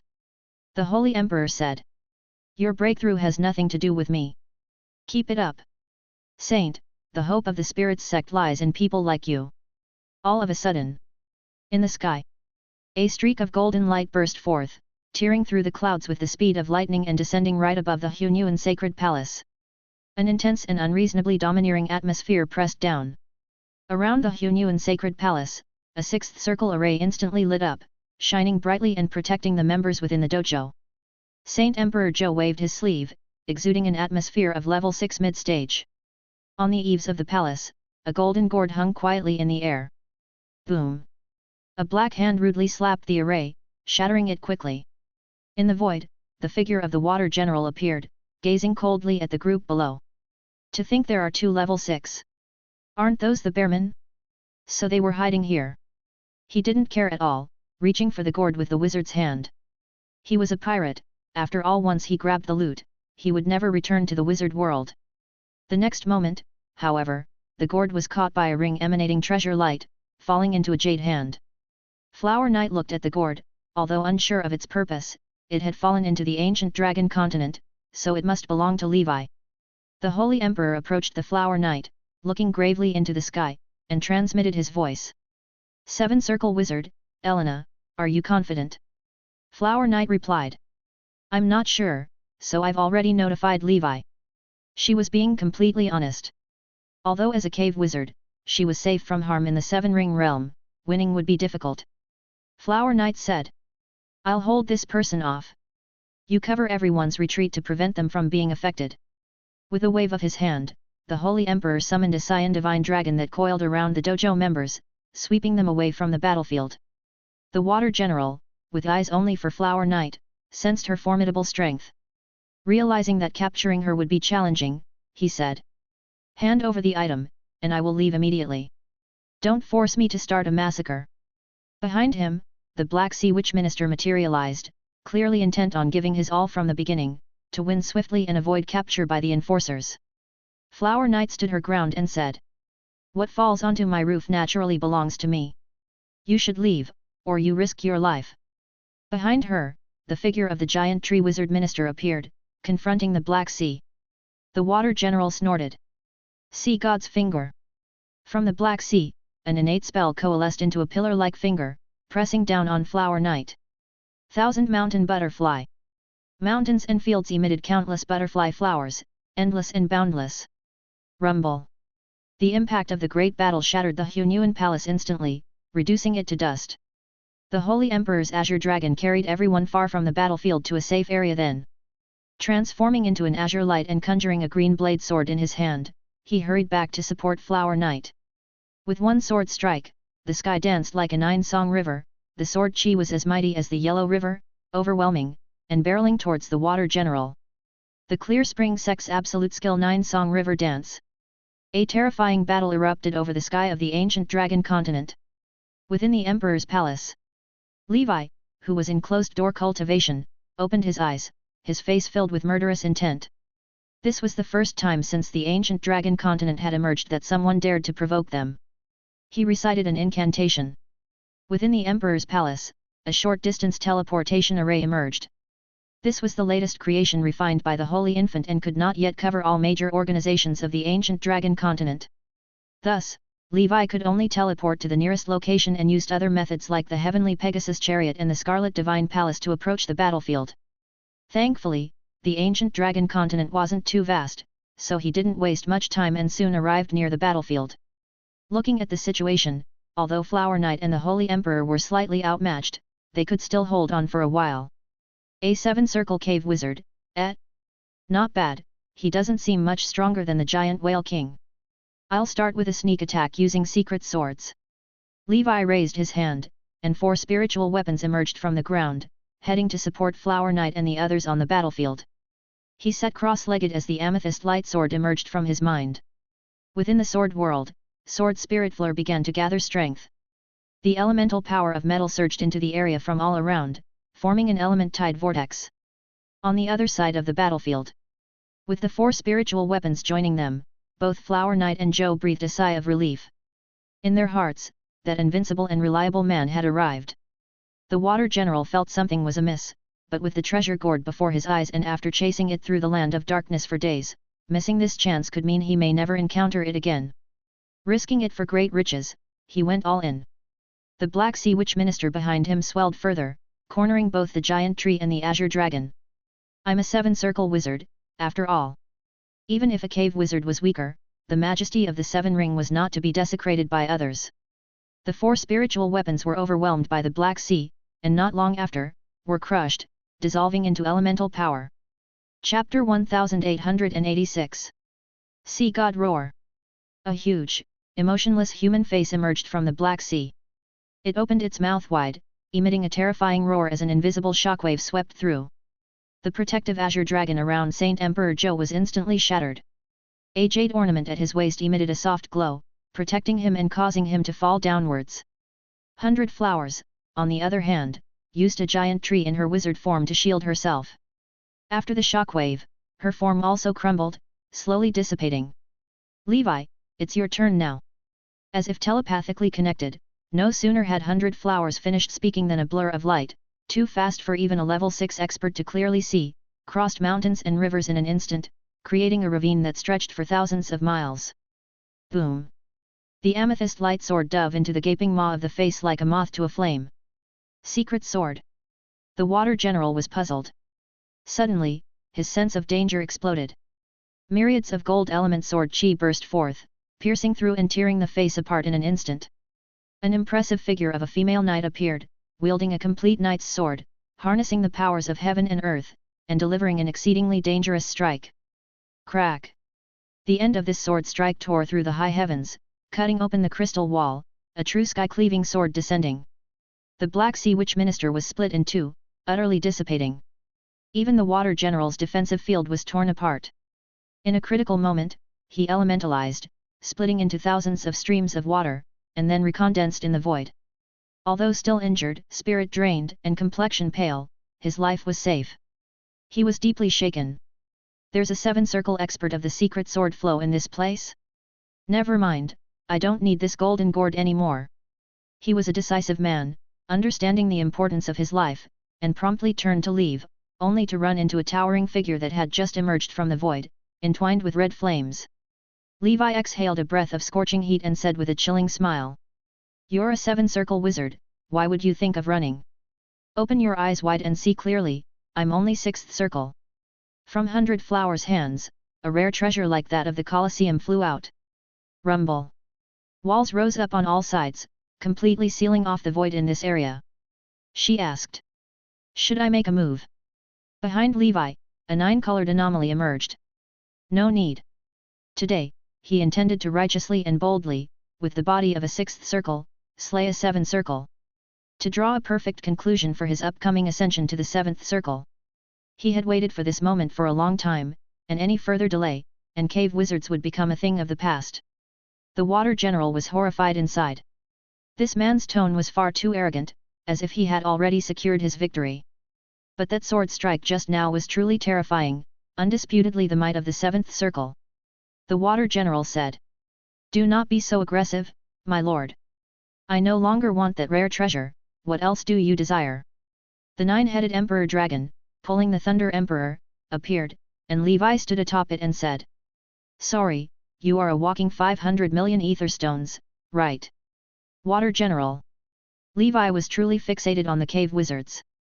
He had investigated earlier, the person before him had a bounty of 500 million. Moreover, this person had attacked Gondaf in the Land of Darkness a few days ago. Gondaf suffered a loss of 20 supreme divine talismans, it's unforgivable. All of those were exchanged with the sweat and blood of the Holy Infant and the Red Flame Mink. The Water General knew that the battle was inevitable.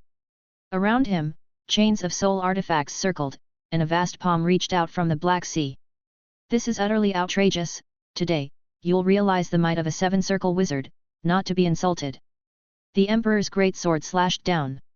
After a fierce collision, the great sword split the giant hand in two, turning it into countless waves that retreated back into the Black Sea. From the mouths of the 9-headed Emperor Dragon, numerous fire dragons burst forth, exploding within the Black Sea. High temperatures enveloped the area, with columns of white smoke rising. The Emperor swung his sword again, the Frost Sword realm descended, combined with the Ice Dragon prison talent of the Emperor Dragon, the boundless frost power erupted, completely freezing the Black Sea. The Water General's heart shook violently. Such a multi-sect wizard form is unheard of. No matter what sect I belong to, the opponent always has a counter, how can I fight this? He only thought of breaking through the void's shackles and escaping. However, the rare treasure from the Colosseum prevented it, making it impossible in a short time. Boom! The Emperor's great sword united powers like earth, fire, wind, and water elements, turning them into white chaos sword energy. Rage, courage, dominance, the three vital chi of mankind.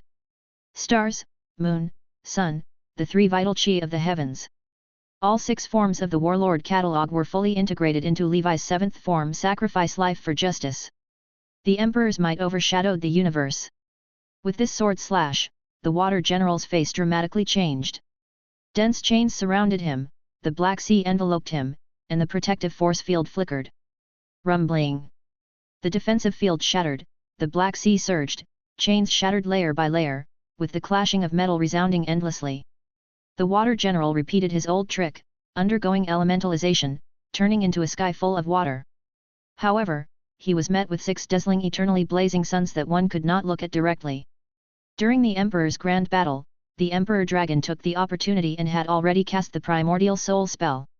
6 suns' continuous explosion formed a giant fireball, expanding to the extreme, almost instantly evaporating all the water streams, working in tandem with Levi's Red Emperor domain, turning this realm into a massive forge. Following that, a pitch-black thunder dragon lunged towards him, exploding into a sky full of black snakes, wriggling chaotically, corroding all things, not giving the water general any chance to catch his breath. After the aftermath, the last traces of water transformed into a pale figure, the water general pleaded. Your Excellency, I have lost, spare my life, I am willing to become your enslaved wizard. Levi's expression was cold, slashing off the water general's head with one sword strike. You're not worthy. He took the primordial soul and then brought it to the ancient Banyan fairyland, eliminating his existence, not letting outsiders benefit from it. From now on, this ancient Banyan fairyland would be a free public cemetery for enemies. The body was buried in the earth by Long, the soul sky buried by Leon. All of creation's good fortune, a blessing for future generations, his renown to last for ages. 100 Flowers watched the demise of the water general and mourned. Told you to leave, but you wouldn't listen, I warned you there was a risk to your life. Chapter 1887. Water General, dead. Saint Emperor Joe was inevitably shaken when he saw this scene. He knew of Levi's strength, that it couldn't be measured by ordinary standards. But to wipe out a seven-circle wizard so effortlessly, that level of combat power was indeed exaggerated. It is said that cave wizards are weak in combat, but to most small and medium-sized civilizations, they are not weak at all. They are only considered weak because their spell models and many theoretical pieces of knowledge are outdated, leading to average spell power. However, the innate spells, soul artifacts, primordial soul wizard forms, and such that wizards should possess, they have it all. They are still considered strong against alien races. As for 100 Flowers, she had grown accustomed to it. As Levi's confidant, she had witnessed him grow from inferior to far surpassing her. This momentum was like the unstoppable sunrise at dawn. Even if he kept a low profile, it was hard to hide such dazzling brilliance. This made 100 Flowers somewhat proud. Sometimes, having a powerful significant other was also very prestigious for the other half. Because this could also indirectly prove that they too were not lacking. Otherwise, how could such an excellent person fancy them? Ancient Banyan Fairyland. Leon energetically sealed the soul of the water general, infused it with poison to create a canned soul, and neatly arranged it along with the other cans. Leon, with hands on his hips, sweating like a farmer harvesting in autumn, exclaimed, this will last for quite a while. High above in the sky, Levi looked at the dissipating traces of truth. In a few years, my ancient Banyan fairyland might give birth to a batch of truth oddities. Based on the phenomena Levi had observed at the land of Roman's fall. After a primordial soul wizard's death, it is indeed possible to give birth to truth oddities. But it's not a certainty, this requires a stroke of luck as well. After devouring Water General's headless body, Long let out a satisfied burp and began to produce golden fertilizer. According to Levi's previous research, Level 5 golden soil could double the growth speed of plants. Level 6 would double that again, and Level 7 would triple it. Such top-grade fertilizer must be used strategically to catalyze crucial things. Levi stored it away for future use. As for the head of the Water General and his soul artifact, he planned to take these to claim the bounty. The soul artifact was the most important means to identify such a pirate. Million ether stones, which was more profit than many of his properties could make for many years. As his cultivation level kept rising, his expenses were also getting bigger and bigger. With only 700 million ether stones left in reserve, it was simply not enough. Earning money is not easy. In a few decades, the dark ancient tower will open. Before the ancient tower opens, the Hell Nether market will be bustling. After a while, Levi plans to enter Hell again, to get some joss paper, spend it all in the underworld, and bring what's left back home. Also, he had to coax that body tempering technique, the 10-winged heavenly dragon body tempering technique, out of his cheap younger brother and get Gondif started on the technique. And maybe it was about time to meet with the Desire Realm Witch. Of course, all of these plans had to wait until the level 7 corpse demon of the giant whale king was ready. With a level 7 corpse demon at hand, he would dare to confront the Desire Realm Witch. The status of the Desire Realm Witch in Hell was equivalent to a prodigy in the wizard world. Not something an ordinary 7-circle wizard could match. Levi wouldn't rush to deal with her just because he killed a 7-circle cave wizard, such an idea was too ill-considered. To completely defeat her, it was safer to wait until after he reached the 7-circle stage himself. Levi said to 100 Flowers. Make sure to keep this matter confidential. Don't let any of our members leak information about the gourd. He suspected that the person who came to question him and the Holy Emperor a few days ago did so for this very object. This was a Panda clan treasure, naturally, he would not give it to the Congress. They would claim they would return it after their research, but when the time comes, it's uncertain. They might just fob you off with a change in policy.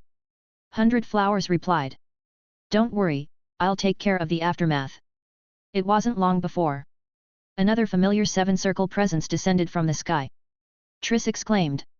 I heard a seven-circle wizard attacked. Where is it? Did they run? She had just been collecting rare plant and animal materials in the nightmare world. Then she heard from Levi that they were under attack, so she quickly logged off and rushed back. Levi calmly said. He's already been killed by me, it was the wanted water general. Triss expressed her shock. Hiss, just how fast were you in handling a seven-circle wizard? Levi replied. Just a cave wizard, you could say half a seven-circle wizard. Triss remarked wistfully. Young man, you will soon surpass me, that's terrifying. Levi responded. There's still a long way to go. By the time I reach 7 circle, you might already be a senior 7th ring. Right now, his spiritual force was still 1,800 points away from his maximum, reaching 7 circle would take another 200 years or so.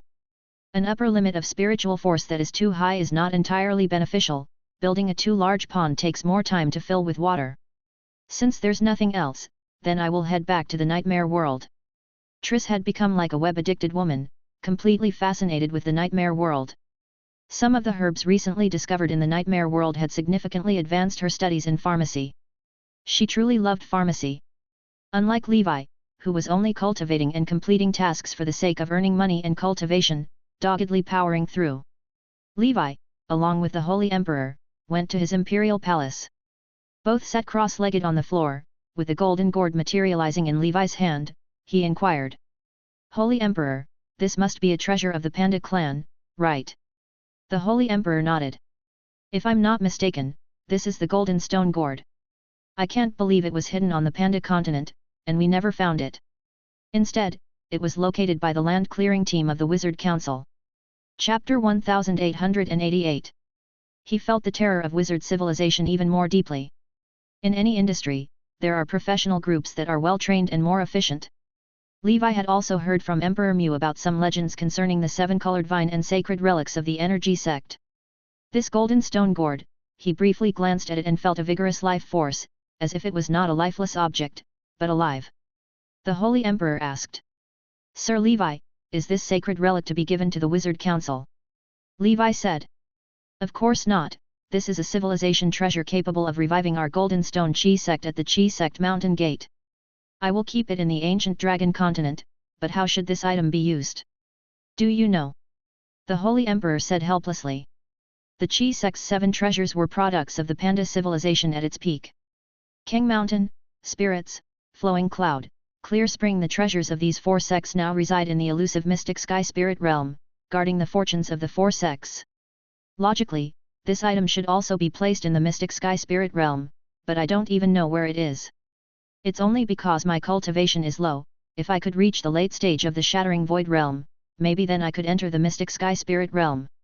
Levi speculated that the mystic sky spirit realm was essentially some kind of spatial dimension. One cannot access it without reaching a certain realm.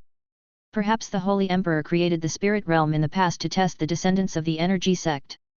Who would have thought that this path would peak as soon as he embarked on it? No descendant stronger than him was ever born again. Up to today, among those who have reached the shattering void realm, there is only the Holy Emperor himself, and he's in the initial realm. The Holy Emperor said.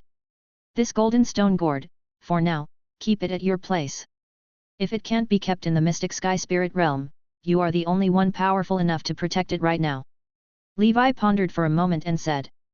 All right, if I figure out any techniques or heritage related to it, I will notify the Golden Stone Chi sect immediately. Let's hope this item can revive the splendor of the Golden Stone Chi sect again. The Holy Emperor said with a sigh. What you don't know is, the Golden Stone Chi sect was once the chief leader of the energy sect, overpowering the 4 great energy sects. Back then, the Golden Stone Chi sect had an even more prominent name in the Panda world. White Emperor Sword Sect. Nowadays, in the wizard world, secret sword flow is widely practiced, but actually, a long time ago in our Panda clan, the White Emperor Sword Sect was already famous for sword control. Levi was curious and said, "I would like to hear more about it." The Holy Emperor continued. The Golden Stone Chi sect controlled what is today known in the wizard world as the power of metal element. The Golden Stone Chi sect was divided into two factions. One was the traditional energy sect created by the mixed element ancestor. The other faction was the White Emperor Sword sect created by another great figure of the Panda clan, the White Emperor's son. The period of the White Emperor Sword sect was the heyday of the Golden Stone Chi sect. Led by the White Emperor's son himself in the late stage of the Shattered Realm. In the Sword sect, there were a total of 24 powerful individuals in the Shattered Realm, known as the White Emperor's 24 Sword Immortals. At the height of its power, the mountain gate of the White Emperor Sword sect was continuously surrounded by Sword Immortals exhaling and inhaling golden stone chi, creating streaks of sword chi resembling a beacon billowing up to the heavens, terrifying the world. Disciples of the Sword sect, from the beginning of their cultivation, had to nurture a kind of invisible sword chi related to their life force within their bodies. After passing through the three phases of postnatal invisible sword chi, innate invisible sword chi, heavenly invisible sword chi, break the void, stepping into the realm of Sword Immortal. At that time, their body harbors a force called Shattered Invisible Sword Chi. Based on the invisible sword chi as the foundation, the sword merges with the will, the heart with the sword, and the soul with the heart.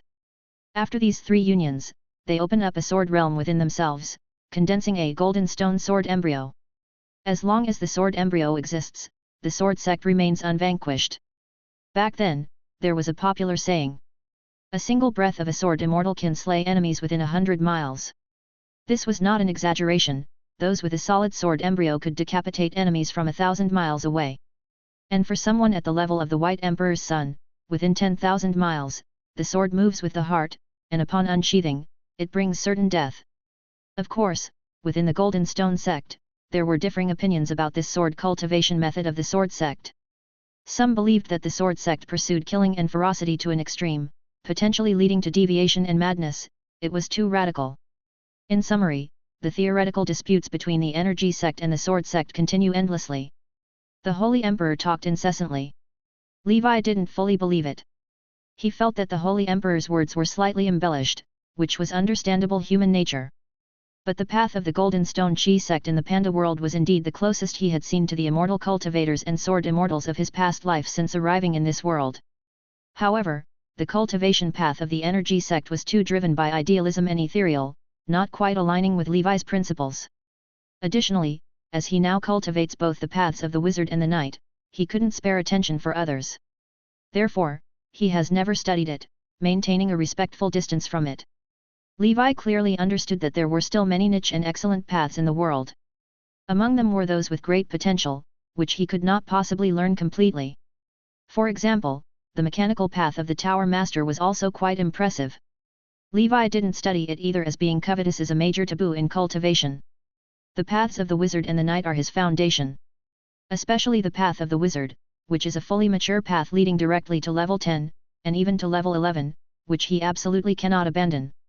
The path of the knight, being the strongest, has a long road ahead, which he cannot yet clearly see, so he can only continue exploring like groping stones to cross the river. But if he achieves success, he will be the first in history, advancing further upon the shoulders of his senior Sauron, to contest with those supreme existences that made even Sauron feel powerful. If Sauron reached the 666th layer of the abyss, then he would break through in one go to see who exactly is the divine being below. Chapter 1889. However, even though he had no interest in learning, Levi sincerely said, "The current state of the Gold Stone Chi sect is indeed in decline for too long. The deeds of the Sword Immortals have become legend. I hope that this Golden Stone Gourd can revive the former glory of the White Emperor Sword sect in the future." The Holy Emperor asked, "Levi, when will you take the conscience test? I always feel that you have the potential to become an excellent practitioner of the Chi sect." Levi said, "Ha ha ha, definitely next time."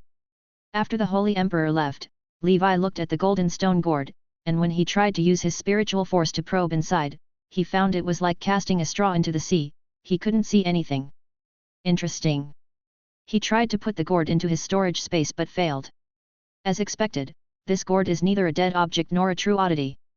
Levi took the gourd to the ancient Banyan fairyland and called over Mana and the Holy Grail, who were playing landlord with Martha. "Mana, you are the divine tree, take a look at this object. Mana looked at the gourd and said. It seems to contain a kind of power similar to that of divine trees. The entity that nurtured this gourd must be something extraordinary. The Holy Grail said. If it is an object of the Panda clan, we could ask the round table. The gourd was placed on the tea time round table, and the round table said. In the old days when they had meetings, I seem to remember something about the seven treasures gourd. The origin Holy Emperor called it the mystic sky spirit tree. It is said that the mystic sky spirit tree bears fruit only every 100,000 years, producing just 7 fruits. Within these 7 fruits, what they call the mystic sky spirit embryo can be nurtured. Right, Soren jokingly referred to them as gourd brothers. Back in the day, the origin Holy Emperor was accompanied by the mixed element 7 saints, all of whom were actually born from mystic sky spirit embryos. After that, I'm not very clear about what happened. The origin Holy Emperor failed to ascend to level 10 and perished along with his path, no longer participating in subsequent fellow meetings. Of course, according to the Holy Emperor, he underwent feather transformation and dissolved into the path. It looks like this indeed is one of the 7 treasures gourds. I wonder if it contains a nurtured mystic sky spirit embryo. Upon hearing this, Levi showed a thoughtful expression and murmured to himself. Gourd brothers? Mystic sky spirit embryo. He looked at the golden stone gourd in his hand. Could there really be a mystic sky spirit embryo inside it? The likelihood was low. If there were a mystic sky spirit embryo nurtured within, the Panda clan wouldn't have declined so much. Presumably, one gourd could only nurture one mystic sky spirit embryo. To nurture a new mystic sky spirit embryo, another new gourd would be necessary. But this mystic sky spirit tree bears fruit only once every 100,000 years and was long ago taken to the abyss by a traitor. If it is still alive today, it's likely that it has become the fallen sky demon tree, nurturing not spirit embryos but demon fetuses instead. In any case, as a treasure guarding the destiny of the Panda clan. This gourd is at least a level 8 exotic treasure and a rare object. If possible, Levi would very much like to replicate the grand scenes of the sword sect during the era of the White Emperor's son and start a tide of sword immortals on the ancient dragon continent. The sentiments forever hidden in his heart made him eager to bring some shocks of sword immortality to this world. In this world, perhaps the only one who could understand him was Soren. As his understanding of Soren deepened and from the Soren quotations he knew, Soren was most likely a transmigrator just like himself. In fact, Levi had also thought about why of all the numerous outstanding figures of the multidimensional plane, it was he who received the fated spot from Soren. Was he handsome? Was he smart? Levi's greatest strength was his self-awareness. He knew that perhaps it was simply because he was special. The most special thing about him was being a transmigrator. The only doubt about Soren being a transmigrator was the discrepancy in the timeline.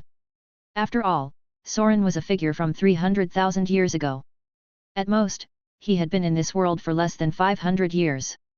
Not dwelling on these remote matters, when he had sufficient strength, he would go to the places Soren once visited, follow his footsteps, and witness his legend. Someday, his doubts would be resolved. Of course, unlike other transmigrators, Levi never longed to return to the world he originally came from. As Soren said, the multidimensional plane is infinitely fascinating. Swords and magic, that's the poetry and distance for men. Several days later. Ancient Dragon Continent. Phantom 60 hovered slowly above the square. Gondif looked at the knights who were training and laughed. Fellows, stop your training and take a look at what I've brought. A group of female warriors, whose figures were by no means inferior to those of the knights, curiously examined the manly men before them. SSS, is this heaven? Such strapping men. Such strong vitality, that black-armored swordsman has a chest bigger than mine. SHH, that's the lord of the ancient dragon continent, as mentioned by Senior Gondif. So this is what knights are? I've heard about them long ago, seem to be a very ancient profession. The Amazon female warriors were excited. They had sunny and unrestrained personalities, without any affectation. On the contrary, the knights felt shy, like men admiring each other while lifting weights in the gym suddenly find a group of women who train even better watching them. Tita, standing next to Gondif, gave a courteous salute. Thank you, Commander Levi, for taking us in. Levi laughed. You're welcome. Now that you're here, we're all family. I'll arrange a place for you soon. Settle down here, and if you have special skills, you can find work here. Tita modestly said. We Amazon female warriors are only good at fighting. Levi thought to himself that's exactly what was needed. Chapter 1890. His 100 Groups initiative currently only has 24 units, and now, he can form a new special combat unit.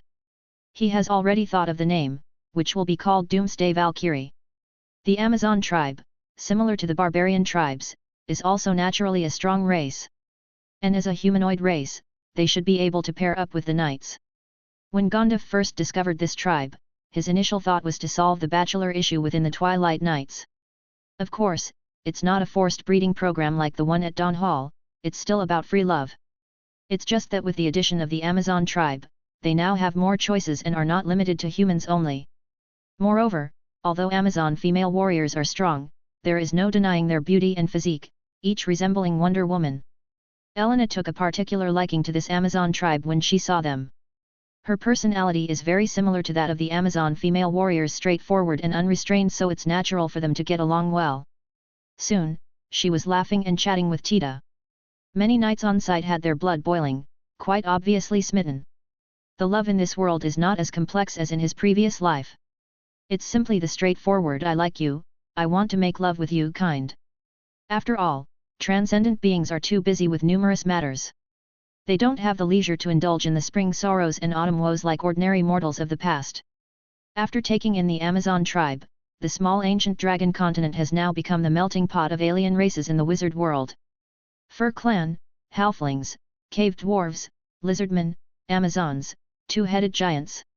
Only elves are missing, and then, with the classic sword and magic configuration, we've collected half of the genre's essentials. Not long after, a Valkyrie temple grandiosely stood on the ancient dragon continent, with Tita as its hall master, governed by the Dusk Holy Temple. Following that, to promote the relationship between knights and Amazon female warriors, a martial arts tournament is held annually. Both sides focus on combat techniques and physical cultivation and can also learn and exchange fighting skills from each other to improve together. 1 month later. Central Realm. Bounty Department. A capable witch was looking at the head and soul artifact of the Water General, repeatedly confirming with a special method. No mistake, this is the Water General's. After our verification, he is indeed dead. Senior Levi, did you kill him? Levi said.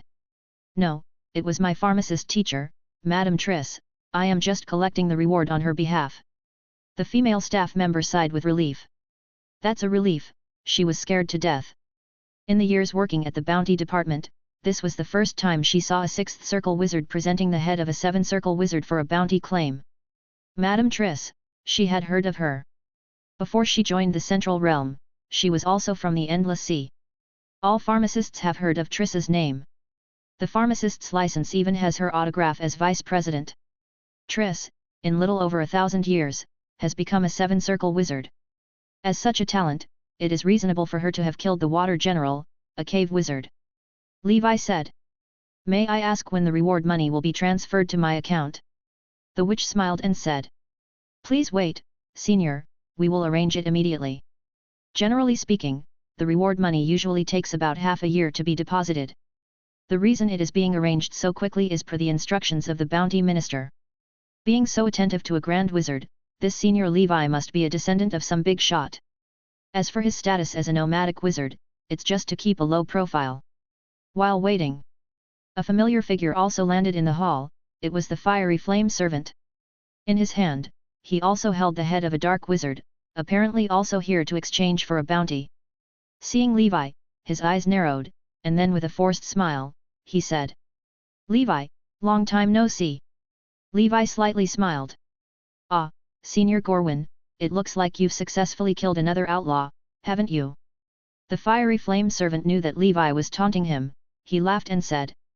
Indeed, old habits die hard, I've always had a deep hatred for evil, and since I'm temporarily out of office, with nothing to do, I took the initiative to look for targets in the land of darkness. It was a demotion, yet in his mouth, it turned into a voluntary resignation. A man is invincible when he is willing to abandon his dignity. As for dealing with such a scum from the Congress, Levi had already become used to it from his time as a criminal lawyer. True darkness is something ordinary people cannot access because the channels for understanding information are limited. Many people read a novel and think it's exaggerated when, in reality, life is always more magical than fiction. But, they don't see it. Levi knew well. In a wizard civilization where personal power reigns supreme, desires and ambitions swell, and to achieve true rule of law is simply impractical. One could only say that Sauron's initial vision was good. In reality, compared to the period before the Congress's establishment in ancient times, the order in the wizard world has improved a lot. Before antiquity, there was no concept of a wizard civilization community in everyone's mind. It was a true era of black society witch cultivation, where everybody behaved like dark wizards, living in the dark forest, suspicious of each other, with murder and looting as commonplace. After the fiery flame servant's bounty was processed, the witch smiled slightly and told him to wait for his reward. He frowned and, pointing at Levi, asked, "Why can't he get his reward money right away?" The witch quickly explained. The head of the water general submitted by Senior Levi is a high-profile fugitive. The Congress leadership specifically ordered that the reward money be transferred immediately. The fiery flame servant was shocked. What?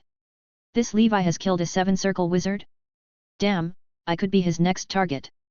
Chapter 1891. He harumphed coldly, exuding a fascinating aura of authority that loomed over the female staff member. The witch was sweating profusely, and said in a low voice, "Senior, please calm down, this is headquarters." Suddenly, a gentle breeze-like momentum swept in, dispelling the fiery aura of the fiery flame servant. Levi said with a smile that was not quite a smile, "Senior, keep cool." The fiery flame servant looked at Levi, fell silent for a moment, and then turned and left. Levi stood with his arms folded, thinking that Gorwin was indeed too arrogant. Compared to him, the electric eel wizard was just a little brother. At least, on the surface, the electric eel wizard was still a humble and courteous gentleman. The witch sighed in relief, and with a slight sense of grievance, she gratefully said, "Thank you, Senior Levi." Levi said, "Are you all right?" The witch smiled and said, "I'm used to it. As a fifth circle wizard, being a civil servant in the central realm where powerful masters were abound was no easy feat. It's obvious that harassment by sons of the heavenly dragon tribe like Gorwin wasn't uncommon." Levi, with 500 million ether stones, headed off to the next destination. His personal visit to the central realm was to meet a significant figure. Realm of Crimson. Norn City of the Nine Cities Alliance. The fierce sun tower loomed over the masses in the city, casting a large shadow oppressive, heavy.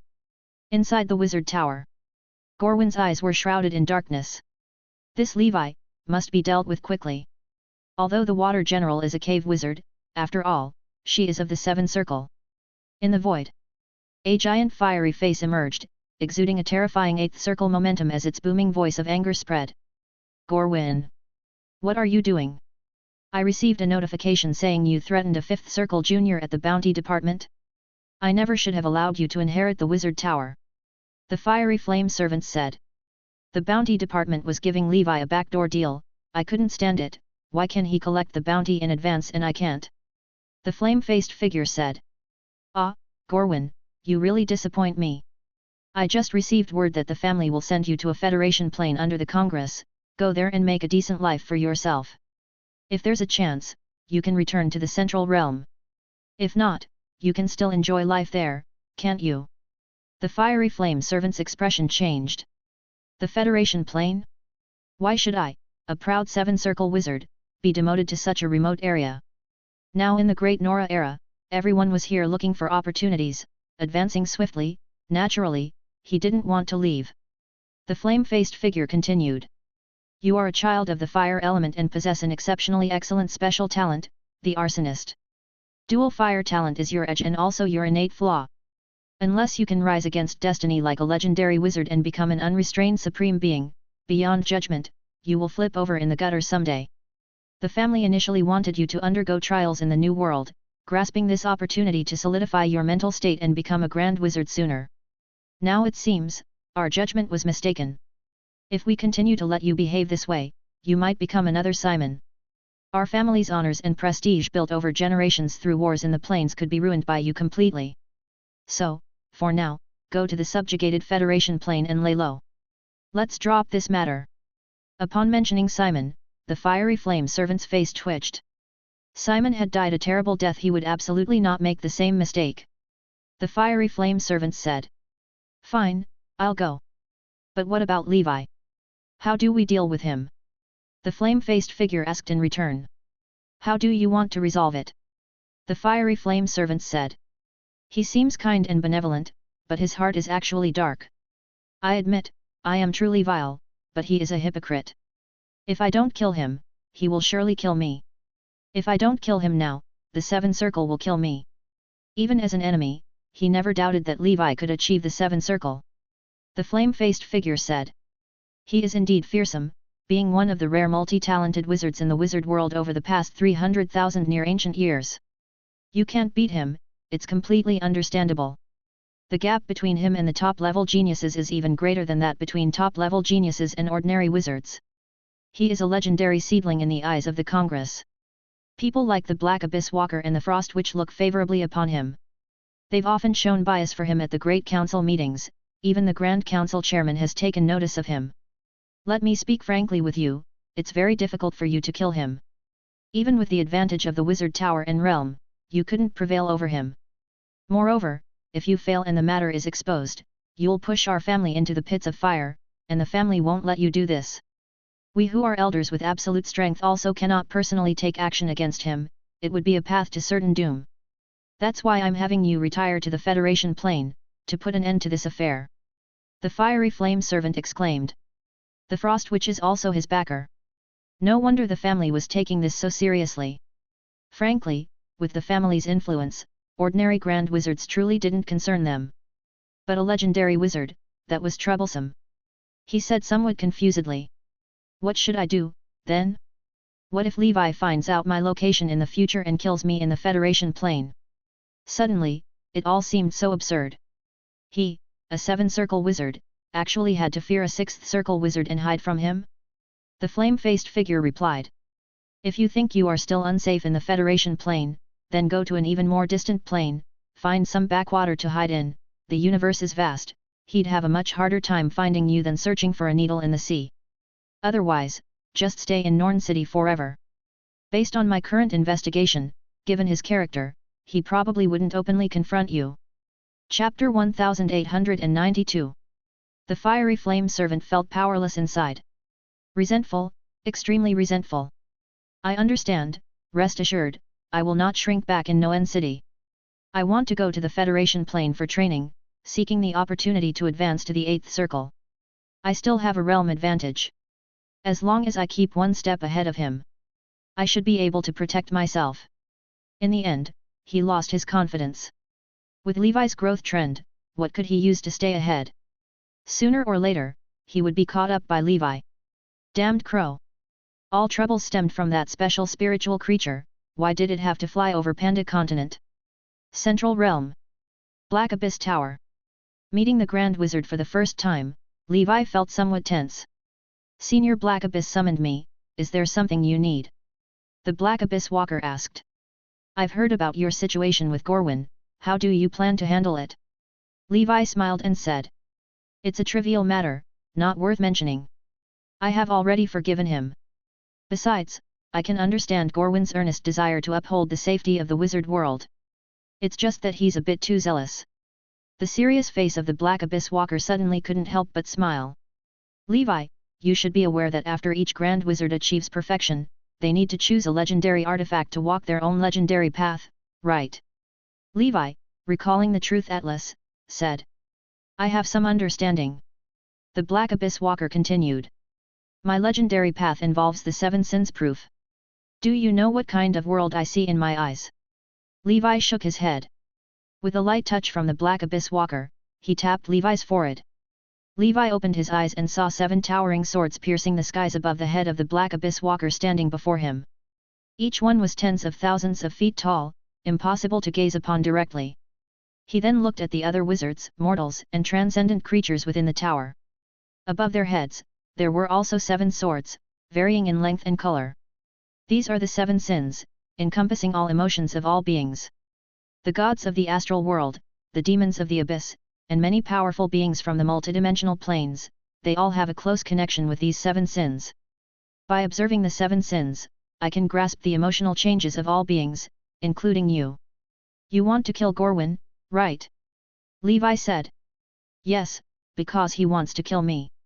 I can also feel the killing intent directed at me. Once I have the strength, I will surely kill him.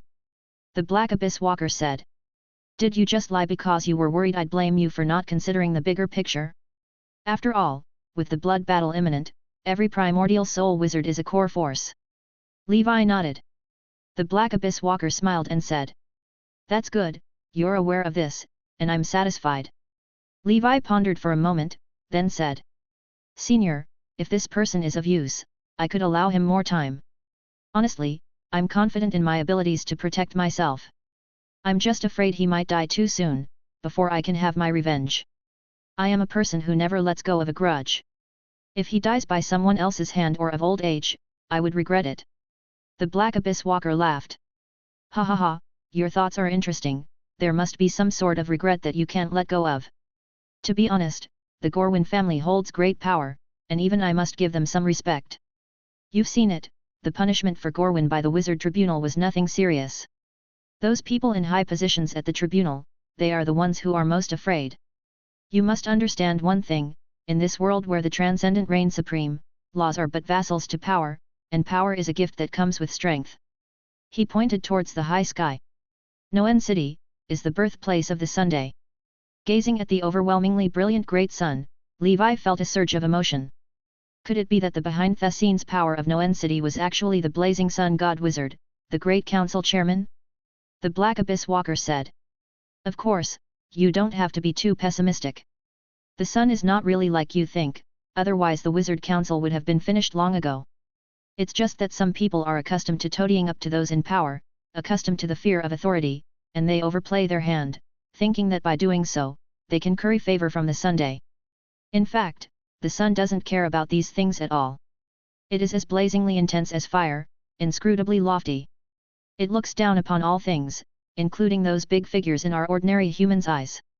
Now, I'm asking you, do you still want to kill him? Levi thought carefully before saying. Kill. The Black Abyss Walker stood erect, the Seven Sins sword behind him now enveloped in a terrifying black aura, transforming into 7 pitch-black demonic swords, their mere presence enough to shatter the sky. The Black Abyss Walker said. Good, then go ahead and do it. I have high hopes for you. In this upcoming blood battle, I will ascend to legendary status, and I'll be watching you from the clouds alongside the ancient dragon continent. I hope that after the trials, be it wizards, knights, or any other new and interesting things you come up with, all can progress further. Levi said. I understand, thank you Senior for resolving my doubts and giving me peace of mind. Black Abyss Walker solemnly said.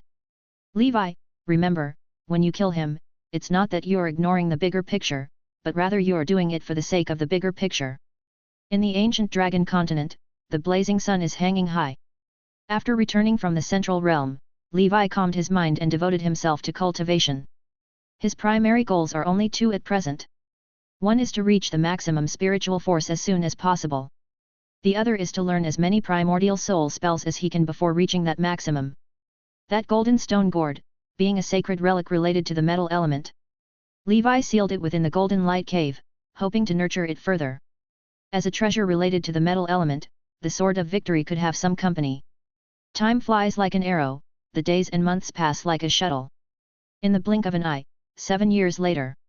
Nora's 77th year, the month of beginning. For Levi, this year is a special one, he turned 500 years old. 500 long years, that's the sum total of many generations of mortal rookies. And yet, this is just one stage of his life. Days have passed since celebrating his birthday with 100 flowers. This morning, while the weary 100 flowers was still sleeping, Levi returned to the ancient Banyan fairyland to continue his cultivation.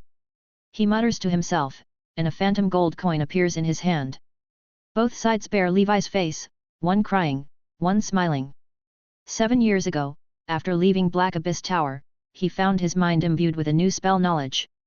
Looking back, it must have been left by the Black Abyss Walker when he touched his brows.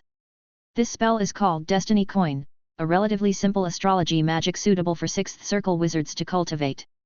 Its creator was the late Deep Blue Sage. Of course, although it's simple, even with Levi's realm and knowledge, it still took 7 years to achieve small accomplishments. His wizard form, have been branded with 12 primordial soul wizard forms. Under normal circumstances, this number is what those geniuses in the primordial soul would have, or even less. No rush, I can still learn more. After practicing the breathing technique several times, suddenly, a dazzling golden light shines from afar, shooting straight into the sky. Levi's expression changes slightly. That is the location of the Golden Light Cave. Could it be that the gourd is undergoing some strange transformation? Golden Light Cave. The sword of victory trembles with a buzz, as a gourd circles it while revolving. Streams of dense golden liquid pour out from the mouth of the gourd, flowing into the interior of the sword of victory. Inside the holy sword tomb. In the place that nurtures oddities, the sky-grade oddity knight's sword is continuously solidifying and evolving. Levi's heart is shocked. The knight's sword is actually evolving rapidly towards the king's sword. This pace is comparable to using a mass of ether stone. His mood is edgy, excited. So much power of golden element is contained in the gourd, dense enough to turn into tangible liquid. It makes sense, after all, this is a sacred relic of the energy sect and has been buried underground for tens of thousands of years. Subsequently, Levi simply stays in the Golden Light Cave, guarding the sword of victory and cultivating by it. This guard lasts for 3 years. Nora 80th year. Levi opens his eyes. Inside the holy sword tomb, the king's sword has taken form, emanating an unrivaled royal aura. If refined, perhaps the sword spirit can advance further. Levi looks forward with anticipation. However, he's surprised to find the power within the golden gourd shows no signs of stopping. And the king's sword seems to still be evolving. His breath quickens. Don't tell me, a bright moon artifact is about to be born. P.S. It's the end of the month, seeking double monthly tickets, thank you. Chapter 1893. Ancient Banyan Fairyland. Golden Light Cave, Holy Sword Tomb. Above the sky dome, a golden river meanders and flows, forming eddies. This is the element tide, condensed from the most refined elemental power of the metal element. The kingly aura on the king's sword grows increasingly dense. Complex, mysterious spell runes flicker, assemble, and evolve into higher-level spell runes. The scrap copper and iron I usually use for weapon feeding are nothing compared to the golden element slurry stored inside the golden stone gourd. All the ether stones in the world couldn't be exchanged for it. No wonder this golden stone gourd can condense the mystic sky spirit embryo. It truly is extraordinary. However, Levi still feeds some discarded wizard tools. Even a mosquito's meat is still meat. Without the help of this gourd, I wouldn't be able to sustain the sword of victory. This is a real gold-devouring beast. But this is normal, as the sword of victory is nurturing a morning star level, or even higher, bright moon artifact. There can be no emergence out of thin air without a huge cost. After witnessing the process where a primordial soul perishes and turns into a truth oddity, Levi feels that, in the dark, those transcendent factors of the land of darkness are conserved. They're just transforming into one another in many ways. Even wizards have yet to fully comprehend this. It looks like to completely evolve, I'll have to wait. 2 years later. Nora, year 82. By the small stone pond. 200 years of cultivation, the brilliant golden dragon and the crimson emperor dragon have almost concurrently stepped into the level 6 late stage realm. The brilliant golden dragon, which had broken through earlier, was supposed to progress faster than the crimson emperor dragon. However, Levi deliberately prioritized the crimson emperor dragon's cultivation, and the bloodline secret medicine of the Black Lotus beast was more compatible with the Crimson Emperor Dragon. Thus, the Crimson Emperor Dragon eventually surpassed the Brilliant Golden Dragon. Although it's a small realm breakthrough, it brought a significant boost to defense. The power of many spell-like abilities improved, and the diameter of the primordial magnetic field has reached 7 kilometers. This is still considered normal. The most defiant change, however, is the Red Emperor domain, which covers a diameter reaching 10 kilometers. Generally speaking, the range of elemental power controlled by ordinary 7-circle wizards is in this interval with the wizard at the center, stretching 10 kilometers in diameter. To some extent, if this were the criterion for judgment, the Crimson Emperor Dragon at level 6 late stage can already be compared to an ordinary 7-circle wizard. If not for the Fiery Flame Servant having a wizard tower, with my current strength, I might actually have a chance to slay it. Damn Heavenly Dragon Tribe, to be born with a wizard tower.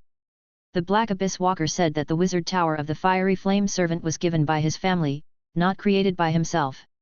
An unthinkable notion for an ordinary primordial soul wizard. On the proficiency panel, other breathing techniques are not too far from breaking through a small realm. In terms of combat technique, the Warlord Catalog's 7th layer has reached perfection, and Levi has begun to get a preliminary understanding of the 8th level profound meaning, fight against heaven and earth. The Eagle Divine Scripture is the same, also reaching the stage of the 8th level Rock's mighty sweep across the skies.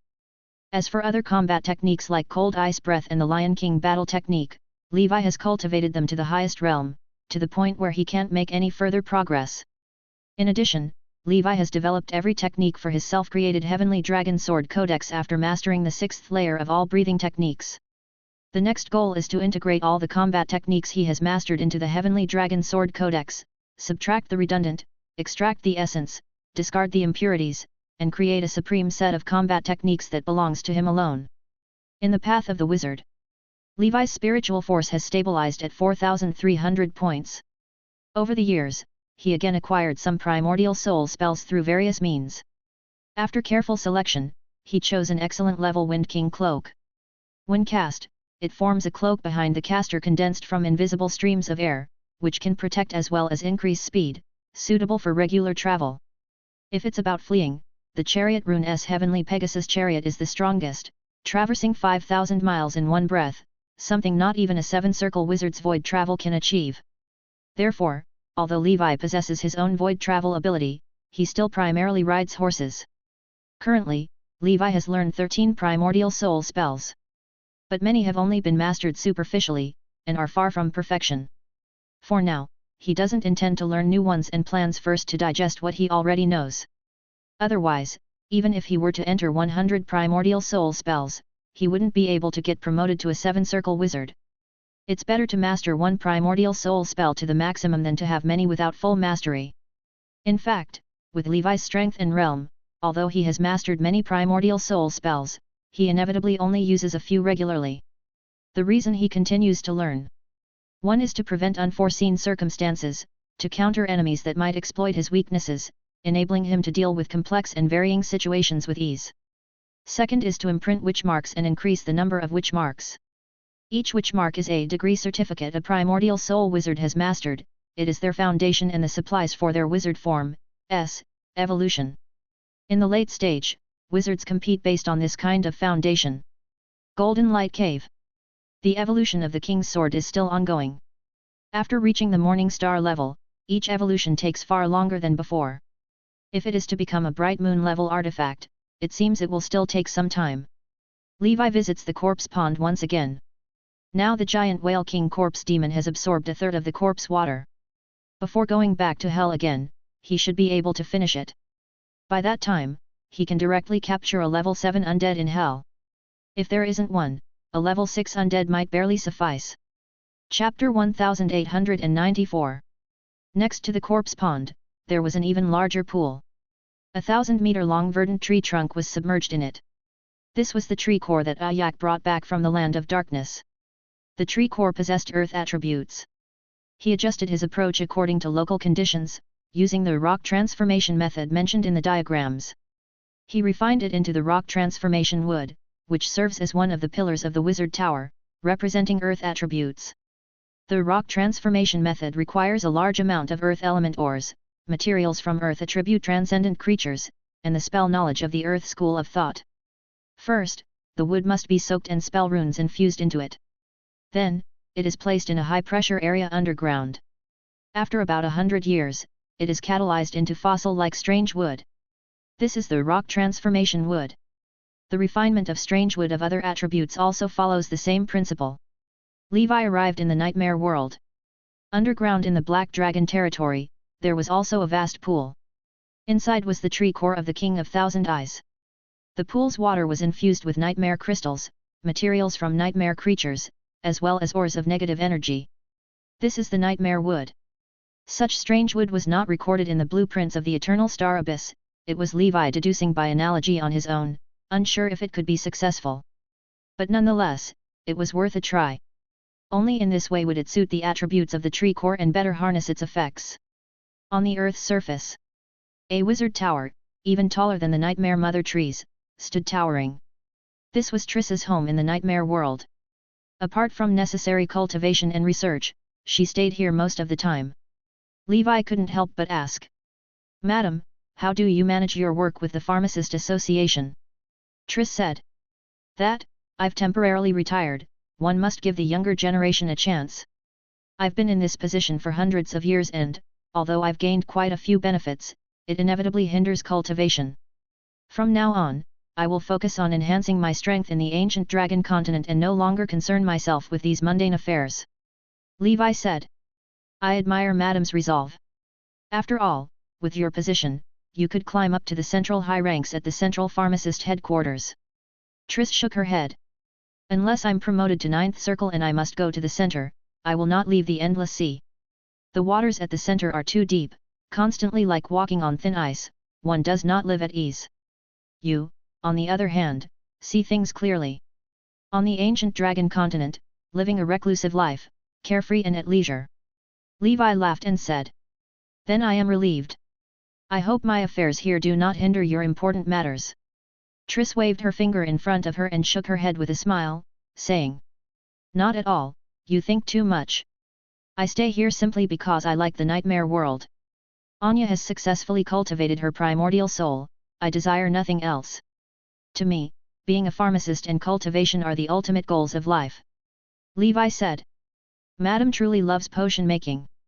By the way, I wanted to ask, do you have any leftover breakthrough potions from when you advanced to 7th Circle? I might be just a century or two away from my breakthrough to 7th Circle. Triss was first surprised at Levi's progress and then mockingly scolded. I say, you lad, you think of me as a pharmacy, don't you? Off you go, I don't have any, and even if I did, I wouldn't want to give them to you. Levi laughed. All right, I'll go. It's fine if you don't have any. He was about to obtain a bright moon artifact and was in good spirits, hence he joked with Triss. Watching Levi disappear in a puff of smoke, Triss murmured. Getting cheekier by the day, wouldn't be because he's been learning from 100 Flowers, would it? The land of darkness. The Red Sea world. The waters were as red as blood. Bah and a group of Sea clan members were floating aimlessly in the sea. The firmament cracked open, clouds converged into a bulky, chubby face. It was the Worm Lord. He smiled and said. Friends of the Sea clan, this shall be your new dwelling place from now on. Although these waters are red, they differ not from ordinary seas. Furthermore, you will find that cultivating in these waters will produce twice the effect with half the effort. I sincerely wish for you a bright future, and at the same time, I hope you don't forget. It is your 8-armed demon emperor who exchanged his life for your peace and tranquility. On the other side of the Pan Plain, lies the land of your enemies. Bitterness in the heart will give you more motivation for cultivation. The godlike face dissipated. The Sea clan members contemplated in silence, the words of the face were reasonable. The Wizard Council has gone too far, squeezing our living space is one thing, but also wanting to imprison us, they have a say in whether we leave or not. I once thought the 8-armed demon emperor too tyrannical and despotic, but now I realize he is the hero of our Sea clan. Bah, amidst the crowd, felt a spreading sense of powerlessness within. Nora, will I ever be able to return? Subsequently. Without the suppression of the 8-armed demon emperor, the various tribes of the Sea clan waged incessant wars over the supreme position of Sea Emperor, making the already crimson waters even more bloodstained. Bah, once a descendant of the ancient Sturgeon Queen, was swept along by the tides, conscripted into the army, and thrown into the flames of war. 5 years later. The year 87 of Nora. The Midland Continent.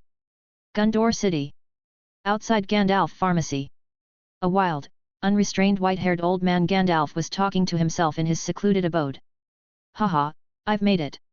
Upon looking inward at his body, a full 3 million body-refining runes were glimmering, like stars in the sky, shining upon each and every muscle. Theoretically, as long as the body-tempering realm is high enough, and the condensed body-refining runes are plentiful, every single cell in a person's body would contain a body-refining rune, and the entire body would have a count of body-refining runes in the billions. Chapter 1895. At that time, spiritual force, body-refining runes, and the wizard's body were fully integrated. With just a gesture, one could wield the terrifying powers of entities like the 8-armed demon god and the 10-winged sky dragon. Even, stronger than them. Gandalf, who just advanced to a 6th ring senior, was lost in thoughts about a splendid future. Next, I'm to accompany the deity to hell, where he mentions better body tempering techniques for me. With my strength as a 6th ring senior, I should not be dragging behind too much. Gandalf, in high spirits, hummed a tune and disappeared from the pharmacy. Fire Dragon Shop. Gandalf knocked on the door. To his surprise, he found that Ace also emanated the aura of a 6th ring senior. "Oh, Lord Ace, you've reached 6th ring senior too," Ace said with a smile. "Oh, old fellow, aren't you the same?" Gandalf appeared calm on the surface but felt guilty inwardly. "Ace is so busy and has become a 6th ring senior, I just learned pharmacy. Damn, he's climbed higher than even me," Ace said. "What? Gandalf, won't you come in for a sit?" Gandalf replied. "No, there's still work to do at the pharmacy, I'll be off first." Ace watched Gandalf leave, feeling quite good. In fact, he was promoted just a few days earlier than Gandalf. After achieving the Ice and Fire Holy Body, indeed, his cultivation speed improved greatly. Plus, with the support of Fire Date from the deity, he finally reached 6th ring senior. Although his cultivation was just at 6th ring senior, his weapon-making skill, after years of intensive hard work, had reached 6th circle perfection. Now, as long as the materials were good, he could produce top-quality products 100% of the time, with a 1/3 probability for exceptional top grades. Over the years, the Fire Dragon shop had also attracted more and more talents. Recently, another 6th circle artifact maker joined, making it easier for Ace. The store's weapon-making business was flourishing throughout the Midland continent. What he looked forward to the most was that the deity also said, in the future, he would be given a real wizard tower for cultivation. However, once it arrived, Ace would have to modify it himself. Ace knew. Soon, in some corner of this world, somebody would have to leave the stage sadly. Now that my strength has further advanced, taking advantage of the once-in-a-century Midland feast, my Fire Dragon specialty auction can also be held. This is a good opportunity to deal with the previous practice items. Half a year later. Gondor City, bustling with people. The Midland Feast, as scheduled. Fire Dragon Auction. Alexandra and Elsie flanked Ace on both sides, smiling at the coming and going dignitaries. A Rust Dragon wizard, who traveled from the Sleeping Dragon realm, said, "Master Fire Dragon, you've finally held the auction, I have been waiting so painfully." The Holy Infant expressed gratitude. "Thank you, Sir Rust, for gracing the event," Alexandra said. "Rust, long time no see," Rust Dragon Wizard said. "I heard that you and Elsie's weapon-making studies have progressed quickly, congratulations." Elsie laughed and said, "It's all thanks to Master Fire Dragon's teaching, and also, we get to practice here every day." This grand event attracted about a dozen 6th circle wizards who heard the news. This auction will auction 1 exceptional and 3 top-grade wizard tools at once. The attraction for primordial soul wizards can be imagined. Before the auction started, a wizard radiating a 7th circle aura arrived here, causing the crowd to exclaim, "It's the Fire God's Hammer, a 7th circle artifact maker. A top figure in the weapon-making industry of Gondor City. What's he doing at the Fire Dragon auction? Is it possible that he's here to create trouble?" The Holy Infant also noticed the arrival of the Fire God's Hammer and promptly said courteously, "Senior gracing my auction, my apologies for not greeting you earlier." The Fire God's Hammer was a robust wizard, appearing aged but not very tall, and surrounded by an air of twilight. He said lightly, "Just proceed normally with the auction.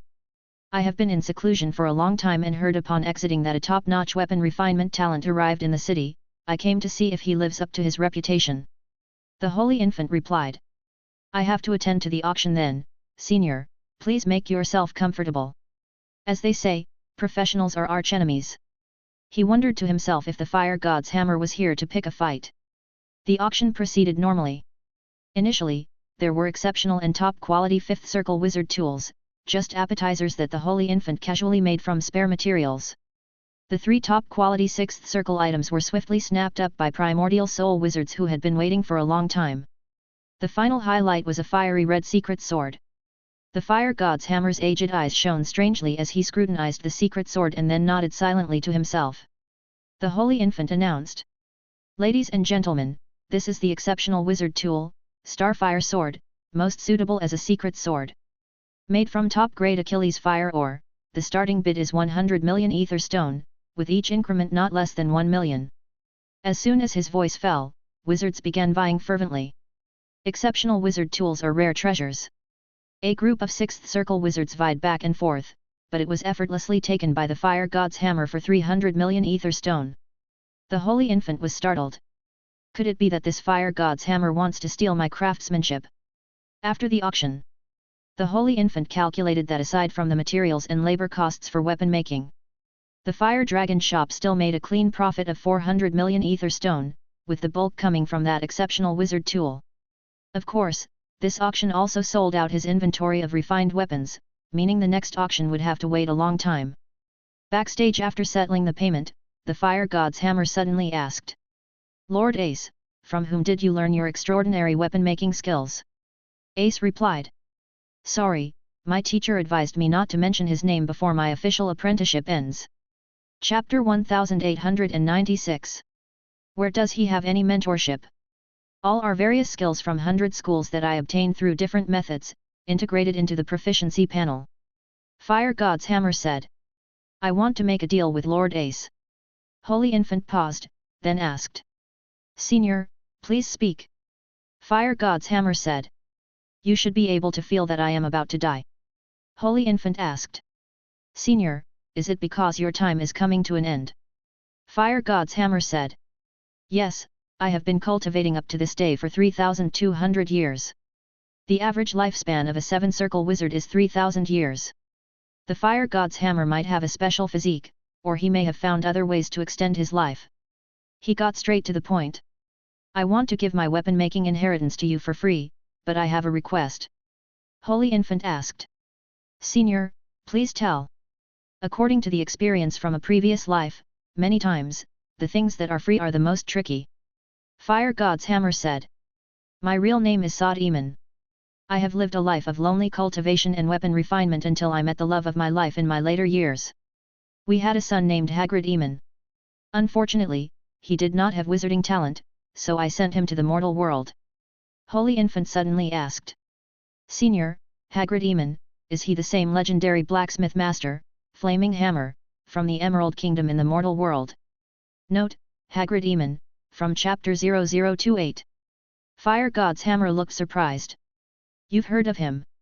Holy Infant said, "I have a friend who also came from the mortal world, and when he was there, Flaming Hammer was already a legendary figure." Fire God's hammer laughed. "So it is indeed fated. I didn't expect him to make something of himself in the mortal world. Flaming Hammer, the child wanted to carry on my title, it seems." Holy Infant said, "I understand now, Senior wants me to take care of your family in the mortal world, right?"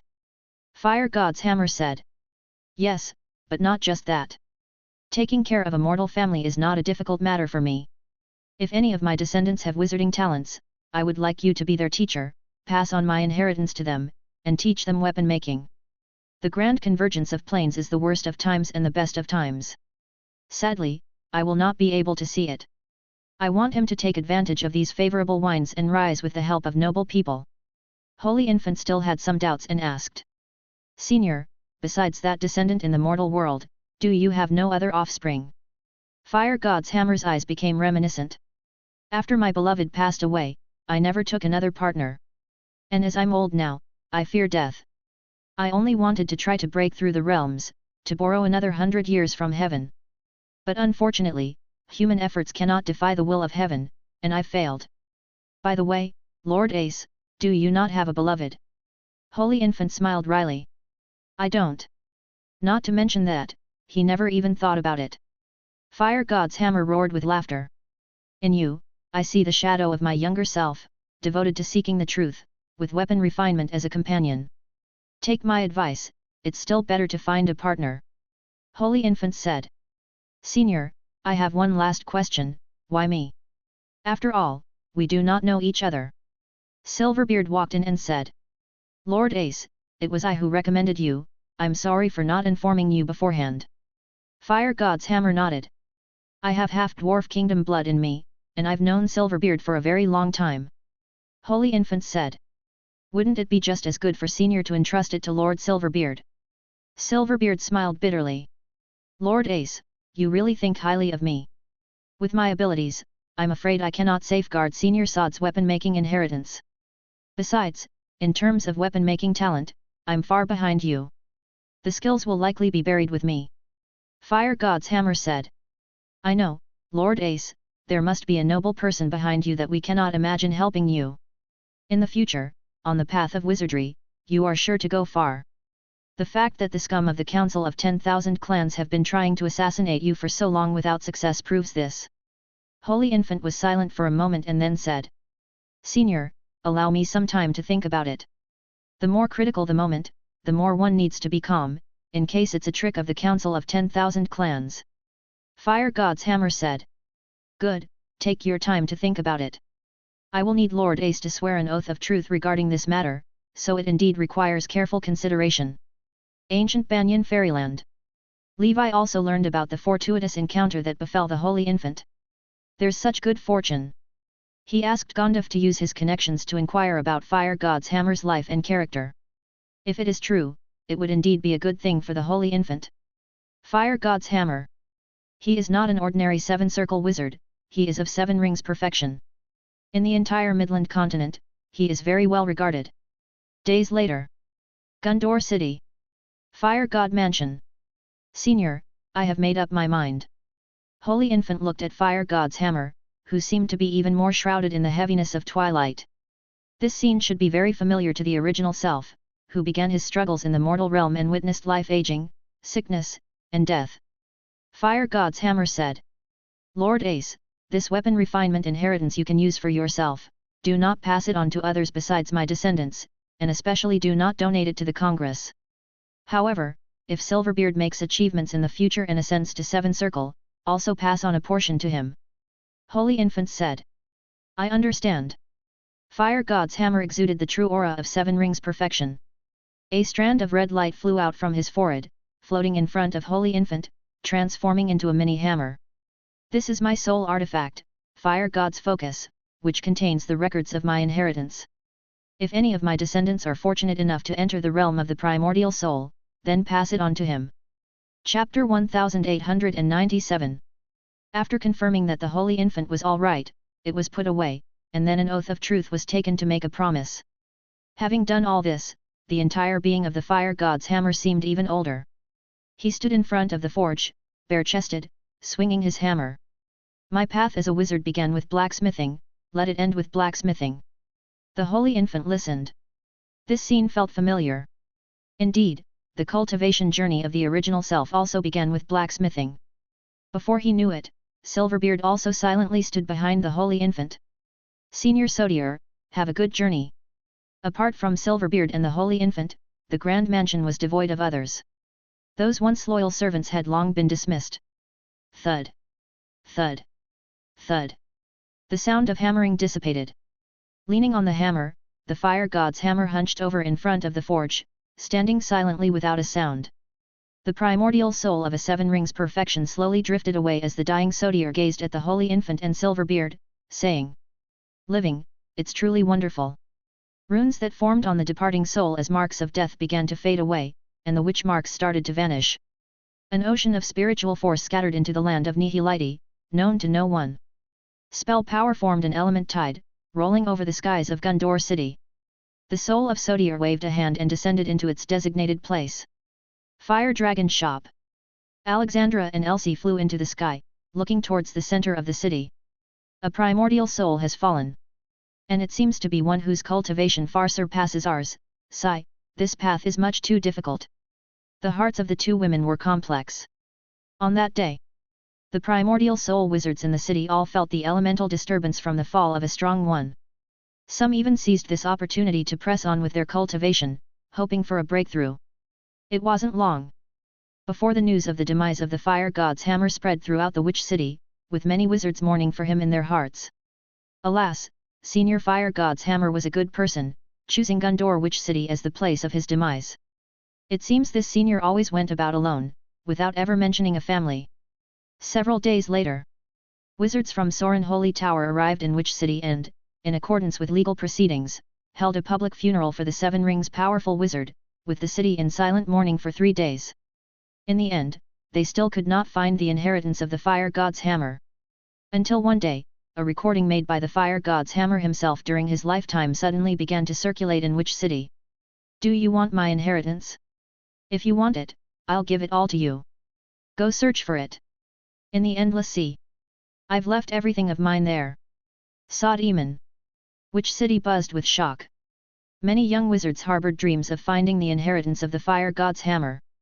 Setting out from Midland Continent and other schools, heading into the vast endless sea. Seeking the inheritance of a 7 rings perfection wizard, yearning for a meteoric rise. A wizard's recording could not be falsified, so many held an unshakable belief in it. Naturally, there were also those who speculated that this was just a prank by the fire god's hammer, merely to divert attention. Regardless, all of this became a mystery. The answer, carried away by the wind. Fire Dragon Shop. The holy infant studying the fire god's hammer device manual grinned and said to himself. This move of mine is really quite handy, let everyone go search. Time flies swiftly. 13 years later. The Nora Centennial Year. With the Mortal Wizard Association taking control of the 7 Kingdoms continent, the whole continent had long been renamed Mortal Continent. Over the past 100 years, the Wizard Council had carried out drastic transformations, with the human realm undergoing colossal changes. Laws aimed at the protection of mortals were enacted one after another. These laws reaffirmed that wizards should not kill mortals without cause. Especially the despicable acts of School of Death wizards using mortals to refine evil spirits and ghosts were categorically prohibited. If discovered, depending on the severity of the case, execution was the maximum penalty. And regarding the rule that mortals must not be killed without just cause. All wizard organizations, at the time of recruiting members, must have them swear an oath to this effect. If a wizard organization fails to oversee its members properly, then it must bear the corresponding legal responsibility for the actions of its members. Furthermore, the Congress promotes the just actions of quasi-knight rangers among wizards and has established the Mortal Patrol Team to thoroughly cleanse the lingering evil cults and dark creatures plaguing the human realm. What's even more astounding is, the Congress declared, led by the Dusk Holy Temple from the ancient Dragon Continent, that a reform trial of the non-bloodline breathing technique for mortals without wizarding talent will be initiated. For those with talent, the Wizard Council will provide certain resources to support them. On the centennial of Nora, after a series of intense behind-the-scenes preparations, the Supreme Council, composed of legendary wizards, announced the establishment of the first batch of multiverse experimental zones on the new world of the human realm. The ancient Dragon Continent was among these names on the list. With the Congress assuring lead control, the cultivation and living of alien races in the new world will not be interfered with. At the same time, these races are encouraged to voluntarily offer their methods of cultivation to the Congress. After being studied and possibly optimized or reformed by powerful members of the Congress, they may be taught to more mortals, ushering Nora into the Great Transcendent Era. In addition, the Congress carries out large-scale military training throughout Nora's entire territory, including the federations under the Wizard Council, expanding the scale of the battle group. Great Council President Amen, on the Centennial, addressed the entire territory. Blood battle is imminent, and in the Panplane of Nora, no one can remain indifferent. To survive or perish, the choice is in everyone's hands. Those wishing to grow stronger with Nora, those wanting to claim a place amid the crack between Heavenly Father and demons, those desirous of embracing a better future, unite around the Congress. The will of Soren shall lead Nora onto the supreme path. Chapter 1898. Speech Day. The once Emerald Kingdom, where lush forest province is located. The Holy Infant, clad in a plain red robe, arrived at a mansion. The mansion was imposing, its ancestors must have been nobles. In the mortal continent today, there is no traditional national system, only safe zones affiliated with various wizard academies. But the traditional noble culture is still deeply rooted. Inside the mansion, the sound of forging could be heard, and the Holy Infant gently knocked on the door. A middle-aged man came out, and upon seeing the handsome and extraordinary red-robed wizard, he nervously asked, "Wizard Lord, what can I do for you?" The Holy Infant said, "Honoring a promise to an old friend, has your wife just given birth to a son?" The middle-aged man exclaimed, "Wizard Lord, how did you know?" The Holy Infant laughed and said, "Don't be nervous, because I am a wizard who has mastered magical spells." The middle-aged man breathed a sigh of relief. Good, he had thought this person was the child's biological father. "Lord, please come in." He didn't understand what was happening, but he dared not leave the wizard lord hanging outside. The holy infant gracefully entered the house. A middle-aged beauty, pale and sweating profusely, was holding a thin and loudly crying infant, looking at him warily. The holy infant snapped his fingers, and a drop of spring of immortality floated into the infant's mouth. The baby, as if having found milk, licked his lips and stopped crying. The madam shakily asked, "Lord, what are you doing?" The holy infant laughed. "In any case, I will not harm you." He took out a testing crystal and gently placed it on the infant's forehead. In an instant, red enveloped the space. Child of the fire element. The holy infant was inwardly startled, showing a pleased expression. Seeing this, the couple seemed to guess something. "Lord, does my child possess wizarding talent?" The holy infant said. "Yes, and the talent is excellent. He is destined to stand above others in the future." The middle-aged man's face flushed with excitement. In this era, wizards are no longer ethereal legends, but the lofty beings who soar through the skies. What mortal does not wish to become a wizard? The next moment, within the red glow, a yellow-brown shield phantom appeared, solid and steady. The holy infant's expression changed. Not only the child of the fire element but also a special talent, furthermore, of the earth element, not unlike Silverbeard, capable of taking the dual-class path. This kind of special talent phenomenon, the holy infant had never seen before, but it looked quite remarkable. What a pity, the fire god's hammer senior left 13 years too early. The holy infant felt a mixture of emotions. The fire god's hammer had waited for a few hundred years, but such is fate. Similarly disheartened was Levi in the fairyland. "Fate mocks us," the holy infant said. "This child has the makings of a grand wizard, and when he is a bit older, I wish to take him for training. Would you agree to this?" The father said. "We agree, Lord." "Which wizard organization do you belong to, so we can write to him?" The mother hesitated a bit. "Lord, being a wizard is very hard, isn't it?" The holy infant replied. "Indeed it is hard, but not as much as for ordinary people. Moreover, you need not write letters. If you wish, I can ensure you are taken to the wizard organization's family district where you can visit him at any time." The father urged the mother. "With such good fortune before us, what are you still hesitating for? This lord at a glance is no ordinary wizard," the holy infant said.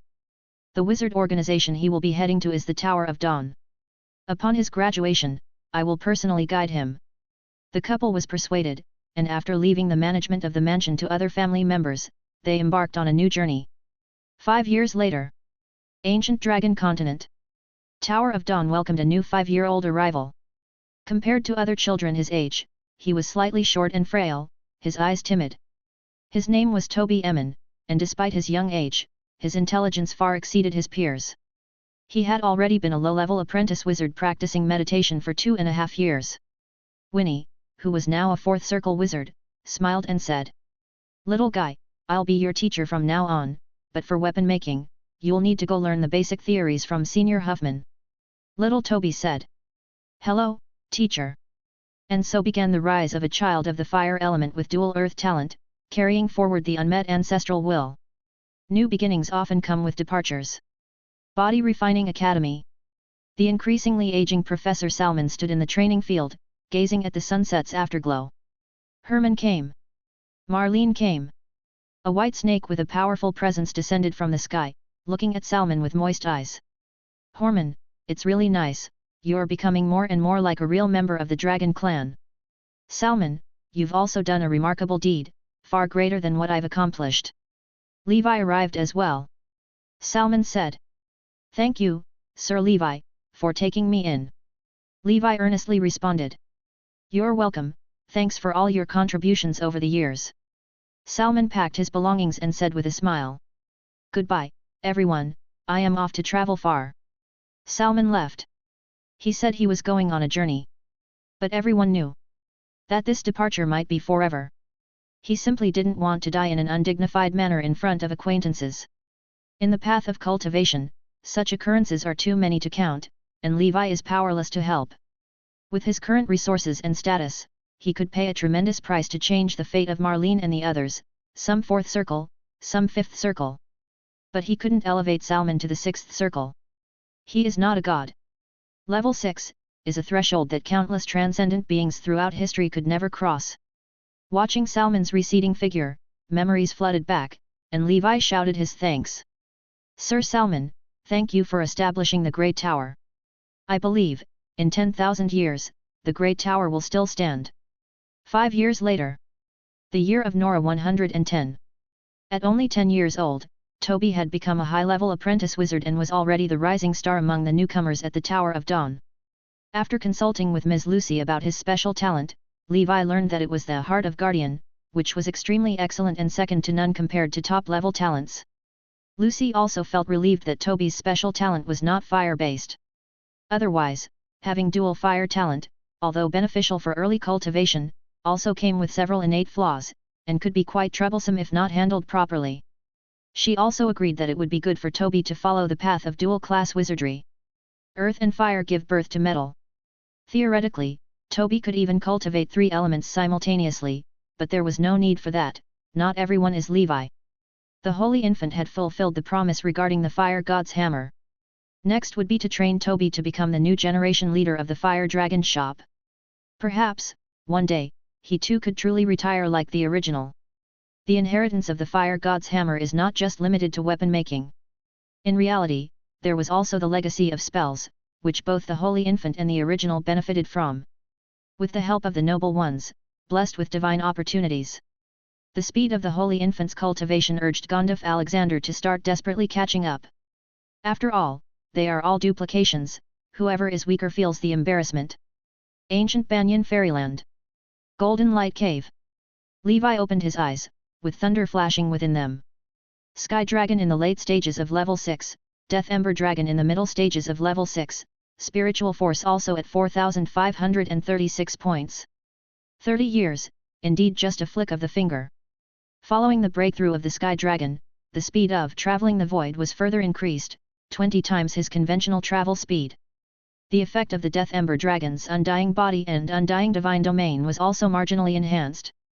Inside the Holy Sword Tomb. The golden stone gourd no longer spit out gold element slurry, because there was truly none left. A simple-looking 3-foot green blade sword, unlike the style of Wizard World sword making, with an air of fairyland, floated in suspension. This sword was elegant but emitted an unstoppable, sharp, and heaven-piercing imperial aura. 100 li around, vast elemental power of metal tumbled and surged as if worshipping an emperor. Such an anomaly, according to the illustrated guide of strange items, only occurs before the formation of the highest level of bright moon artifacts. Sword of Dust People, Knight's Sword, King's Sword, the 4th step, shall be named. White Emperor Holy Sword. Chapter 1899. White Emperor, the metal of the 5 elements. That is, one of the 7 great elements of this world, the metal element. It coincidentally aligns with the White Emperor's son of the Panda Sword sect. Saint, above even a king. Hence, above the king's sword, is the White Emperor Holy Sword. Beyond this, the White Emperor Holy Sword also carries a special meaning. This represents the number 1 sword of Huaxia. Such a celestial anomaly has attracted the attention of many powerhouses within the ancient Banyan Fairyland. The surging power of the metal element unravels like a scroll being unfurled. The sky darkens, shrouded in demonic aura.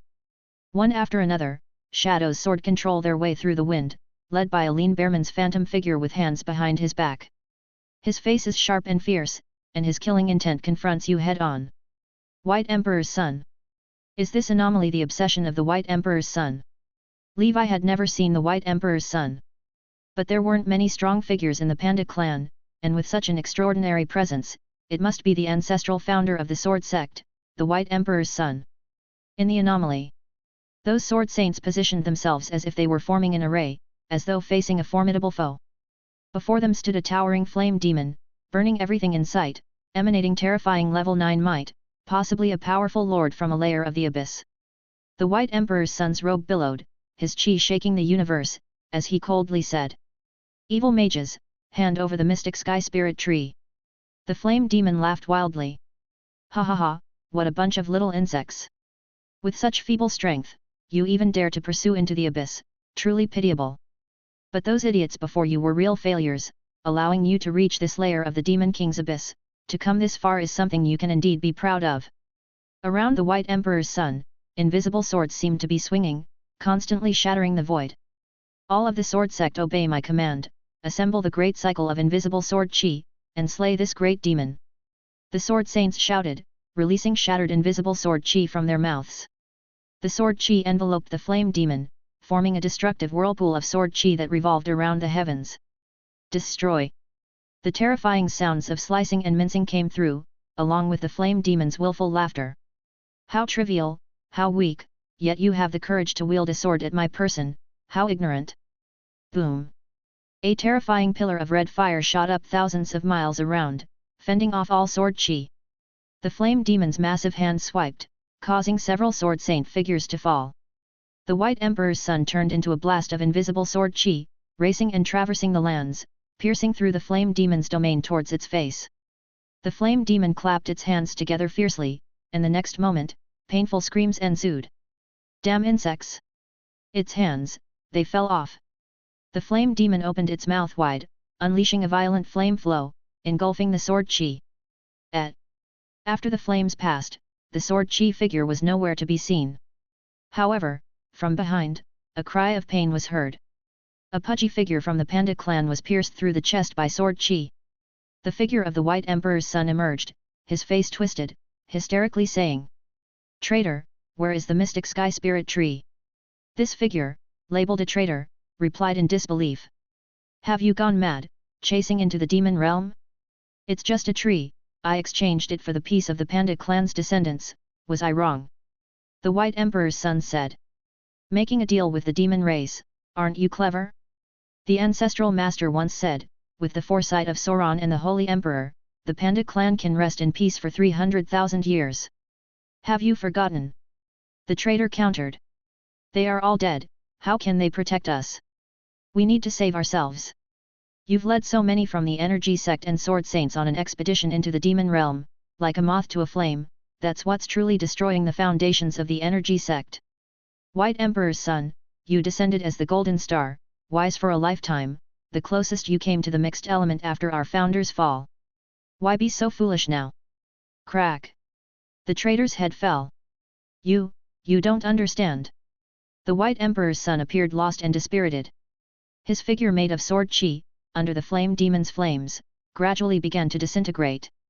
A streak of golden light broke through the sky toward the land of Nihility, that was, the golden stone gourd. Keh, if this treasure willingly comes to me, then I shall ungraciously accept it. The flame demon's huge hand reached out for the gourd. Tebe invisible sword chi. Within the golden stone gourd, the metal elemental power accumulated over untold years. In an old white figure's hands, it converged into a blazing, unbearable white sword chi. Boom! It's like a galaxy falling from the heavens for 30,000 miles. Tebe sword chi, a descent from the heavens. In the hands of the flame demon, a whip made up of volcanic segments emerged. The whip and the sword chi collided. The flame demon's figure retreated, gazing at the collapsing void ahead. Countless sword chi, like ants, gnawed out a black hole. The golden gourd flew into the Nihility, vanishing from sight. This anomaly, suffused with ancient obsessions, dissipated, and Levi fell silent within. He pieced together the legends passed down by the descendants of the Panda clan and the fragments of the anomaly, revealing a relatively complete history of the energy sect. Sword Saint's fifth realm, is it Tebe invisible sword chi? Regrettably, the flame demon was too powerful for even that ultimate sword chi to harm it at all, such is the chasm between level 8 and level 9. It was an expedition doomed to failure. Probably the White Emperor's son and others also understood in their hearts that there would be no return from this journey. But to stand by and watch a civilization's supreme treasure taken to the abyss by a traitor, one can understand that sentiment. As the Holy Emperor said, the sword sect tends to be fanatical, extreme. Perhaps this is an example. Now it seems that the mystic sky spirit tree has likely fallen into the hands of the flame demon lord of some abyss layer, but that was a long time ago, and that flame demon might be dead by now. Forget it, what am I thinking of all this for, as if I could go to the abyss and retrieve the mystic sky spirit tree myself. Chapter 1900. If that flame demon were still alive, it definitely would have ascended to level 10 by now, becoming a more profound lord in the abyss. Nora lamented. The abyss, a place of despair. Countless weaker civilizations have been devoured by it, and what's most terrifying is that this trend seems endless. Levi sighed. Yes, an abyss, a nightmare, truly the two forbidden lands of the multidimensional plane. Compared to them, the astral world and the underworld are much kinder. Levi waved his hand.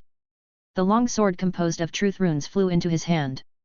Nora smiled and said, "After this retreat, your strength will surely climb to the next level." "This is indeed a bright moon artifact," Levi said. "Next up is the ancient Banyan fairyland. It will trouble you as I am currently rushing to reach 7th circle, and many things cannot occupy my attention." Nora replied. "I know, I'm idle anyway." After greeting Levi and the group from 100 Flowers, he began another round of seclusion. 7 years are left until the next opening of the ancient tower.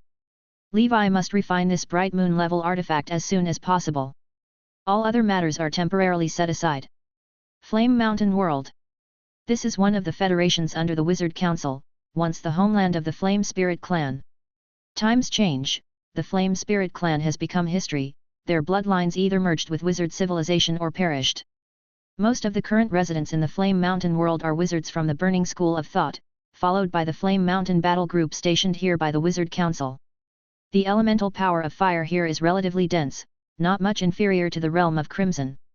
The only drawback is that it's too remote, somewhat isolated from the wizard world, and can only rely on some cross-world news for information.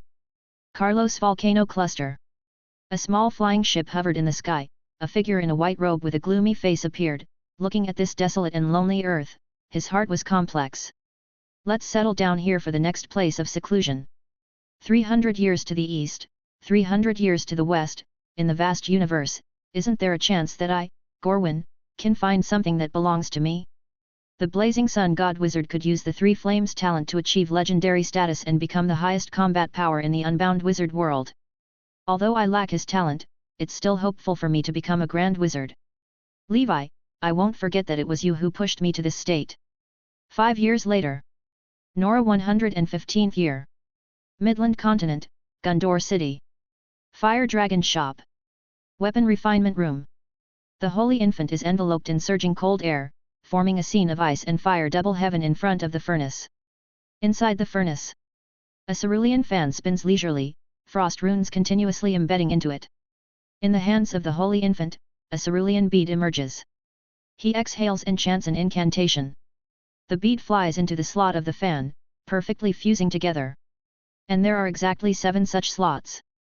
The Holy Infant fully focuses on carving a miniature array, massive amounts of runes knowledge branded into the fan. 7 days later. A dazzling blue radiance stirs the ice elemental power, projecting a spectacular anomaly within the weapon refinement room. A sky covering, phoenix-like large blue bird flaps its wings, engulfing surroundings with towering blue cold flame, where everything it passes is frozen, and all creatures hibernate, as if even space-time has solidified. The anomaly is complete. The Holy Infant exhales deeply, saying, "This top-grade wizard tool, its quality, is not inferior to my Purgatory 9 Dragon Umbrella, even surpassing it. Those cerulean feathers are truly excellent refining materials, likely the most core essence from a transcendent creature. The essence from a creature, generally irreplaceable, use 1 less each time.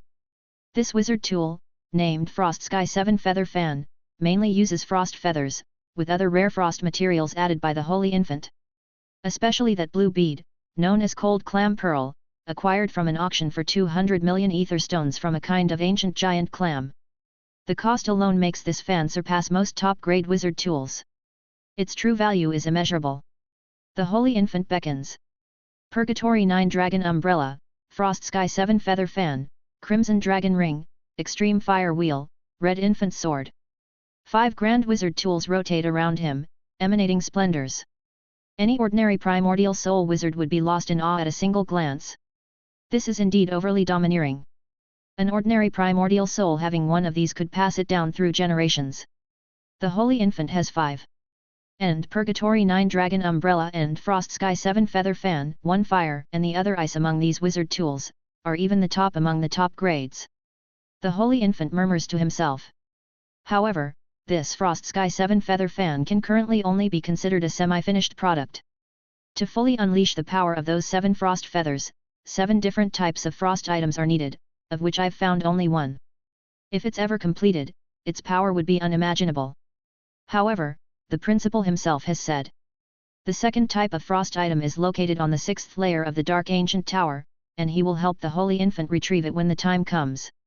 The Holy Infant knows, someone is about to suffer again. He leaves the Fire Dragon shop and goes to a deserted place to test the power of the Frost Sky 7 Feather Fan. With a single wave, where the ice flames pass, nothing remains unfrozen. A 6th circle perfect wizard wouldn't dare to confront it head-on. With so many top-grade wizard tools in hand, coupled with my 6th ring senior strength, I am unbeatable below the 7 circle. If those scum from the Council of 10,000 clans dare to trouble me, they will definitely not return. The Holy Infant feels aggrieved. The Council, bullying the honest, clings to him every day.